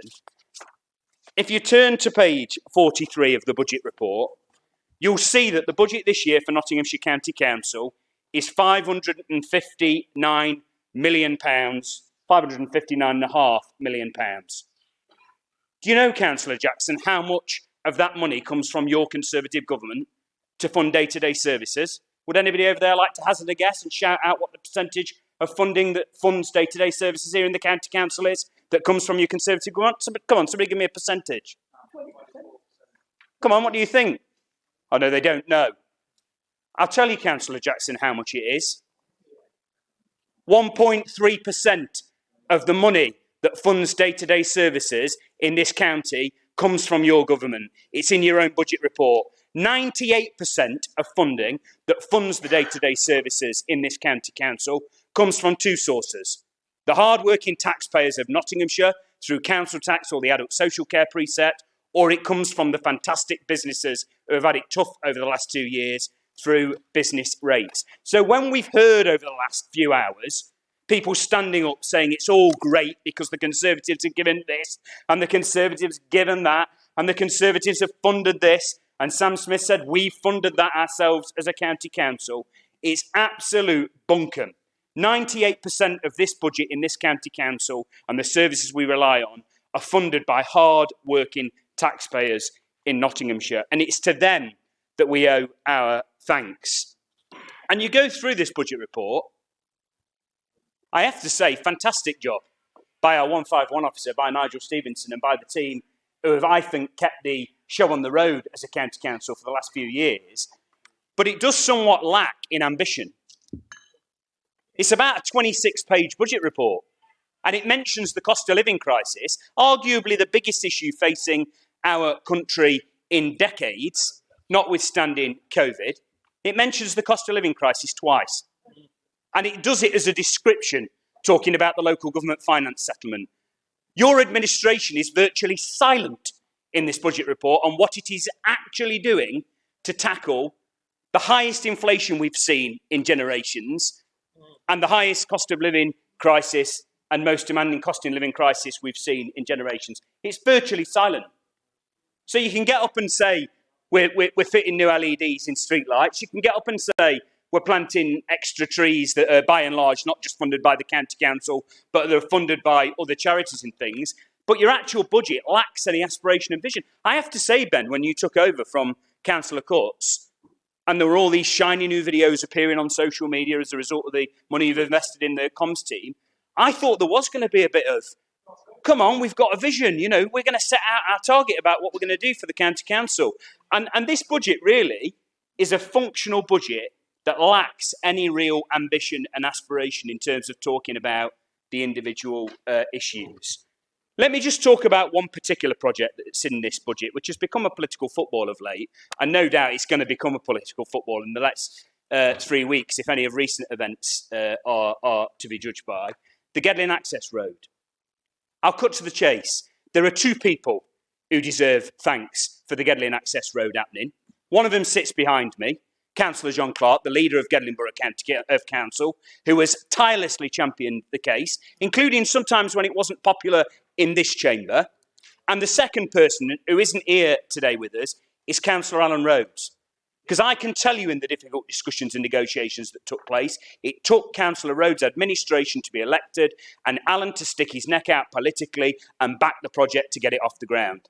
I have a lot of respect for Councillor Cutts, but I can tell you what her words were over the project: over my dead body. And do you know what? We're seeing exactly the same charade now over the 4th Trent crossing that we saw over the Gedling Access Road. The moment you think there's a shiny project to turn up and cut the ribbon on, you run round and you're putting photos out on Facebook. And we're now seeing it with Councillor Smith and Councillor Adams down in Collet and Mr Randall about the Gedling Access Road. That was another project, by the way, that Councillor Cutts told us over my dead body. Now all of a sudden it's the best project since sliced bread. Councillor Clark actually sat behind Councillor Adams, is the one person in that group who deserves any credit for, at the time when the 4th Trent crossing idea was being raised by Councillor John Clark as a good project, actually had the decency to put ideology aside and argue to ministers at a national level that we needed to improve infrastructure in the area. So let's just stop the political football about the Gedling Access Road. Let's recognise the people in John Clark and Alan Rhodes who championed its case, and let's see it as the partnership project that it is, funded by Gedling, funded by the County Council, funded by the taxpayers, and yes, also funded by private housing developers. I just finished by saying this about this budget, Mr Chairman. We heard almost like a Conservative Party political broadcast about how everything's great in the County Council in this budget. And I don't want to stand here for 1 second and say it's all about Conservative this, or it's all about Labour that, or it's all to do with the Ashfield Independents this, because to be honest, I don't think that does service to anybody. But I'll say this: I'm sick and tired, Councillor Jackson, every year I turn up to this chamber, you talking about Gordon Brown selling off the gold, or the Labour government crashing the economy. You've been in charge of this country for 12 years, or let me put it another way, the entire primary school lifetime education of a child is the time you've been in charge of this country. Start accepting some responsibility for the decisions that you've taken. And I say this as a non-partisan point.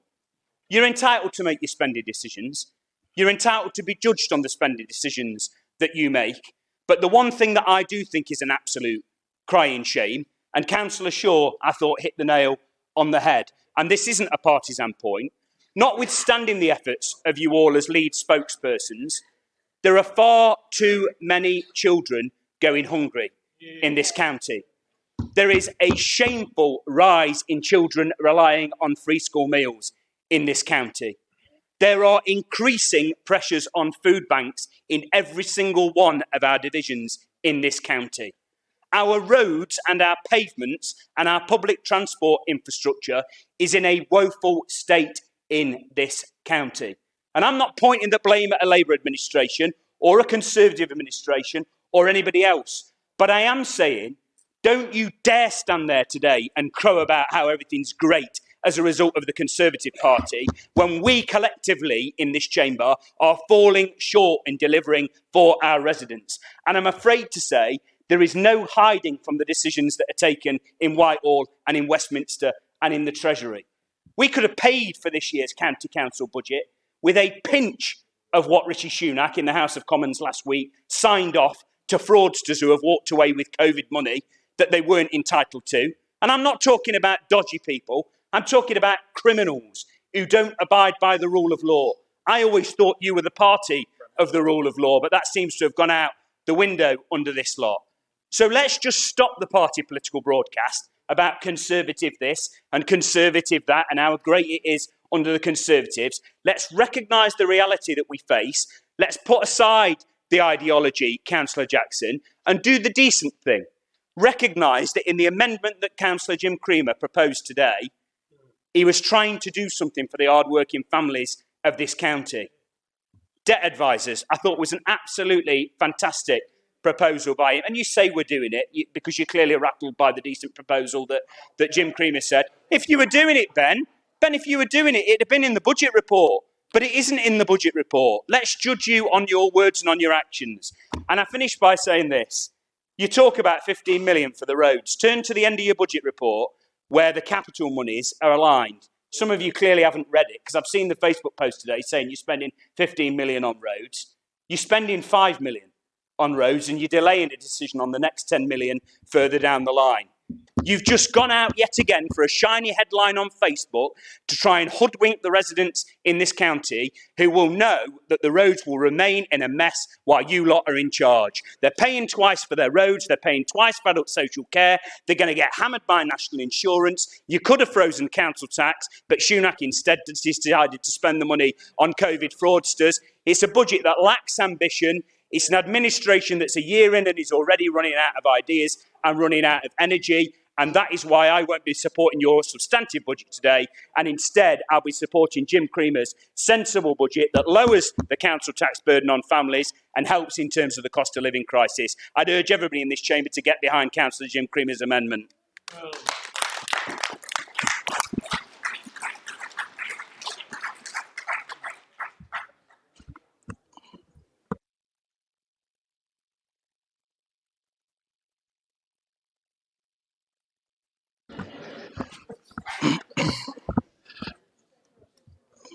Mr Chairman, just a point of personal clarification, please. Michael Payne can be forgiven for not listening to page 9 of my speech, as he isn't interested in hearing what this Conservative administration is doing in terms of investing in schools. But in his Labour political broadcast just then, he said that I claimed that this council is investing its own money in schools. He is wrong. What I actually said, Mr Chairman, and I quote from page 9, is that I made no apology for listing just some of the school projects this council is and will be funding with money we receive from taxpayers locally and nationally. Based on that, Mr Chairman, I ask him to withdraw his false accusation.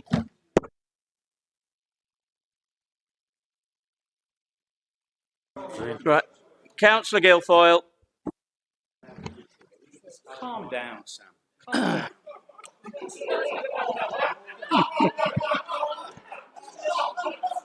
Thank you, Chairman. Obviously, I wish that the calling of members would have been in the opposite way, and I would have gone first. Can I just, like everybody, like to associate myself with the statement that's been made, particularly about the Ukraine. And in fact, this council's had a very long relationship with the people of Cherbenham, and on many occasions had those children and families come across here. And there are very strong links in Nottinghamshire with the people of Ukraine, so I'm sure our hearts go out to them. And also just to, I'm sure from this side, to reiterate what has been said about our staff during the pandemic, but also during normal times where they support us and do some sterling work. And I think, you know, we should clearly associate ourselves with that. Chairman, I rise to support the Labour amendment.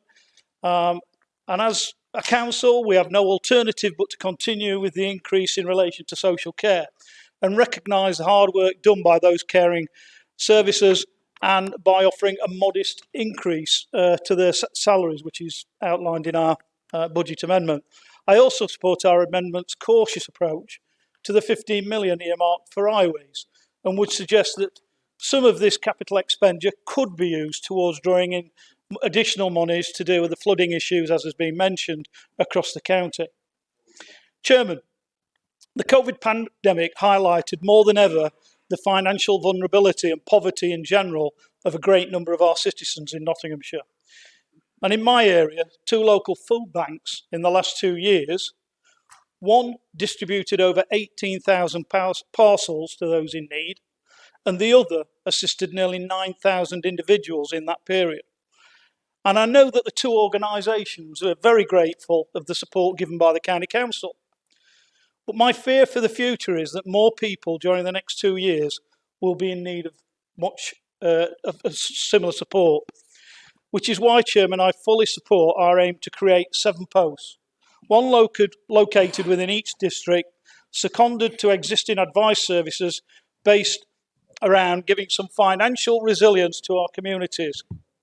Chairman, community resilience, financial resilience is essential to a growing economy recovering from COVID-19, and by helping people to reduce their outgoings on things like fuel, insurance, consumer and communication contracts, and not just helping them with the debts they face, we could prevent the reliance on food banks and the impact that poverty has on families' health and well-being.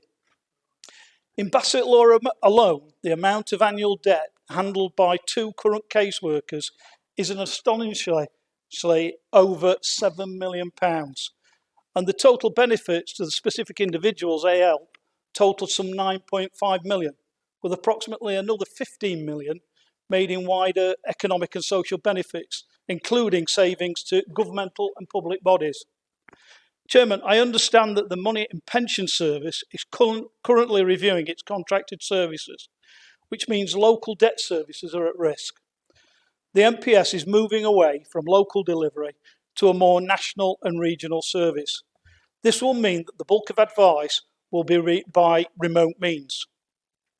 In an open letter to the Money and Pension Service, the Institute of Money Advisors said, "The trends evident for several years towards increasing priority debts, diminishing disposable incomes, and significant numbers of clients having a negative budget are likely to continue.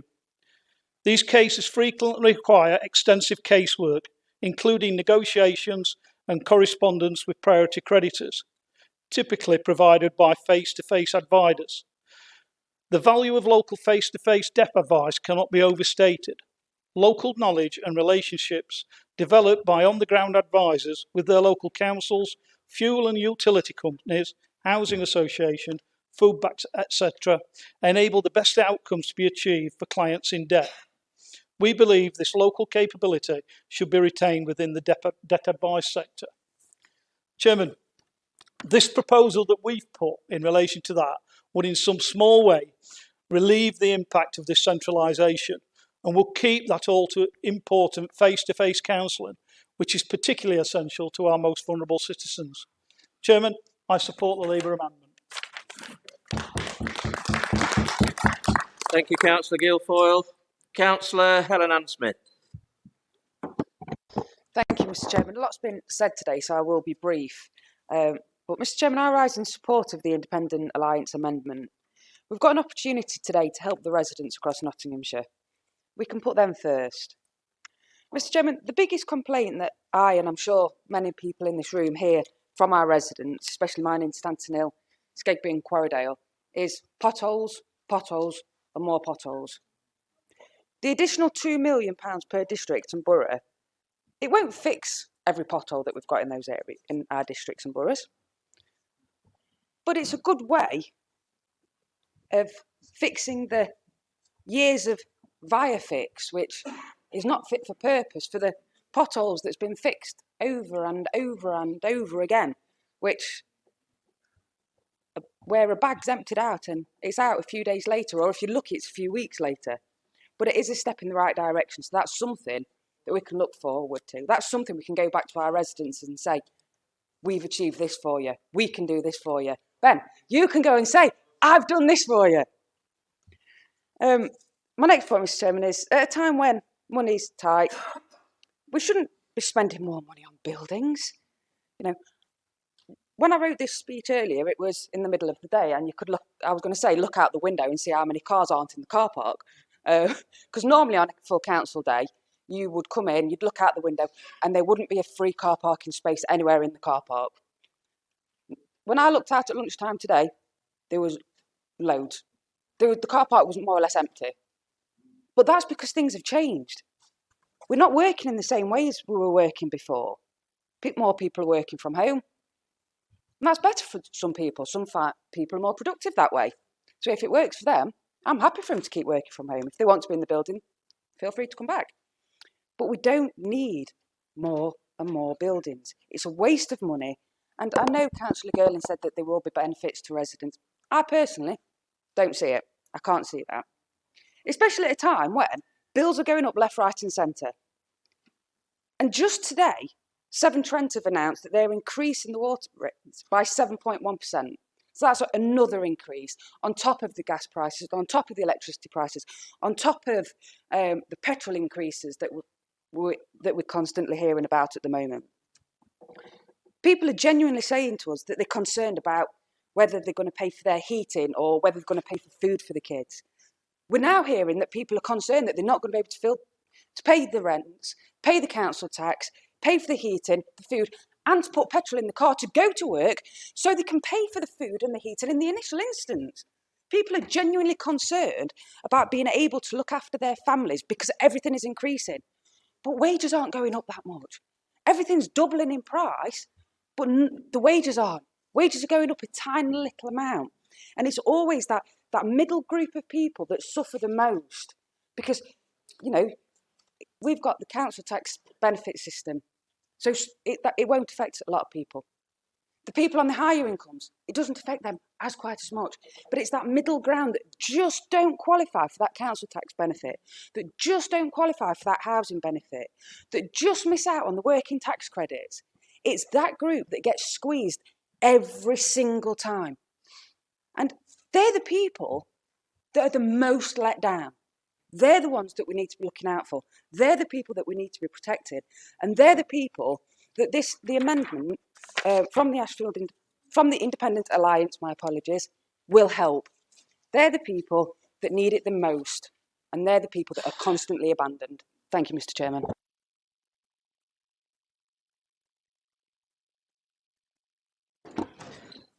Thank you, Councillor Helen-Ann-Smith. Councillor Prudo-Horam, and I would, you've indicated you wish to speak. Councillor Hollis, you've not exercised your right to speak. If you intend to speak, I'll call you after Councillor Prudo-Horam.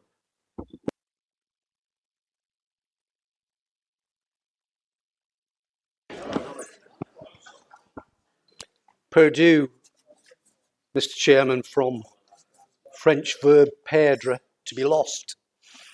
Thank you, Mr. Chairman. Like Councillor Pringle, I actually wasn't going to speak today, but and in fact, I feel a little intimidated because there have been some absolutely fantastic speeches that I've listened to on this side.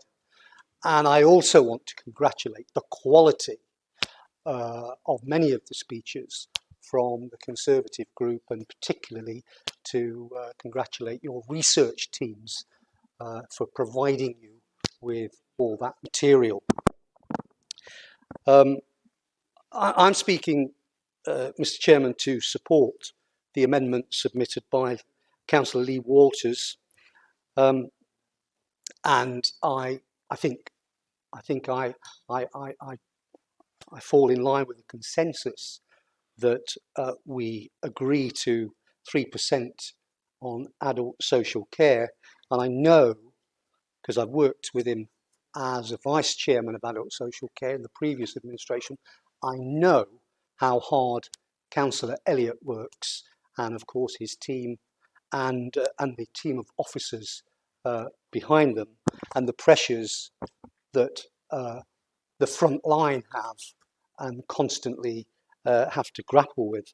And I also acknowledge the pressures that Councillor Tracy Taylor faces on children's and young adults, and the support that you have with your officers and your front line is greatly respected. But I do also want to acknowledge a little line in his long speech that Councillor Jackson made, that you know, we may have to think the unthinkable, to look at the constant increase, the pressure, budgetary pressures on, you know, adult social care and children's in the future. And it's not something perhaps in the past we just didn't question, if I recall, but you know, year on year now we need to think carefully what burden our residents are looking at in the future. Mr. Chairman, I perhaps want to pick out some things which I think are unfair. Councillor Girling was a bit disingenuous, I think, when he had a go about housing in Ashfield, when of course he should really be having a go at the local MP, Mr. Mark Spencer, who is currently leader of the House, actually in the cabinet, and it's his government's housing targets that are putting pressure on all local authorities in Nottinghamshire and presumably all around the country, to meet very high targets that are frankly not popular. And he talks about delivery. The Conservative administration delivers. What he actually forgot was that only recently, behind closed doors, you didn't deliver. You didn't deliver on a promise made in 2017 to deliver a household waste recycling centre in Rushcliffe. And I have to agree with, if you're making the point that we had 4 years when I was in that administration, I have to say, with respect, Mr. Chairman, the leadership of the Communities and Place team were so relaxed in those 4 years, they were almost horizontal. And that's why a senior Conservative said to me, I regret that ever going into the manifesto. She's not here now. I can say it. I regret that going into the manifesto. So you don't deliver. And the promises and the eloquence of Councillor Payne are simply tore through you. The promises that you make today, we will remember tomorrow. Mr. Chairman, Councillor Lawton has a go at another council regarding borrowing. And in your own pages, your revenue costs are 21 million every year. And you're looking at this year for your capital programme, you're looking at borrowing 56,420,000. And between 2021 and 25-26, the total borrowings will be 142 million plus. 44.5% of the total programme. That is in these pages. I've checked them. I've checked them.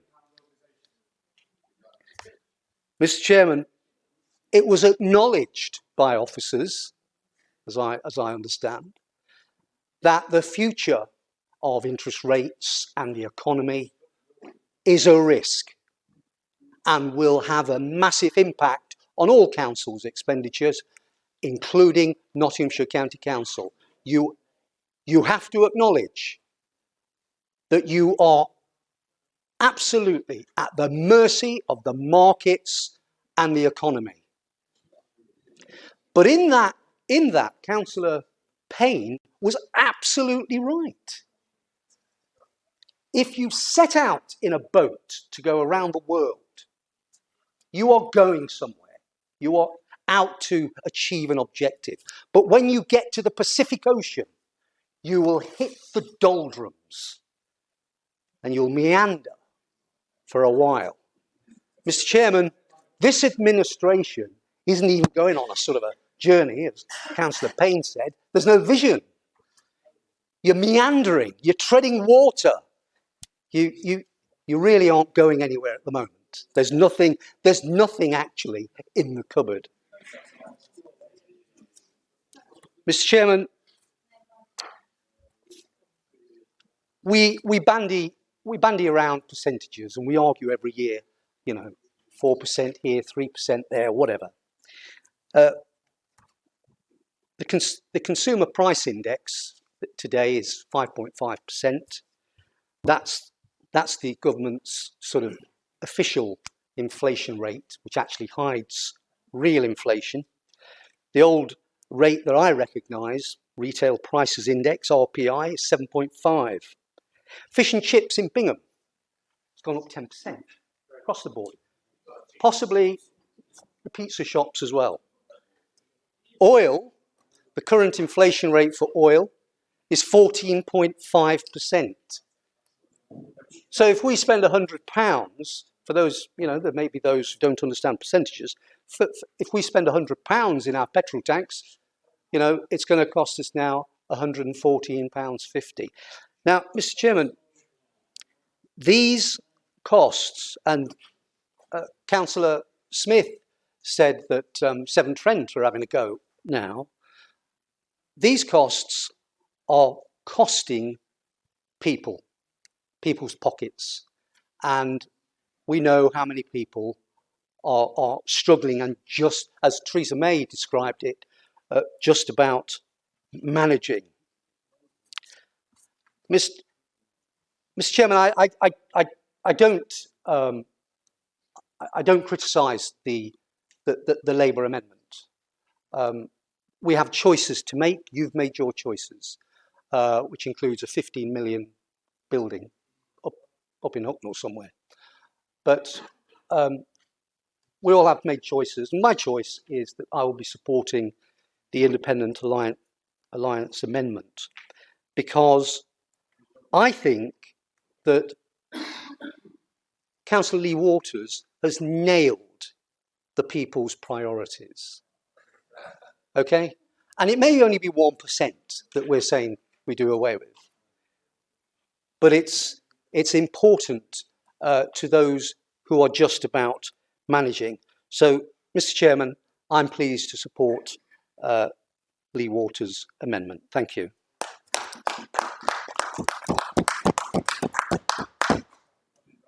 Councillor Hollis. Thank you, Mr. Chairman. And I have to admit, it's unusual for me to speak towards the end of a budget debate, as members all know. On my first time I spoke here, I actually spoke straight after David Kirkham, for those that remember the jet black hair. And so, yeah, it's unusual to speak at the end of the day. But that's something I noticed. As the calibre of the independent group gets better, I'm steadily getting further towards the back row and round. So I don't mind having my seat stolen by Councillor Purdue-Horan. And I also can't hope to be able to deliver a speech that's anywhere as good as the next MP for Gedling and the next MP for Ashfield. Maybe slightly different passions. But I think before delivering the speech, I promised Councillor Wilmot this when we were sat next to each other. I wouldn't let him be bullied, because John, although he does pack a mean right punch and a stinginess for buying beer for somebody, Councillor Smith did maybe have some slight misguided obsession with Councillor Wilmot when he was talking about funding. Maybe he needs a Netflix subscription. But he talks about school funding, and I ask him whether he finds it acceptable, Councillor Smith, that Newark Academy has lost £124 per pupil per annum since 2015-16. It lost £621, 114 this year compared to 2015. Across Nottinghamshire since 2015, as Councillor Meakin stated, we've lost a total of £34 million a year. If you're going to have an obsession with Councillor Wilmot, Councillor Smith, I suggest you do your homework first. But, Mr. Chairman, I think in turning to the budget, I want to firstly thank Nigel, Keith and the whole of the finance team for putting together this budget. And can I state that we are lucky to have such a dedicated and hard-working team doing the numbers on our behalf. I remember standing here, or frankly a little bit closer to the front back then, 2 years ago, and begging for just £30,000 out of the budget of hundreds of millions to keep a children's centre open in Huthwaite, the All Saints Centre. This is now closed on our community and poorer as a result. Decisions today will impact residents' lives, just like the decisions taken 2 years ago in this room by the Conservatives, and it's adversely impacted some of the poorest communities in Huthwaite, Beeston and Mansfield. I'd like to thank Councillor Lee Waters for proposing our sensible budget amendment today. It will reduce the council tax burden as proposed, while dealing positively with the number one concern that residents have. That's our broken roads and pavements. As members of the Pension Committee will testify, Councillor Waters' non-nonsense, sensible style of informed, well-researched politics puts the concerns of residents of this county first. Whether it campaigning against immoral investments from the Pensions Committee, investments in companies involved in fossil fuel extraction, tobacco companies who shorten people's lives in this county, and companies involved in child trafficking, or those, there I dare mention it, those involved who invest in weaponry, such weaponry that's now being used by the Russians on people of Ukraine. Councillor Waters says, like it is, and I respect him for that. He puts the people's concerns first. Therefore, I am not surprised that he put our broken roads and pavements at the heart of this alternative budget. I was out in Carsick and Huthwaite this weekend, removing fallen trees and reporting the others. It wasn't just the trees that Dudley, Eunice and Franklin uprooted, it was Viafix in our patched up roads. Councillor Clark, as Councillor Waters stated, admitted that the use of Viafix caused the biggest reputational damage to our council, even more than the £9 million overspend at Gedlin Access Road, something that Councillor Clark himself called entirely predictable. In seconding the amendment, I would like to think that Councillor Clark would welcome our plan. The independent plan will positively impact every single acre of our great county. It will double the highways maintenance spend in one foul swoop. I'm certain that every member will welcome this while reducing the council tax rise. I remember that Councillor Girling had a go at popular councillor David Shaw last year about his campaign to scrap the new council officers at Topwiggy Farm in Limby. Councillor Girling had a go at Councillor Shaw for continually asking the same question. That being, does Keith feel that spending £15 million on new posh officers in Hucknall that won't be used is a good use of public money? The problem is that Keith Girling simply didn't answer the question. Point of order, sorry. Can you just define the word posh, please? What does that mean? Thank you. The problem is that Keith Girling simply didn't answer the question. Just like he refused to answer the question when the Daily Mail called him last month about his juvenile online behaviour. Now, as Councillor Waters stated, this council has a hybrid working strategy, one that's been expedited by COVID. These council offices we are studying are simply more than half empty. We don't need a brand new office, Mr. Chairman, certainly not one that is set to cost us £20 million, given this council's track record of major infrastructures projects. There's no doubt that the £15 million cost of this council officers will rise. In fact, in Councillor Clark's own words, it will be entirely predictable. Ask anybody in Nottinghamshire the question, what do they want? New council officers, or for this council to do their job and fix our broken roads and pavements? I won't do the show and tell that Councillor Payne did. I haven't got the charisma that he has to deliver that. So they'll give you the same answer. It's entirely predictable. There has been a reluctance of this council to actually listen to any opposition over the new council officers at Topwigay Farm. I'm not accusing this council of corruption, Mr. Chairman. I'm definitely not. 100%. But do the Tories on this council accept their failure to listen looks very dodgy? One of the first things this new administration did was commission the Big Knot survey. We all know that the public largely were uninterested. Each and every response cost the taxpayers £3. If you're going to spend so much on a question, well, you may as well listen to the answer. Not one person suggested they would like the new council to spend £15 million on new officers. We certainly don't need. People overwhelmingly told us they want this authority to fix the broken roads and pavements. Everyone knows that Nottinghamshire County Council are responsible for our broken roads and pavements, except, that is, Mr. Chairman, the MP for Ashfield, Lee Anderson. On the 1st of February this year, he submitted a written parliamentary question asking the Secretary of State for Transport to give an assessment of the number of potholes Ashfield District Council have fixed this year, to give a statement on the potholes that they were responsible for. The total cost for him to ask this question in Parliament was £146. Not quite the £15 million of money the posh new officers at Topwigay Farm, but nevertheless, I find this budget to be very uninspiring. There's no new thinking. Where's the innovation, as Councillor Payne said? To be back, it's back to basics budget, except it doesn't touch the sides. There's no doubt, Mr. Chairman, that the Conservatives on this council have been treated appallingly by the Conservative government.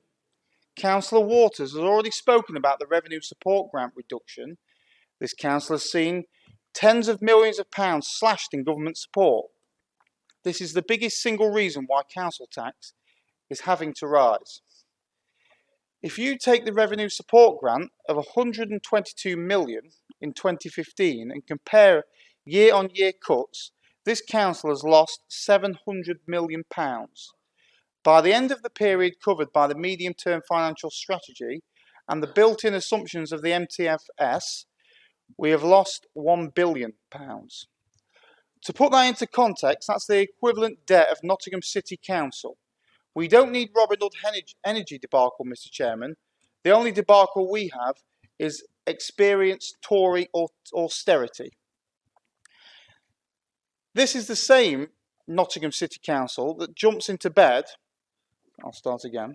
This is the same Nottinghamshire County Council that jumps into bed with, like two old socks you want to join forces with, create a mayor, give the job to the current Conservative leader of the council, and as the Happy Mondays sang in Step On, you're twisting my melon, man.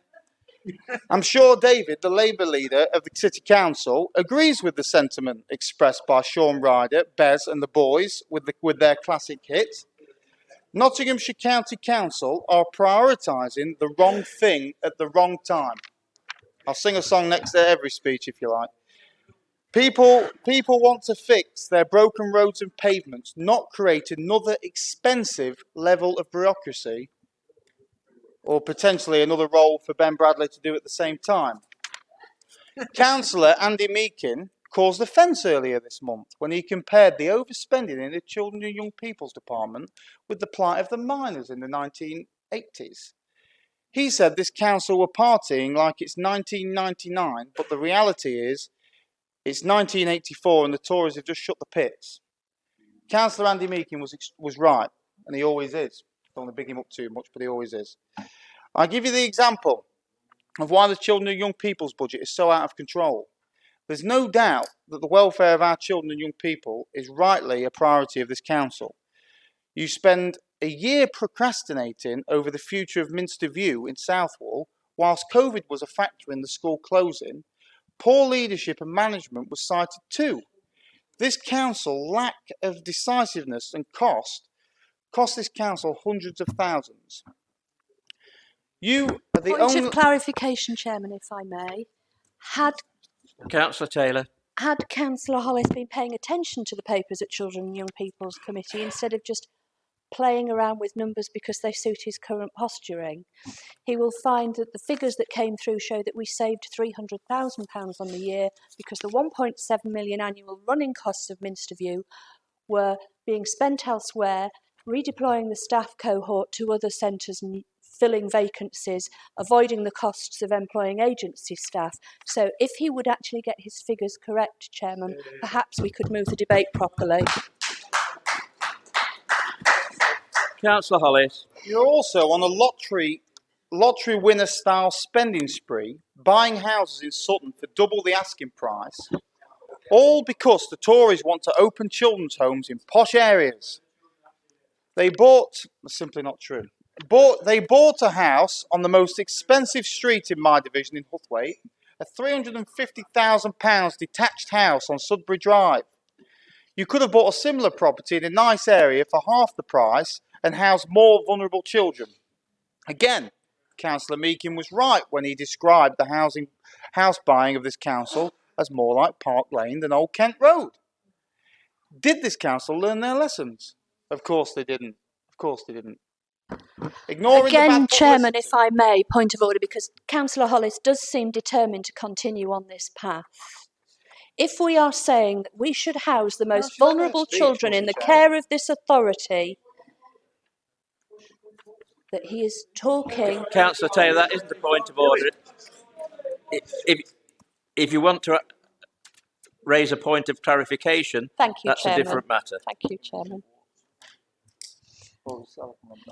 As was stated at committee quite clearly, we have an obligation to house children in facilities which are appropriate to meeting their needs. That includes enough space.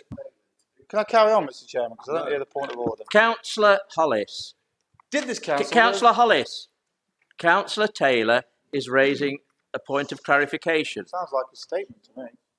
We will house Could children in advise me, the monitoring officer, exactly what point of order she's using to do this speech? Point of order is a point of Well, where is that in the Constitution? This isn't clarifying a point. It's making a statement. They don't want to hear the truth. Councillor Taylor, I'll allow you to continue, but please be brief. Thank you, Chairman. Simply to say that we will house children in homes which best meet their needs, irrespective of Councillor Hollis's disappointment in our positive actions. Councillor Hollis. I'll have to remember that point of order, Mr. Chairman, for when I want to interject. Just to correct you again, it's a point of clarification, not a point of order. I will remember that exactly point when I want to interject, Mr. Chairman. Did this council learn their lessons? Of course they didn't. Ignoring the bad publicity caused by the overspending on Sudbury Drive in Huthwaite, you did exactly the same in Skegby. You bought a house on Savile Road for another children's home. On Savile Road, its asset management and procurement of this council is inappropriate. You continue to act like an out of control spendthrift. At the same time, your own documents via the MTFS state that you have to find savings of over £50 million by 2025. What are you going to cut? We should be honest about the plans. Now, the Independent Alliance were the first people to take the issue of the £9 million entirely predictable overspend on the Gedling Access Road. When a project goes over 25% over budget, after spending the contingencies, we have a serious problem. Compare this to the new leisure centre in Kirkby in Ashfield. It's being delivered bang on the £15.5 million budget and delivering on the promise to deliver a swimming pool for the town, something that the Labour Party had promised since 1935. Ashfield District Council didn't accept the major infrastructure projects overspend, entirely predictable. We deliver our projects at cost at best value, something that this council should take note of. We were dealing with the same problems that COVID caused, the buying of materials, etc. Yet we haven't gone into the contingency even, never mind going over budget. And I think in conclusion, Mr. Chairman, to the first point, I would like to ask this council to back our common sense budget amendment. It's a no-nonsense move that will prove that we listen to residents and act their concerns. And I can guess the reaction. I can guess what the reaction to our alternatives will be, Mr. Chairman. Entirely predictable. But, Mr. Chairman, and I think I hate to probably say this, but I've grown quite fond of some of the Conservative members opposite, and I actually like working with them. And I will say something that will shock him. Councillor Clark, I actually quite like our little debates because it's done on a very civil, non-partisan... Point of order, Mr. Chairman. But Councillor Hollis is talking rubbish. He broke... No. He broke the floodgates at the last meeting when he said he agreed with me. So the loving's already begun. But the point is, if anybody's got half an hour on their hands over the next few days in the Tory group, drive round the Collingham division. You tell me another part of this county that's more conservative demographic than Collingham division. I can't think of one, and I've been campaigning for 11 years. Councillor Hollis, can you stick to the budget? We are running short of time and there are more speakers yet to speak. Rest assured I won't go over my 20 minutes. But my point is, I've grown quite fond of working with you all. And if you were Ipsos Mori, you'd take a straw poll of 500 people and predict how this whole country's going to vote. There was a straw poll of 10,000 people done in the most conservative part of this county. And let's be honest, you put a hell of a lot of work into it. I mean, Gordon Wheeler lost a blooming stone in weight, I think, doing his thing. But they worked very hard.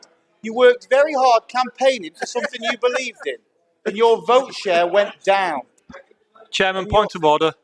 And your vote share went down, Mr. Chairman. No, I'm not taking any more points of order. Councillor Hollis, can you stick to the budget and wind up, please? That's what conservative-leaning voters think of this Conservative council. And let's be honest, the budget papers were published for the majority of the duration of the by-election in the Finance Committee papers. And they were very learned. We were able to put more words in leaflets than we've ever done before because people read every single one of them.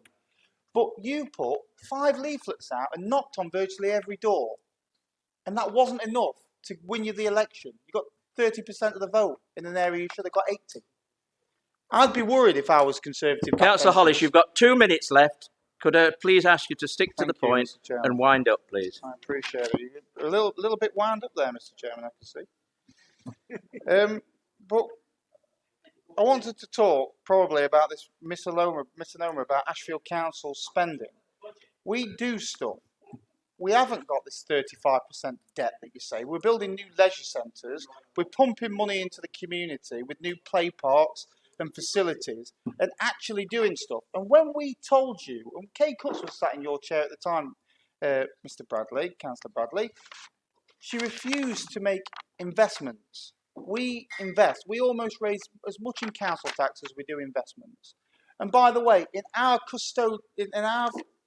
oversight of Ashfield Council since 2018, we've risen council tax for 80% of our properties by just £7 since 2018. In that same time, for those same properties, this council has risen it Councillor by well Hollis, over you've got 1 minute left. I don't think anybody else got these kind of reminders, Mr. Chairman. Well, I've not gone over time. I've got 1 minute left.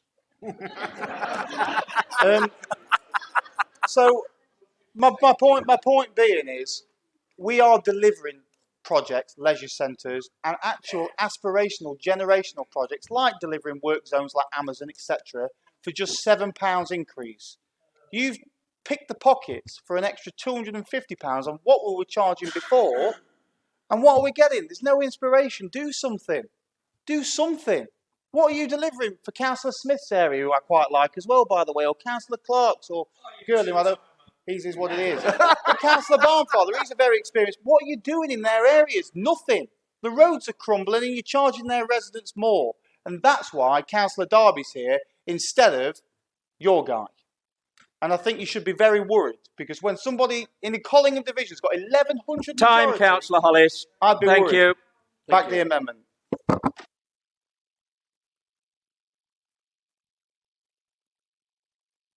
Councillor Bradley, do you want to exercise your right to speak? But I won't. Listen, I don't want to bang out about the amendments, Mr. Chairman, because there's not a great deal of point. There's not a lot in them, in all honesty. Welcome Labour's approach to trying to suggest constructive things we could do. Truth is, in my estimation, we are already doing all of them. Councillor Jackson explained a couple. The third one around your additional staffing in disadvantaged communities. You can just have a look at the business case for our EPC proposals and devolution because it's all in there. We are putting multi-agency teams into the most disadvantaged areas through our devolution proposals, and you should come and get involved and back them. Councillor Fole made a fantastic case for why we need pooled local budgets and why we need more local control for it. We were doing it. We're getting a devolution deal. That's how we will manage it, and I trust that you will back it when that time comes. Councillor Jackson's already explained. Point of order, please, Chairman, just to clarify if I can. Point of order or point of clarification? Between your budget proposal and the amendment that's put forward by the Labour Group. Didn't say there was no difference. I said we were already doing the things you suggested. And I'm coming on to council tax. So Councillor Jackson's already explained, in order to reduce council tax by 1%, we have to find £16 million over the next 4 years from somewhere else. You've all suggested how we could spend more and particularly support the cost of living in terms of trying to do more to help the most disadvantaged people. What is more helpful, 80p off your council tax, or actually the £15 million in support that we've put out over the last few years to support the most disadvantaged people in our county? That's the £15 million that we would lose over the next 4 years if we reduce council tax. And I would say, as an administration, we want to make sure that money is directed at the most disadvantaged. I think that's the right thing to do. The Ashfield Independence Amendment is quite wonderful. Sorry, I apologise profusely. It's very hard to tell the difference, if I'm totally honest. They come here today and try to suggest that the answer to highways is to chuck a little bit more money at it. They seem to ignore the fact we've just spent this last 6 months putting a very comprehensive plan together. They want to chuck more money at it, having spent the last 4 years complaining that our chucking more money at it wasn't good enough and that we needed a comprehensive plan. Now we're doing a comprehensive plan. You're here to say, chuck more money at it, and literally calling it a magic bullet when they know perfectly well there is no such thing. And they want to do that by cutting a £15 million investment in Hucknall that will create £1.5 million of additional savings in our revenue budget every year that goes to fund things like pothole repairs. There is absolutely no logic or sense. They keep calling it a no-nonsense amendment. It is just a nonsense amendment. That said, Mr. Chairman, I'm not going to make any more statements about those amendments. I think we've done that. I'd like to thank councillors from all sides for their contributions, and particularly to those colleagues who've gone into great detail on their portfolios. As ever in this annual budget meeting, we've been here for a while. We've got probably been through the pages of the budget and the detail and the figures quite a lot, so I'm not going to focus on that in my summing up. And I'm not going to go back to all the questions and queries either, which you know I would normally do. Councillor Lawton's touched on a few, Councillor Jackson will pick up on some more. But in this instance, I want to add the colour. I want to explain why we're doing what we're doing and what it means for Nottinghamshire residents, because this administration is not here to just manage the figures. It's not here to get by or to do continuity. And I'm not someone who could lead a council that was happy to stand still. This budget is just the appendix to the story that we are writing and that we're going to write over the coming years, over the next 10 years, in fact, which is the duration of our Nottinghamshire plan, which was co-produced with Nottinghamshire residents during 2021. And that plan highlights their priorities, which are now this administration's priorities. This budget isn't a headline. This budget is the footnotes. What matters to our residents is the content of the story and what it means for them and their families and their communities. They want to know what we're doing and why, how it impacts their lives, and the rest is largely internal and administrative, quite frankly. But it's worth noting that this is the first properly balanced budget without topping up from reserves in an unsustainable way that we've had for a great many years, and that in itself is a success. The last 9 months since I became leader of this council is chapter 1. It kicked off still in the pandemic with significant health challenges, with some significant service pressures, and that's how the scene was set. Our residents asked us in that election, what are you going to do about it? How are you going to sort the roads? How are you going to improve our services? How will you make Nottinghamshire healthier, more prosperous and greener? How will you level it up? And we've heard a lot about that. Let's see the action. And this is our first budget as an administration. It provides us with the contents pages, to continue my metaphor, for the coming years. Now, the story will take 4 years to tell, or even 10 years to tell. Can't tell it all now, but I'll give you a hint at the ending. So, spoiler alert, we are going to deliver more proactive and preventative services that will support children, families, disabled people, elderly people. We're investing in transforming those services across the council to ensure that our residents get the best. And that's the right thing to do for them as people. It's the right thing to do for them as taxpayers, because we know we have to reduce the demand on acute and emergency services in health and in care, because that's not sustainable. And prevention is better than cure, and that will give our residents the chance to achieve better outcomes. So we're going to work with partners and with government to deliver jobs to the most disadvantaged communities, which pay more, which have better prospects than many that currently exist. We're going to give local people the chance to upskill, to retrain, and ensure that they can access those new, better jobs and careers. We're going to provide the infrastructure for them to physically get to those jobs, to travel around the county and get to work.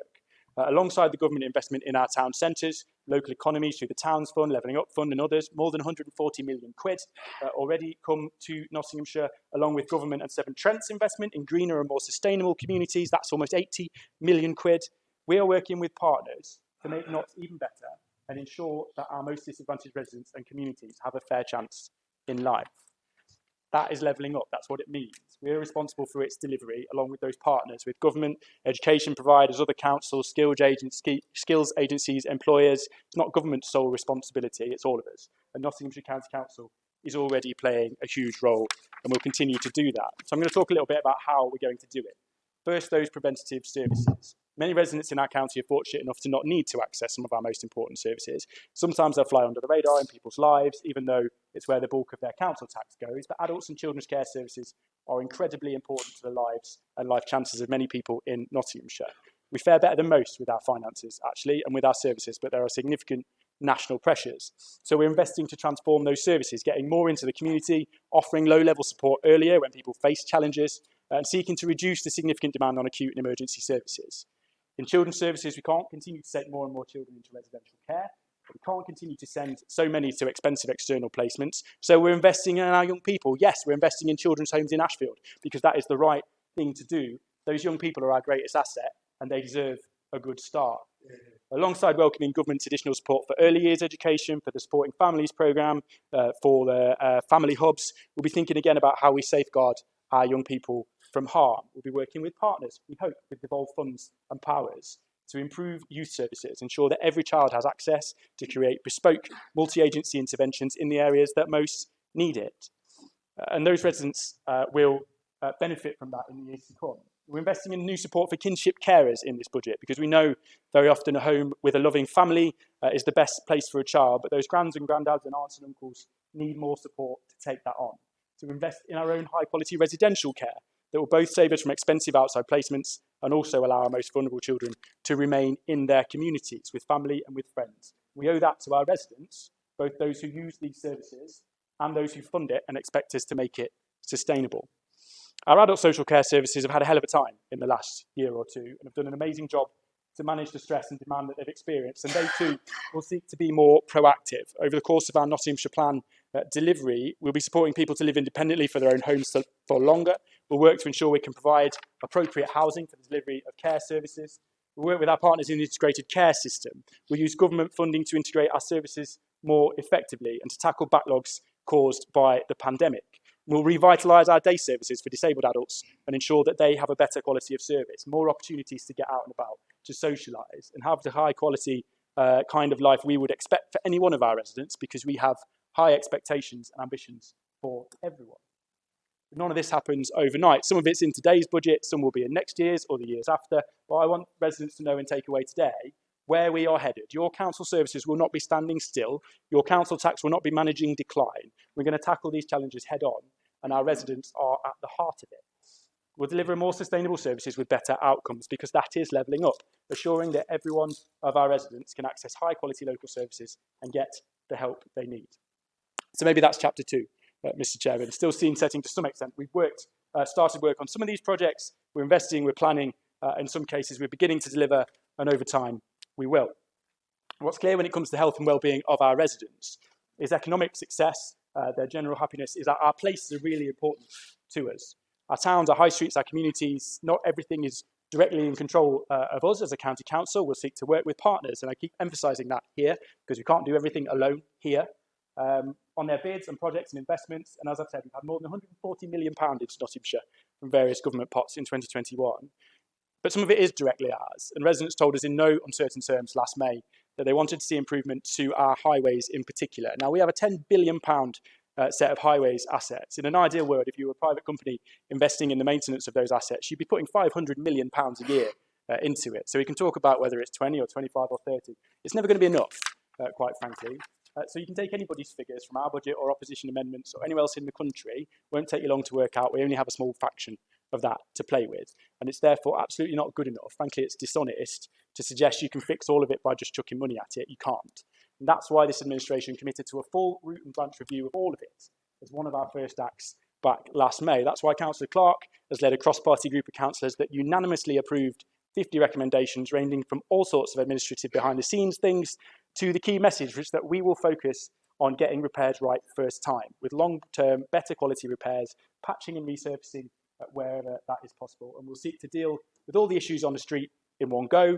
We'll improve the way we communicate this to residents who are affected. Now, that should be music to everyone's ears in this chamber, and the full detailed piece of work represents a proper, comprehensive plan of action to get this right over the long term, which is beginning to happen now.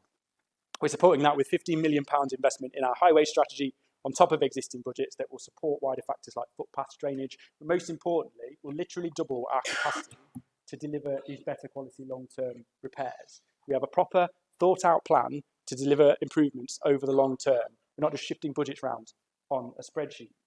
That's the only way to tackle it. There's no sense in just moving the zeros in the budget and pretending it's a solution, or trying to pretend to the public that this comprehensive piece of work that we've done over many months hasn't happened, or saying we're doing nothing, because everyone in this room knows, Mr. Chairman, that that is a lie. There's no two ways about it. It's a deliberate untruth. So we're delivering this for local people. We can't do it overnight, and nor could anybody. Quite frankly, it's a massive job, but we will do it right, and over time, residents will see good outcomes. So they can take heart today from the fact we're implementing our plan, we're doubling our capacity to do the work that they want us to do.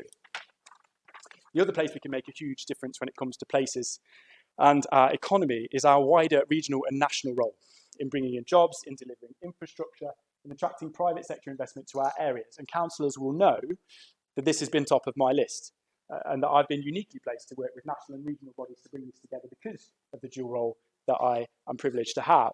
The truth is we've made amazing progress, and the year ahead will be absolutely massive for our region. Our East Midlands Freeport will be approved and designated, bringing tens of thousands of jobs and billions of investment to the East Midlands, including Nottinghamshire, of course, not just in the south of the county, but throughout the supply chain around the whole county. More than half of these jobs will be external, not on the sites, but benefit our local businesses and employers. We've got £12 billion of rail investment to look forward to from the Integrated Rail Plan, and we're working up major plans for Toton, including private sector investment, housing, jobs, a new station, the rail connections across the Maid Marian and Robin Hood lines through our development corporation. We're in the final shortlist for a multi-billion pound investment in renewable step fusion energy, and we're leading the charge to bring that development to West Burton in Bassetlaw. There is an awful lot happening behind the scenes where this council is working on major steps forward for our county and for our region, where I'm working to tie this into government's plans and priorities. And when I bring it back to policy committee, the opposition say that sounds quite hard and abstain. So be told that we have no vision on this side of the chamber today is pretty rich. We want more from government, Mr. Chairman, in the form of more localised powers and decision-making, in the form of more money for our areas, and to be able to accelerate the delivery of some of these massive projects. A couple of weeks ago, the government told us that, yes, we can have it. And that is fantastic news. Having spent decades complaining that we don't get our fair share of investment, that we're in the shadow of our partners in the West Midlands, and that we deserve more for our region, government's saying, you know what, you can have it. In fact, they're saying we can go first and be one of those areas that can help shape what it looks like and to get the benefits of these powers and funds before anybody else. It's clear whether in the 2021 budget, where combined authorities got an extra £9 billion of transport and infrastructure investment compared to other areas, or in this year's local government settlement, where combined authorities even got more money for roads and potholes than other areas, that government sees devolution as the means to distribute funds, as the means to level up areas. And we're going to be among the first. Frankly, we should snap their hand off to get it. The Councillor Fole was absolutely right that we want pooled budgets, not tight ring-fence funding. We want more funds and decisions locally. Well, there it is. We're being offered it, and I trust that she will support it when it comes to this chamber. So I want those outcomes for our residents. I'm not going to pick and choose this project or that project. As I said at Policy Committee, I want all of them for our county. I want our area to be able to secure that additional investment from government, and I want to be able to deliver those existing plans for road and rail and jobs faster and see those benefits sooner. I want to be able to do more for our public transport, secure support for our bus strategy. I want to be able to take advantage of new regeneration zones to invest and transform our most disadvantaged communities. I want to build on the work, great work we're doing locally on skills with our education partners to ensure our residents can access those great job opportunities. And I want to be able to bring in the kind of private sector investment in the way that Andy Street or Ben Houchin can in Birmingham or in Teesside, but that we've never been able to achieve in our region. The government's made this entirely possible, and they've told us which boxes we need to tick to go and get it. They've offered us the chance to be front of the queue. So let's go and be front of the queue. I will tick whatever boxes it takes to secure those things for our residents, because that's our duty, to ensure they get the best and that Nottinghamshire plays in the Premier League, not the lower leagues. That's where we should be. So, Mr. Chairman, this budget underpins a bigger picture. It's the start of a story about change and the transformation of our services, about how we deliver more for local people. It's a testament to our frontline staff who have done an incredible job delivering throughout the challenges of the last few years and who will deliver these priorities. And we have a whole host of opportunities, both internal as we seek to be more proactive, to change our approach, offer more for residents, and external as we work to coordinate and bring forward new jobs and investment and growth. And these are the first chapters, but we're still writing the story, and it will take years to be fully written, be under no illusions. But over the coming years, we'll deliver a healthier, more prosperous and greener county for Nottinghamshire residents, starting with these investments and these proposals we have before us today. To borrow a phrase from another place, I commend this budget to members today.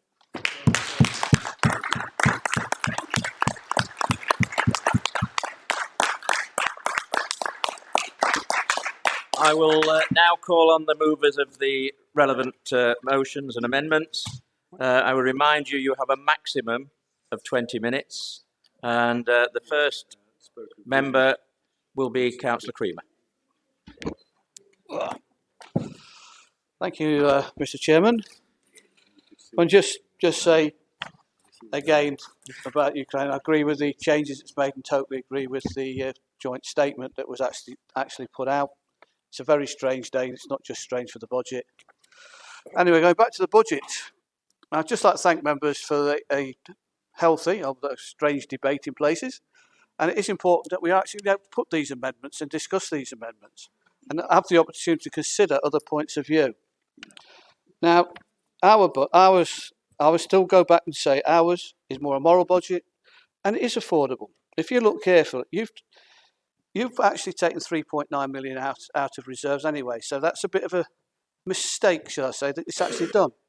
We want to take 1%, 3.9 million, that's funny enough, for 1 year. We've stressed that as well, but we're taking 5.5 million out of the low risk. So out the low risk reserve, 5.9. Now, that could perhaps come out next year. We've treated it as a 1 year budget, which is what it is. So in actual fact, our amendment is affordable. It's affordable over the long term. We already stated, everybody in this room pretty well has stated that the 1 year grants, we won't know exactly what it is. Even Councillor Bradley just put summing up. Next year we get a grant. We actually don't know what that is. So we've treated it as a 1 year budget. But you've treated the residents of Nottinghamshire to a budget, to an increase they don't actually need. You don't need to make. So you could have actually taken that amendment. You could have helped the staff. You say things are in motion. Some are. And that's fine. We've only added to your budget. We've not asked for big cuts. When it comes to the highways, the 15 million, yes.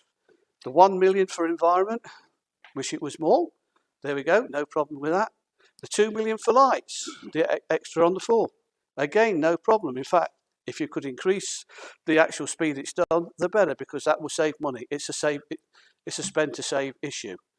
So actually no problems with that one.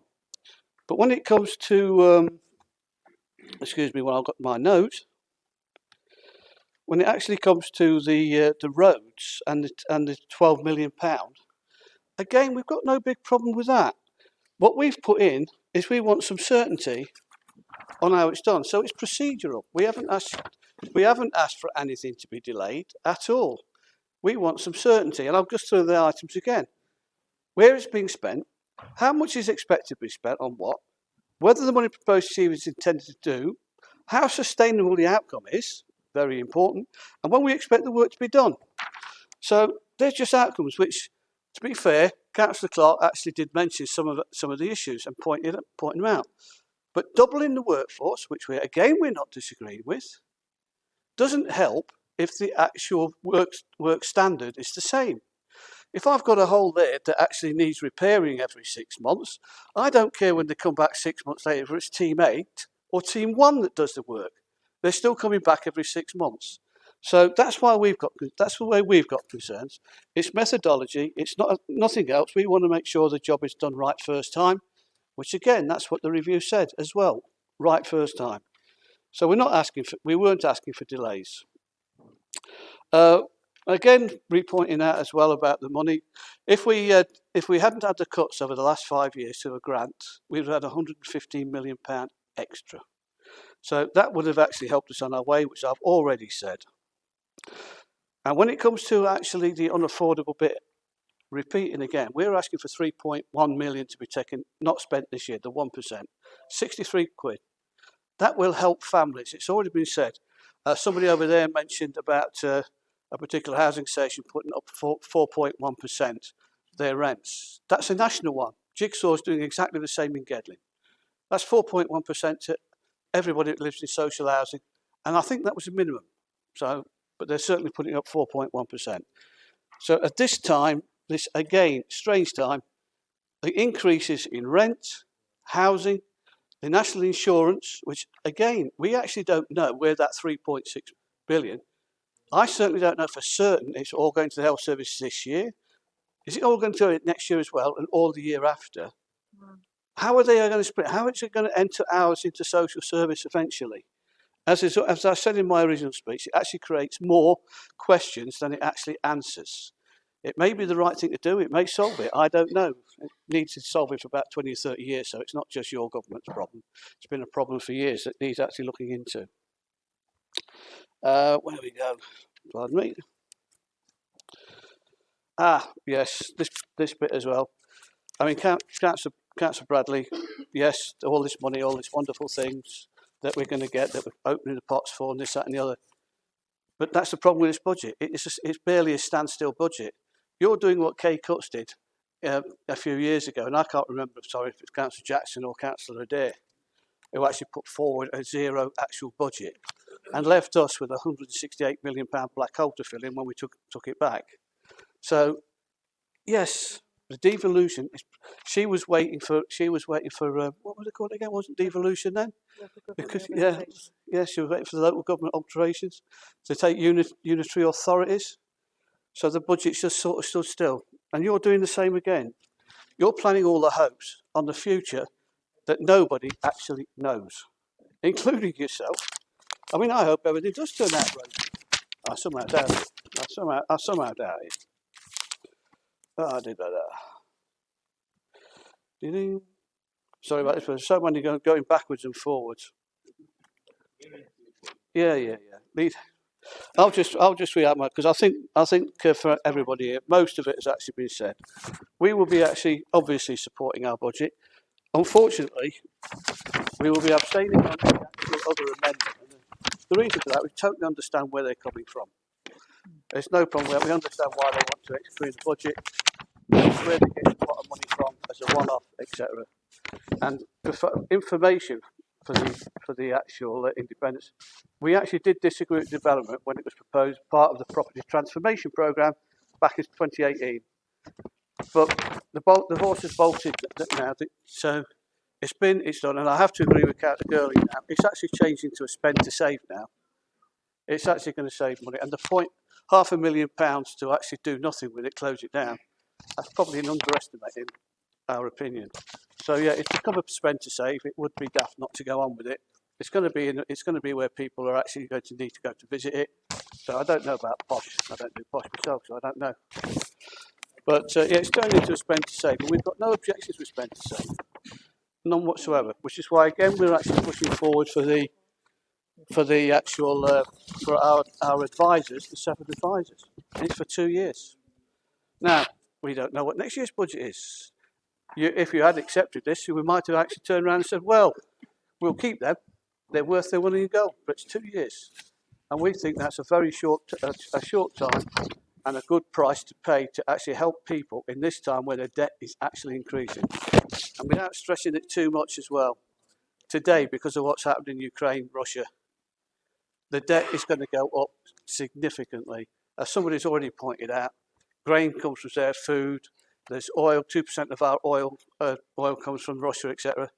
Even though it's only 2%, it'll probably up our 60%, God knows. But anyway, prices will go up regardless. And we don't know what's going to happen next year, but we do know things are not going to go down to the 2% that's predicted in this budget. It will be lucky at the end of the year if it's 5%.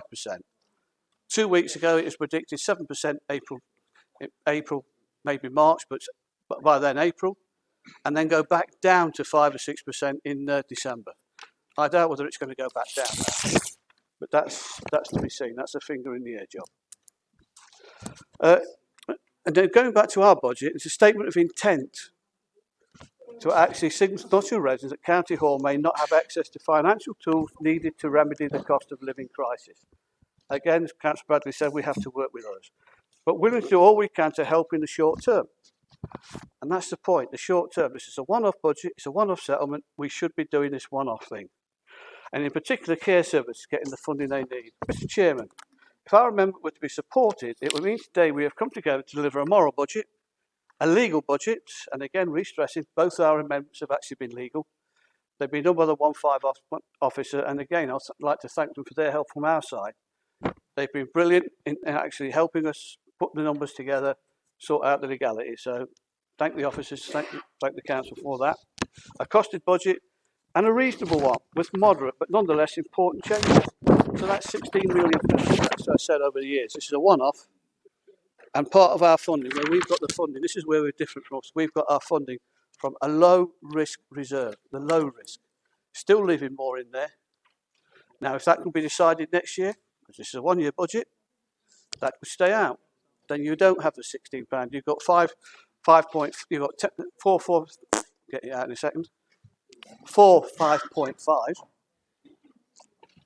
so, which is 20.2 against the 16 million loss. So there are ways of doing it. You could have done it. It's up to you now to explain to the public why you didn't actually help that little bit extra when you actually could have done. You didn't need to take that 1%. I'm sure they'll argue the same from their point of view, but we've got it costed properly, I think. I think they've probably got it costed. But that 1% is an intent, and it would have been useful for the public. It would have actually helped you. It would have helped you a lot to say, look, we are the caring conservatives. We're not ghosts. We really exist. There are caring conservatives. So I think you've missed the boat. So again, thanks for listening. I'm sorry for a little rant. Oh, and I must mention Gedling because it feels like we've been left out. Gedling's a good council. We've got the country park. We've done well. We've got a good budget, and the Guard's going to help us with £70 million plus in local investment. So thanks for that for Councillor Clark and all the rest as well. So I had to mention Gedling.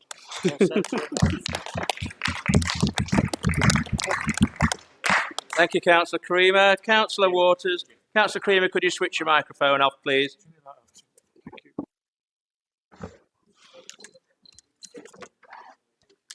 Thank you, Chairman. From today, I will say that the Conservative administration seem to be obsessed with Ashfield and the Ashfield Independents in particular.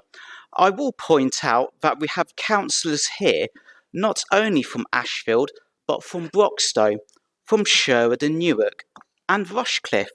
I'm pleased that you recognise our ever-expanding group are providing the opposition and scrutiny that this council needs. The Independent Alliance have put together a straight-talking, no-nonsense alternative budget.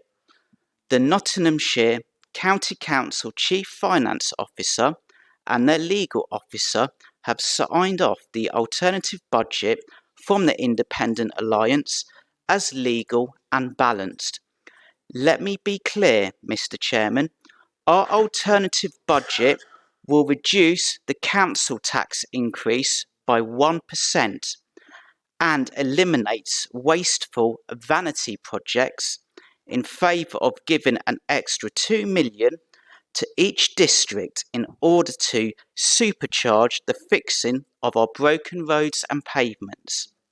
This is on top of the £15 million in your budget. It really is as simple as that.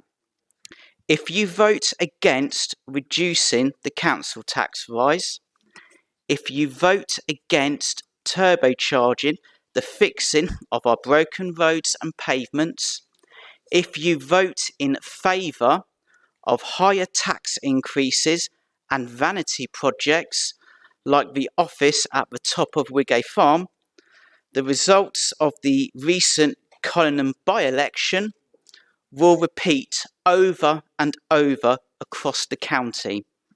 The public are watching. The choice is yours. Thank you, Chairman.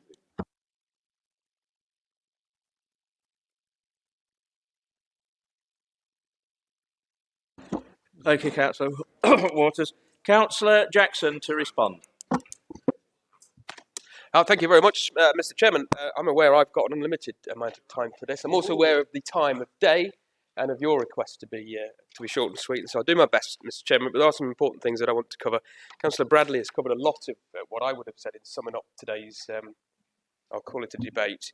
So I'm not going to duplicate what's already been said. Can I start by thanking our 151 officer, Nigel, and the whole of his finance team for putting together this budget. And as I've said earlier on an ongoing basis over the last 12 months, and it never stops. And tomorrow, next year's budget literally starts tomorrow, maybe Monday if you want a day off. Nigel. I thank the Chief Executive and the whole of the corporate leadership team as well for their work and their support to us as a group in putting this budget together. And it is a pleasure to work with such a group of capable and determined officers. Chairman, I discussed straight after lunch the two amendments that were put forward. I'm not going to go over the reasons why we couldn't support them. Suffice to say, nothing that I've heard in the 6 hours since then has changed my mind of not supporting them. What I do want to do, though, is to just correct some of the misleading statements that have been made this afternoon in the debate. The other thing that I challenged both opposition groups to do straight after lunch was to tell us where they would find the £16+ million that they're taken out by doing away with this year's 1% council tax increase. We have to have the level of reserves that we've got. Take them out this year, you've got to put them back in over the next few years. To not level the 1% increase this year means we're not levelling it for the next 4 years, and that means you're taking at least £16 million out of the budget, probably 20 by the time you add the growth in the council tax base into this. It's absolutely correct to say, therefore, that either of the two opposition groups would have to find an additional £20 million of savings to balance the budget over the lifetime of the medium-term financial strategy, Chairman. So I didn't hear the answer to that. They don't want to tell us what they would cut. They may not know what they would cut. The fact is they would have to cut something to do that. We've been told today, in spite of the fact that adults, social care and children's and young people's departments are by far the biggest spending part of this authority, and keeping vulnerable people, young and old, safe and looked after in this county is the most important thing we do. Much of the debate across there focused on potholes and roads, just as it did a year ago, Mr. Chairman. And I want to just correct some of the nonsense that we've heard in the no-nonsense budget parties' presentations this afternoon. The first of which was we've got the worst roads in the country. Let me give you the facts. You might want to look up the word facts, some of you. This is from a Freedom of Information Act request, and it's the latest available figures. Here are the top 5 councils that paid out the most compensation for vehicle damage due to potholes on the roads. Derbyshire, Cambridgeshire, Staffordshire, Oxfordshire, Lincolnshire. Nottinghamshire's not in that, Mr. Chairman. 2021, complaints about potholes to councils. The top 10 councils from the bottom up: Durham, Doncaster, Buckinghamshire, Oxfordshire, Kirklees, Cornwall, London, London Borough of Sutton, Herefordshire, Derbyshire, Cambridgeshire. We're not in the top 10 for complaints about potholes. Where we do feature at the top is where we are proud, and it's a result of the extra investment we put in over the last 4 years, and it'll carry on with the extra investment we're putting in over the next 4 years, and this is the amount of the number of potholes repaired. This is a measure of the performance of repairing potholes. Other councils have potholes. I've just driven back from Scotland a few weeks ago. Everywhere I went there are potholes. It's a national issue. We've filled the most, and that's something we can be proud of. We filled the most, and that's something to be proud of. Let me also give you the statistics. They won't like this, but it's the truth. From the Department for Transport, the most recent published figures available from the DFT show that amongst county councils, Nottinghamshire is joint second in the country.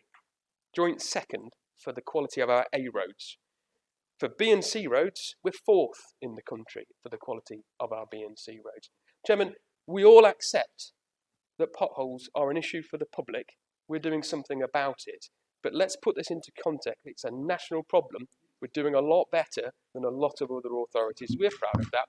They can throw the mud if they want to. We know the facts. And over the next 4 years, because of the changes that we've made, because of the highways review that Councillor Clark has put through, we know that that'll get better still, and it will.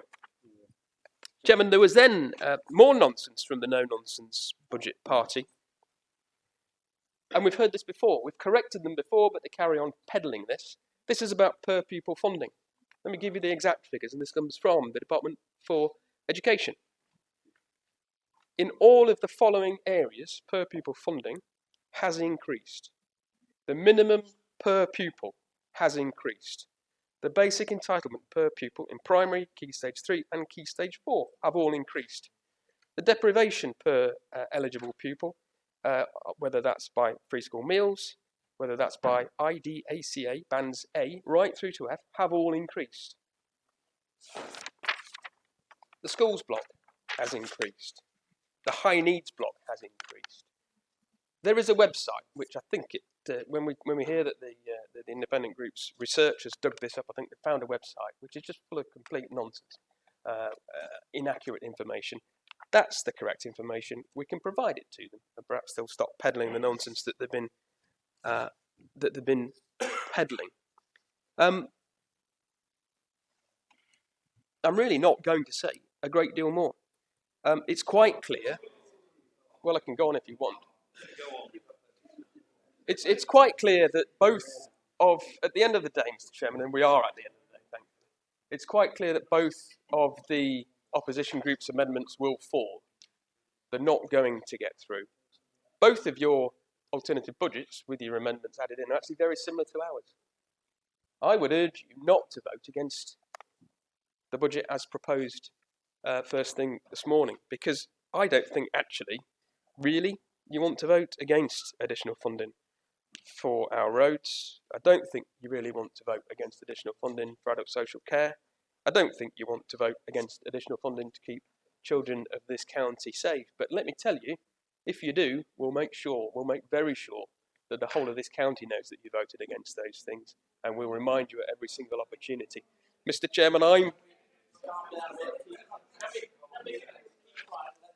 Councillor Jackson, speak, please. I think they're conferring about what to do now, Chairman. Mr. Chairman, I'm proud of this budget. Our group is proud of this budget. We'll be wholeheartedly supporting it. We shall remind those who fail to support it that they fail to support all of that extra investment for the next 12 months, Mr. Chairman. Thank you very much for listening.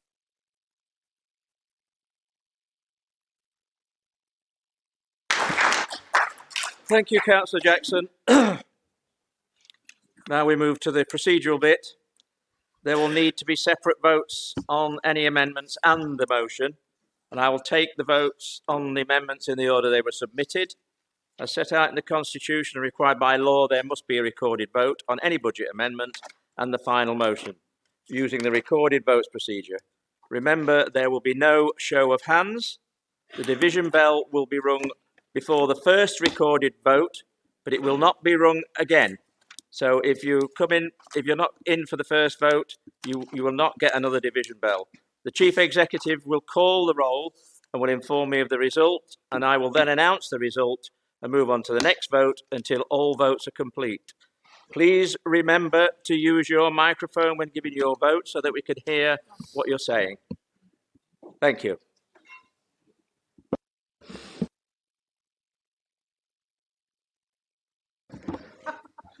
So, just remind people about the road closure while the division bells.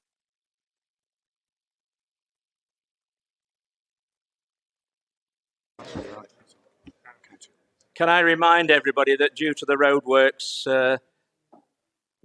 some of you may escape, but at 8 o'clock all the roadworks will be reinstated and you will not be able to turn right out of the County Council compound. So just remember that when you're leaving. Turn.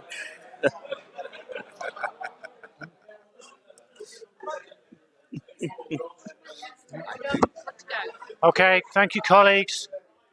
Thank you very much, colleagues.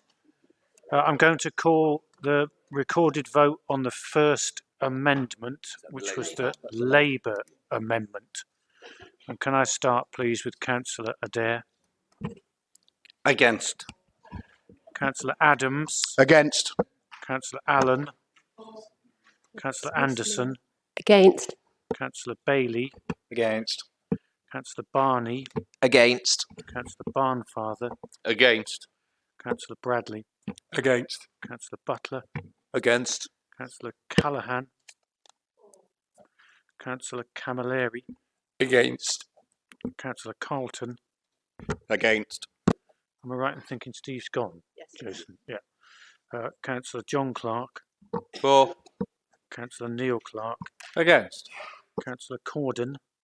Against. Councillor Cotty? Against. Councillor Creamer? For. Councillor Cubley? Against. Councillor Darby? Abstain. Councillor Deakin, Abstain. Councillor Eddy, Against. Councillor Elliott, Councillor Fielding, Councillor Fole, For. Councillor Garner, Against. Councillor Guilfoyle, For. Councillor Girling, Against. Councillor Gowland, For. Councillor Henry, For. Councillor Henshaw, For. Councillor Hollis, Abstain. Councillor Richard Jackson, Councillor Roger Jackson, Against. Councillor Lawton, Councillor Lee, Against. Councillor Martin, Councillor McGrath, Councillor Meakin, Councillor Moxon, Against. Councillor Ogle, Councillor Owen, Against. Councillor Payne, Councillor Pringle,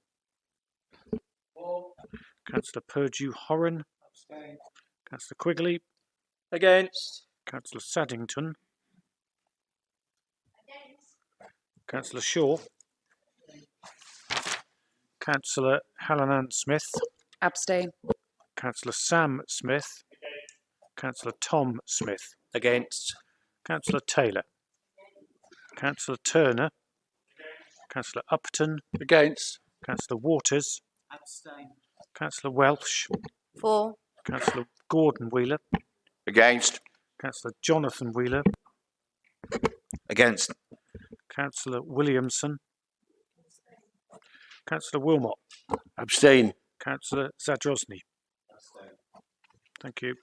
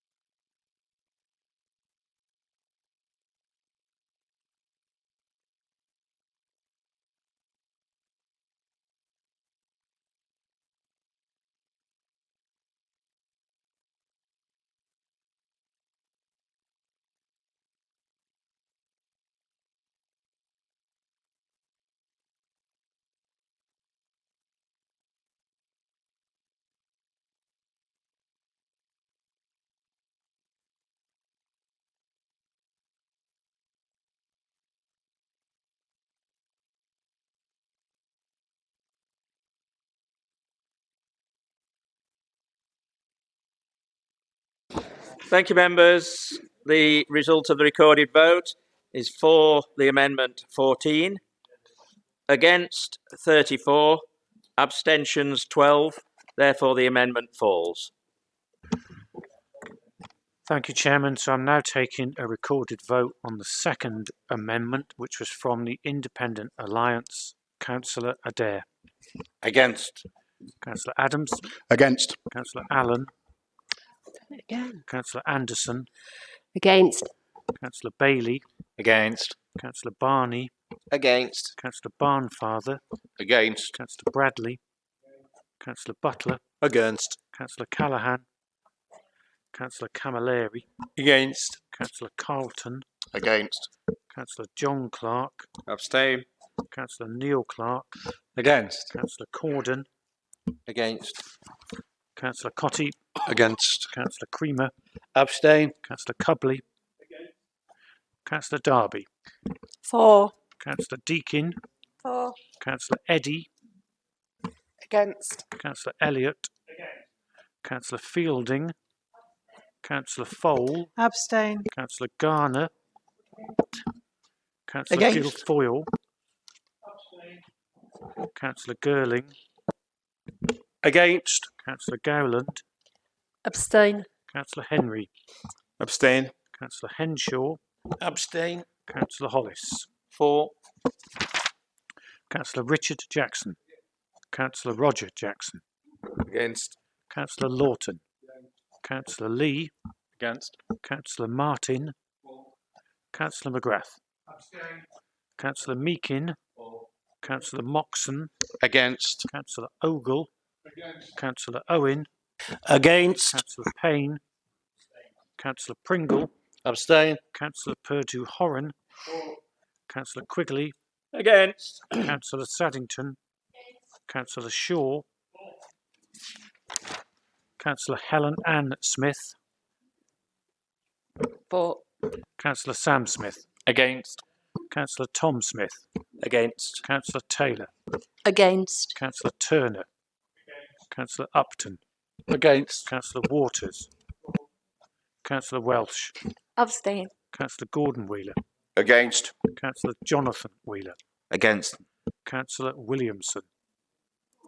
Councillor Wilmot. For. And Councillor Zadrosny. Thank you.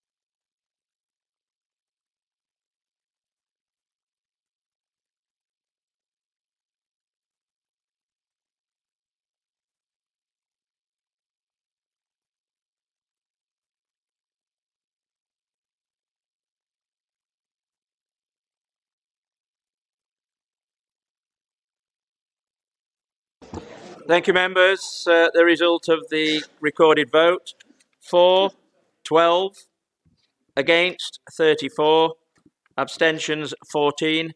Therefore, the amendment falls.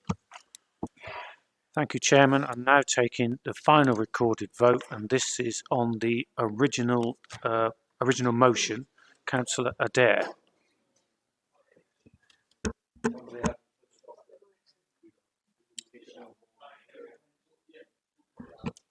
For.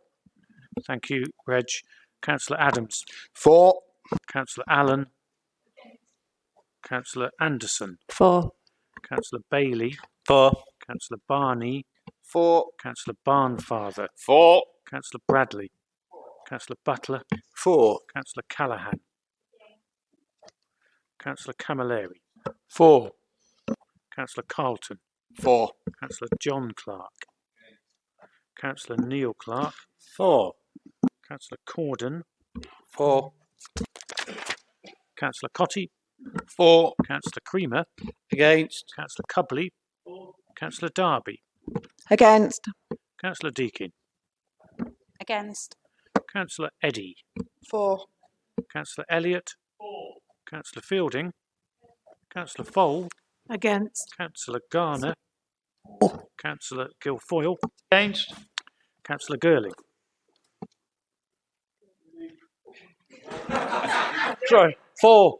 It's been a long day and I'm getting on a bit. Councillor Gowland. Against. Councillor Henry. Against. Councillor Henshaw. Against. Councillor Hollis. Against. Councillor Richard Jackson. Councillor Roger Jackson. For. Councillor Lawton. Councillor Lee. For. Councillor Martin. Councillor McGrath. Councillor Meakin. Councillor Moxon. For. Councillor Ogle. Councillor Owen. For. Councillor Payne. Councillor Pringle. Against. Councillor Purdue-Horan. Councillor Quigley. For. Councillor Saddington. Councillor Shaw. Against. Councillor Helen Ann Smith. Against. Councillor Sam Smith. For. Councillor Tom Smith. For. Councillor Taylor. For. Councillor Turner. Councillor Upton. For. Councillor Waters. Councillor Welsh. Against. Councillor Gordon Wheeler. For. Councillor Jonathan Wheeler. For. Councillor Williamson. Councillor Wilmot. Against. And finally, Councillor Zadrosny. Thank you, colleagues.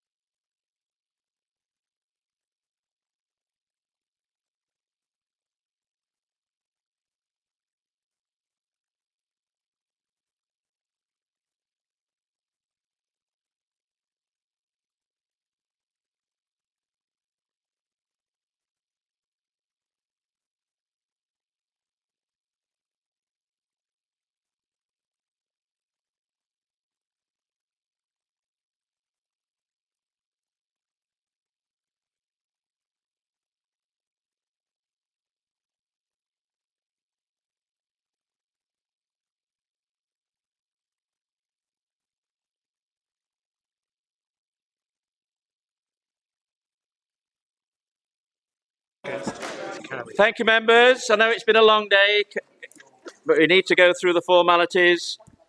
The recorded vote result for the original motion is 434 against 26. No abstentions. Therefore, the motion is carried. Can I just finish off by thanking everyone? It has been a long day. And to those viewing us online, I think there were a few. This meeting is now closed.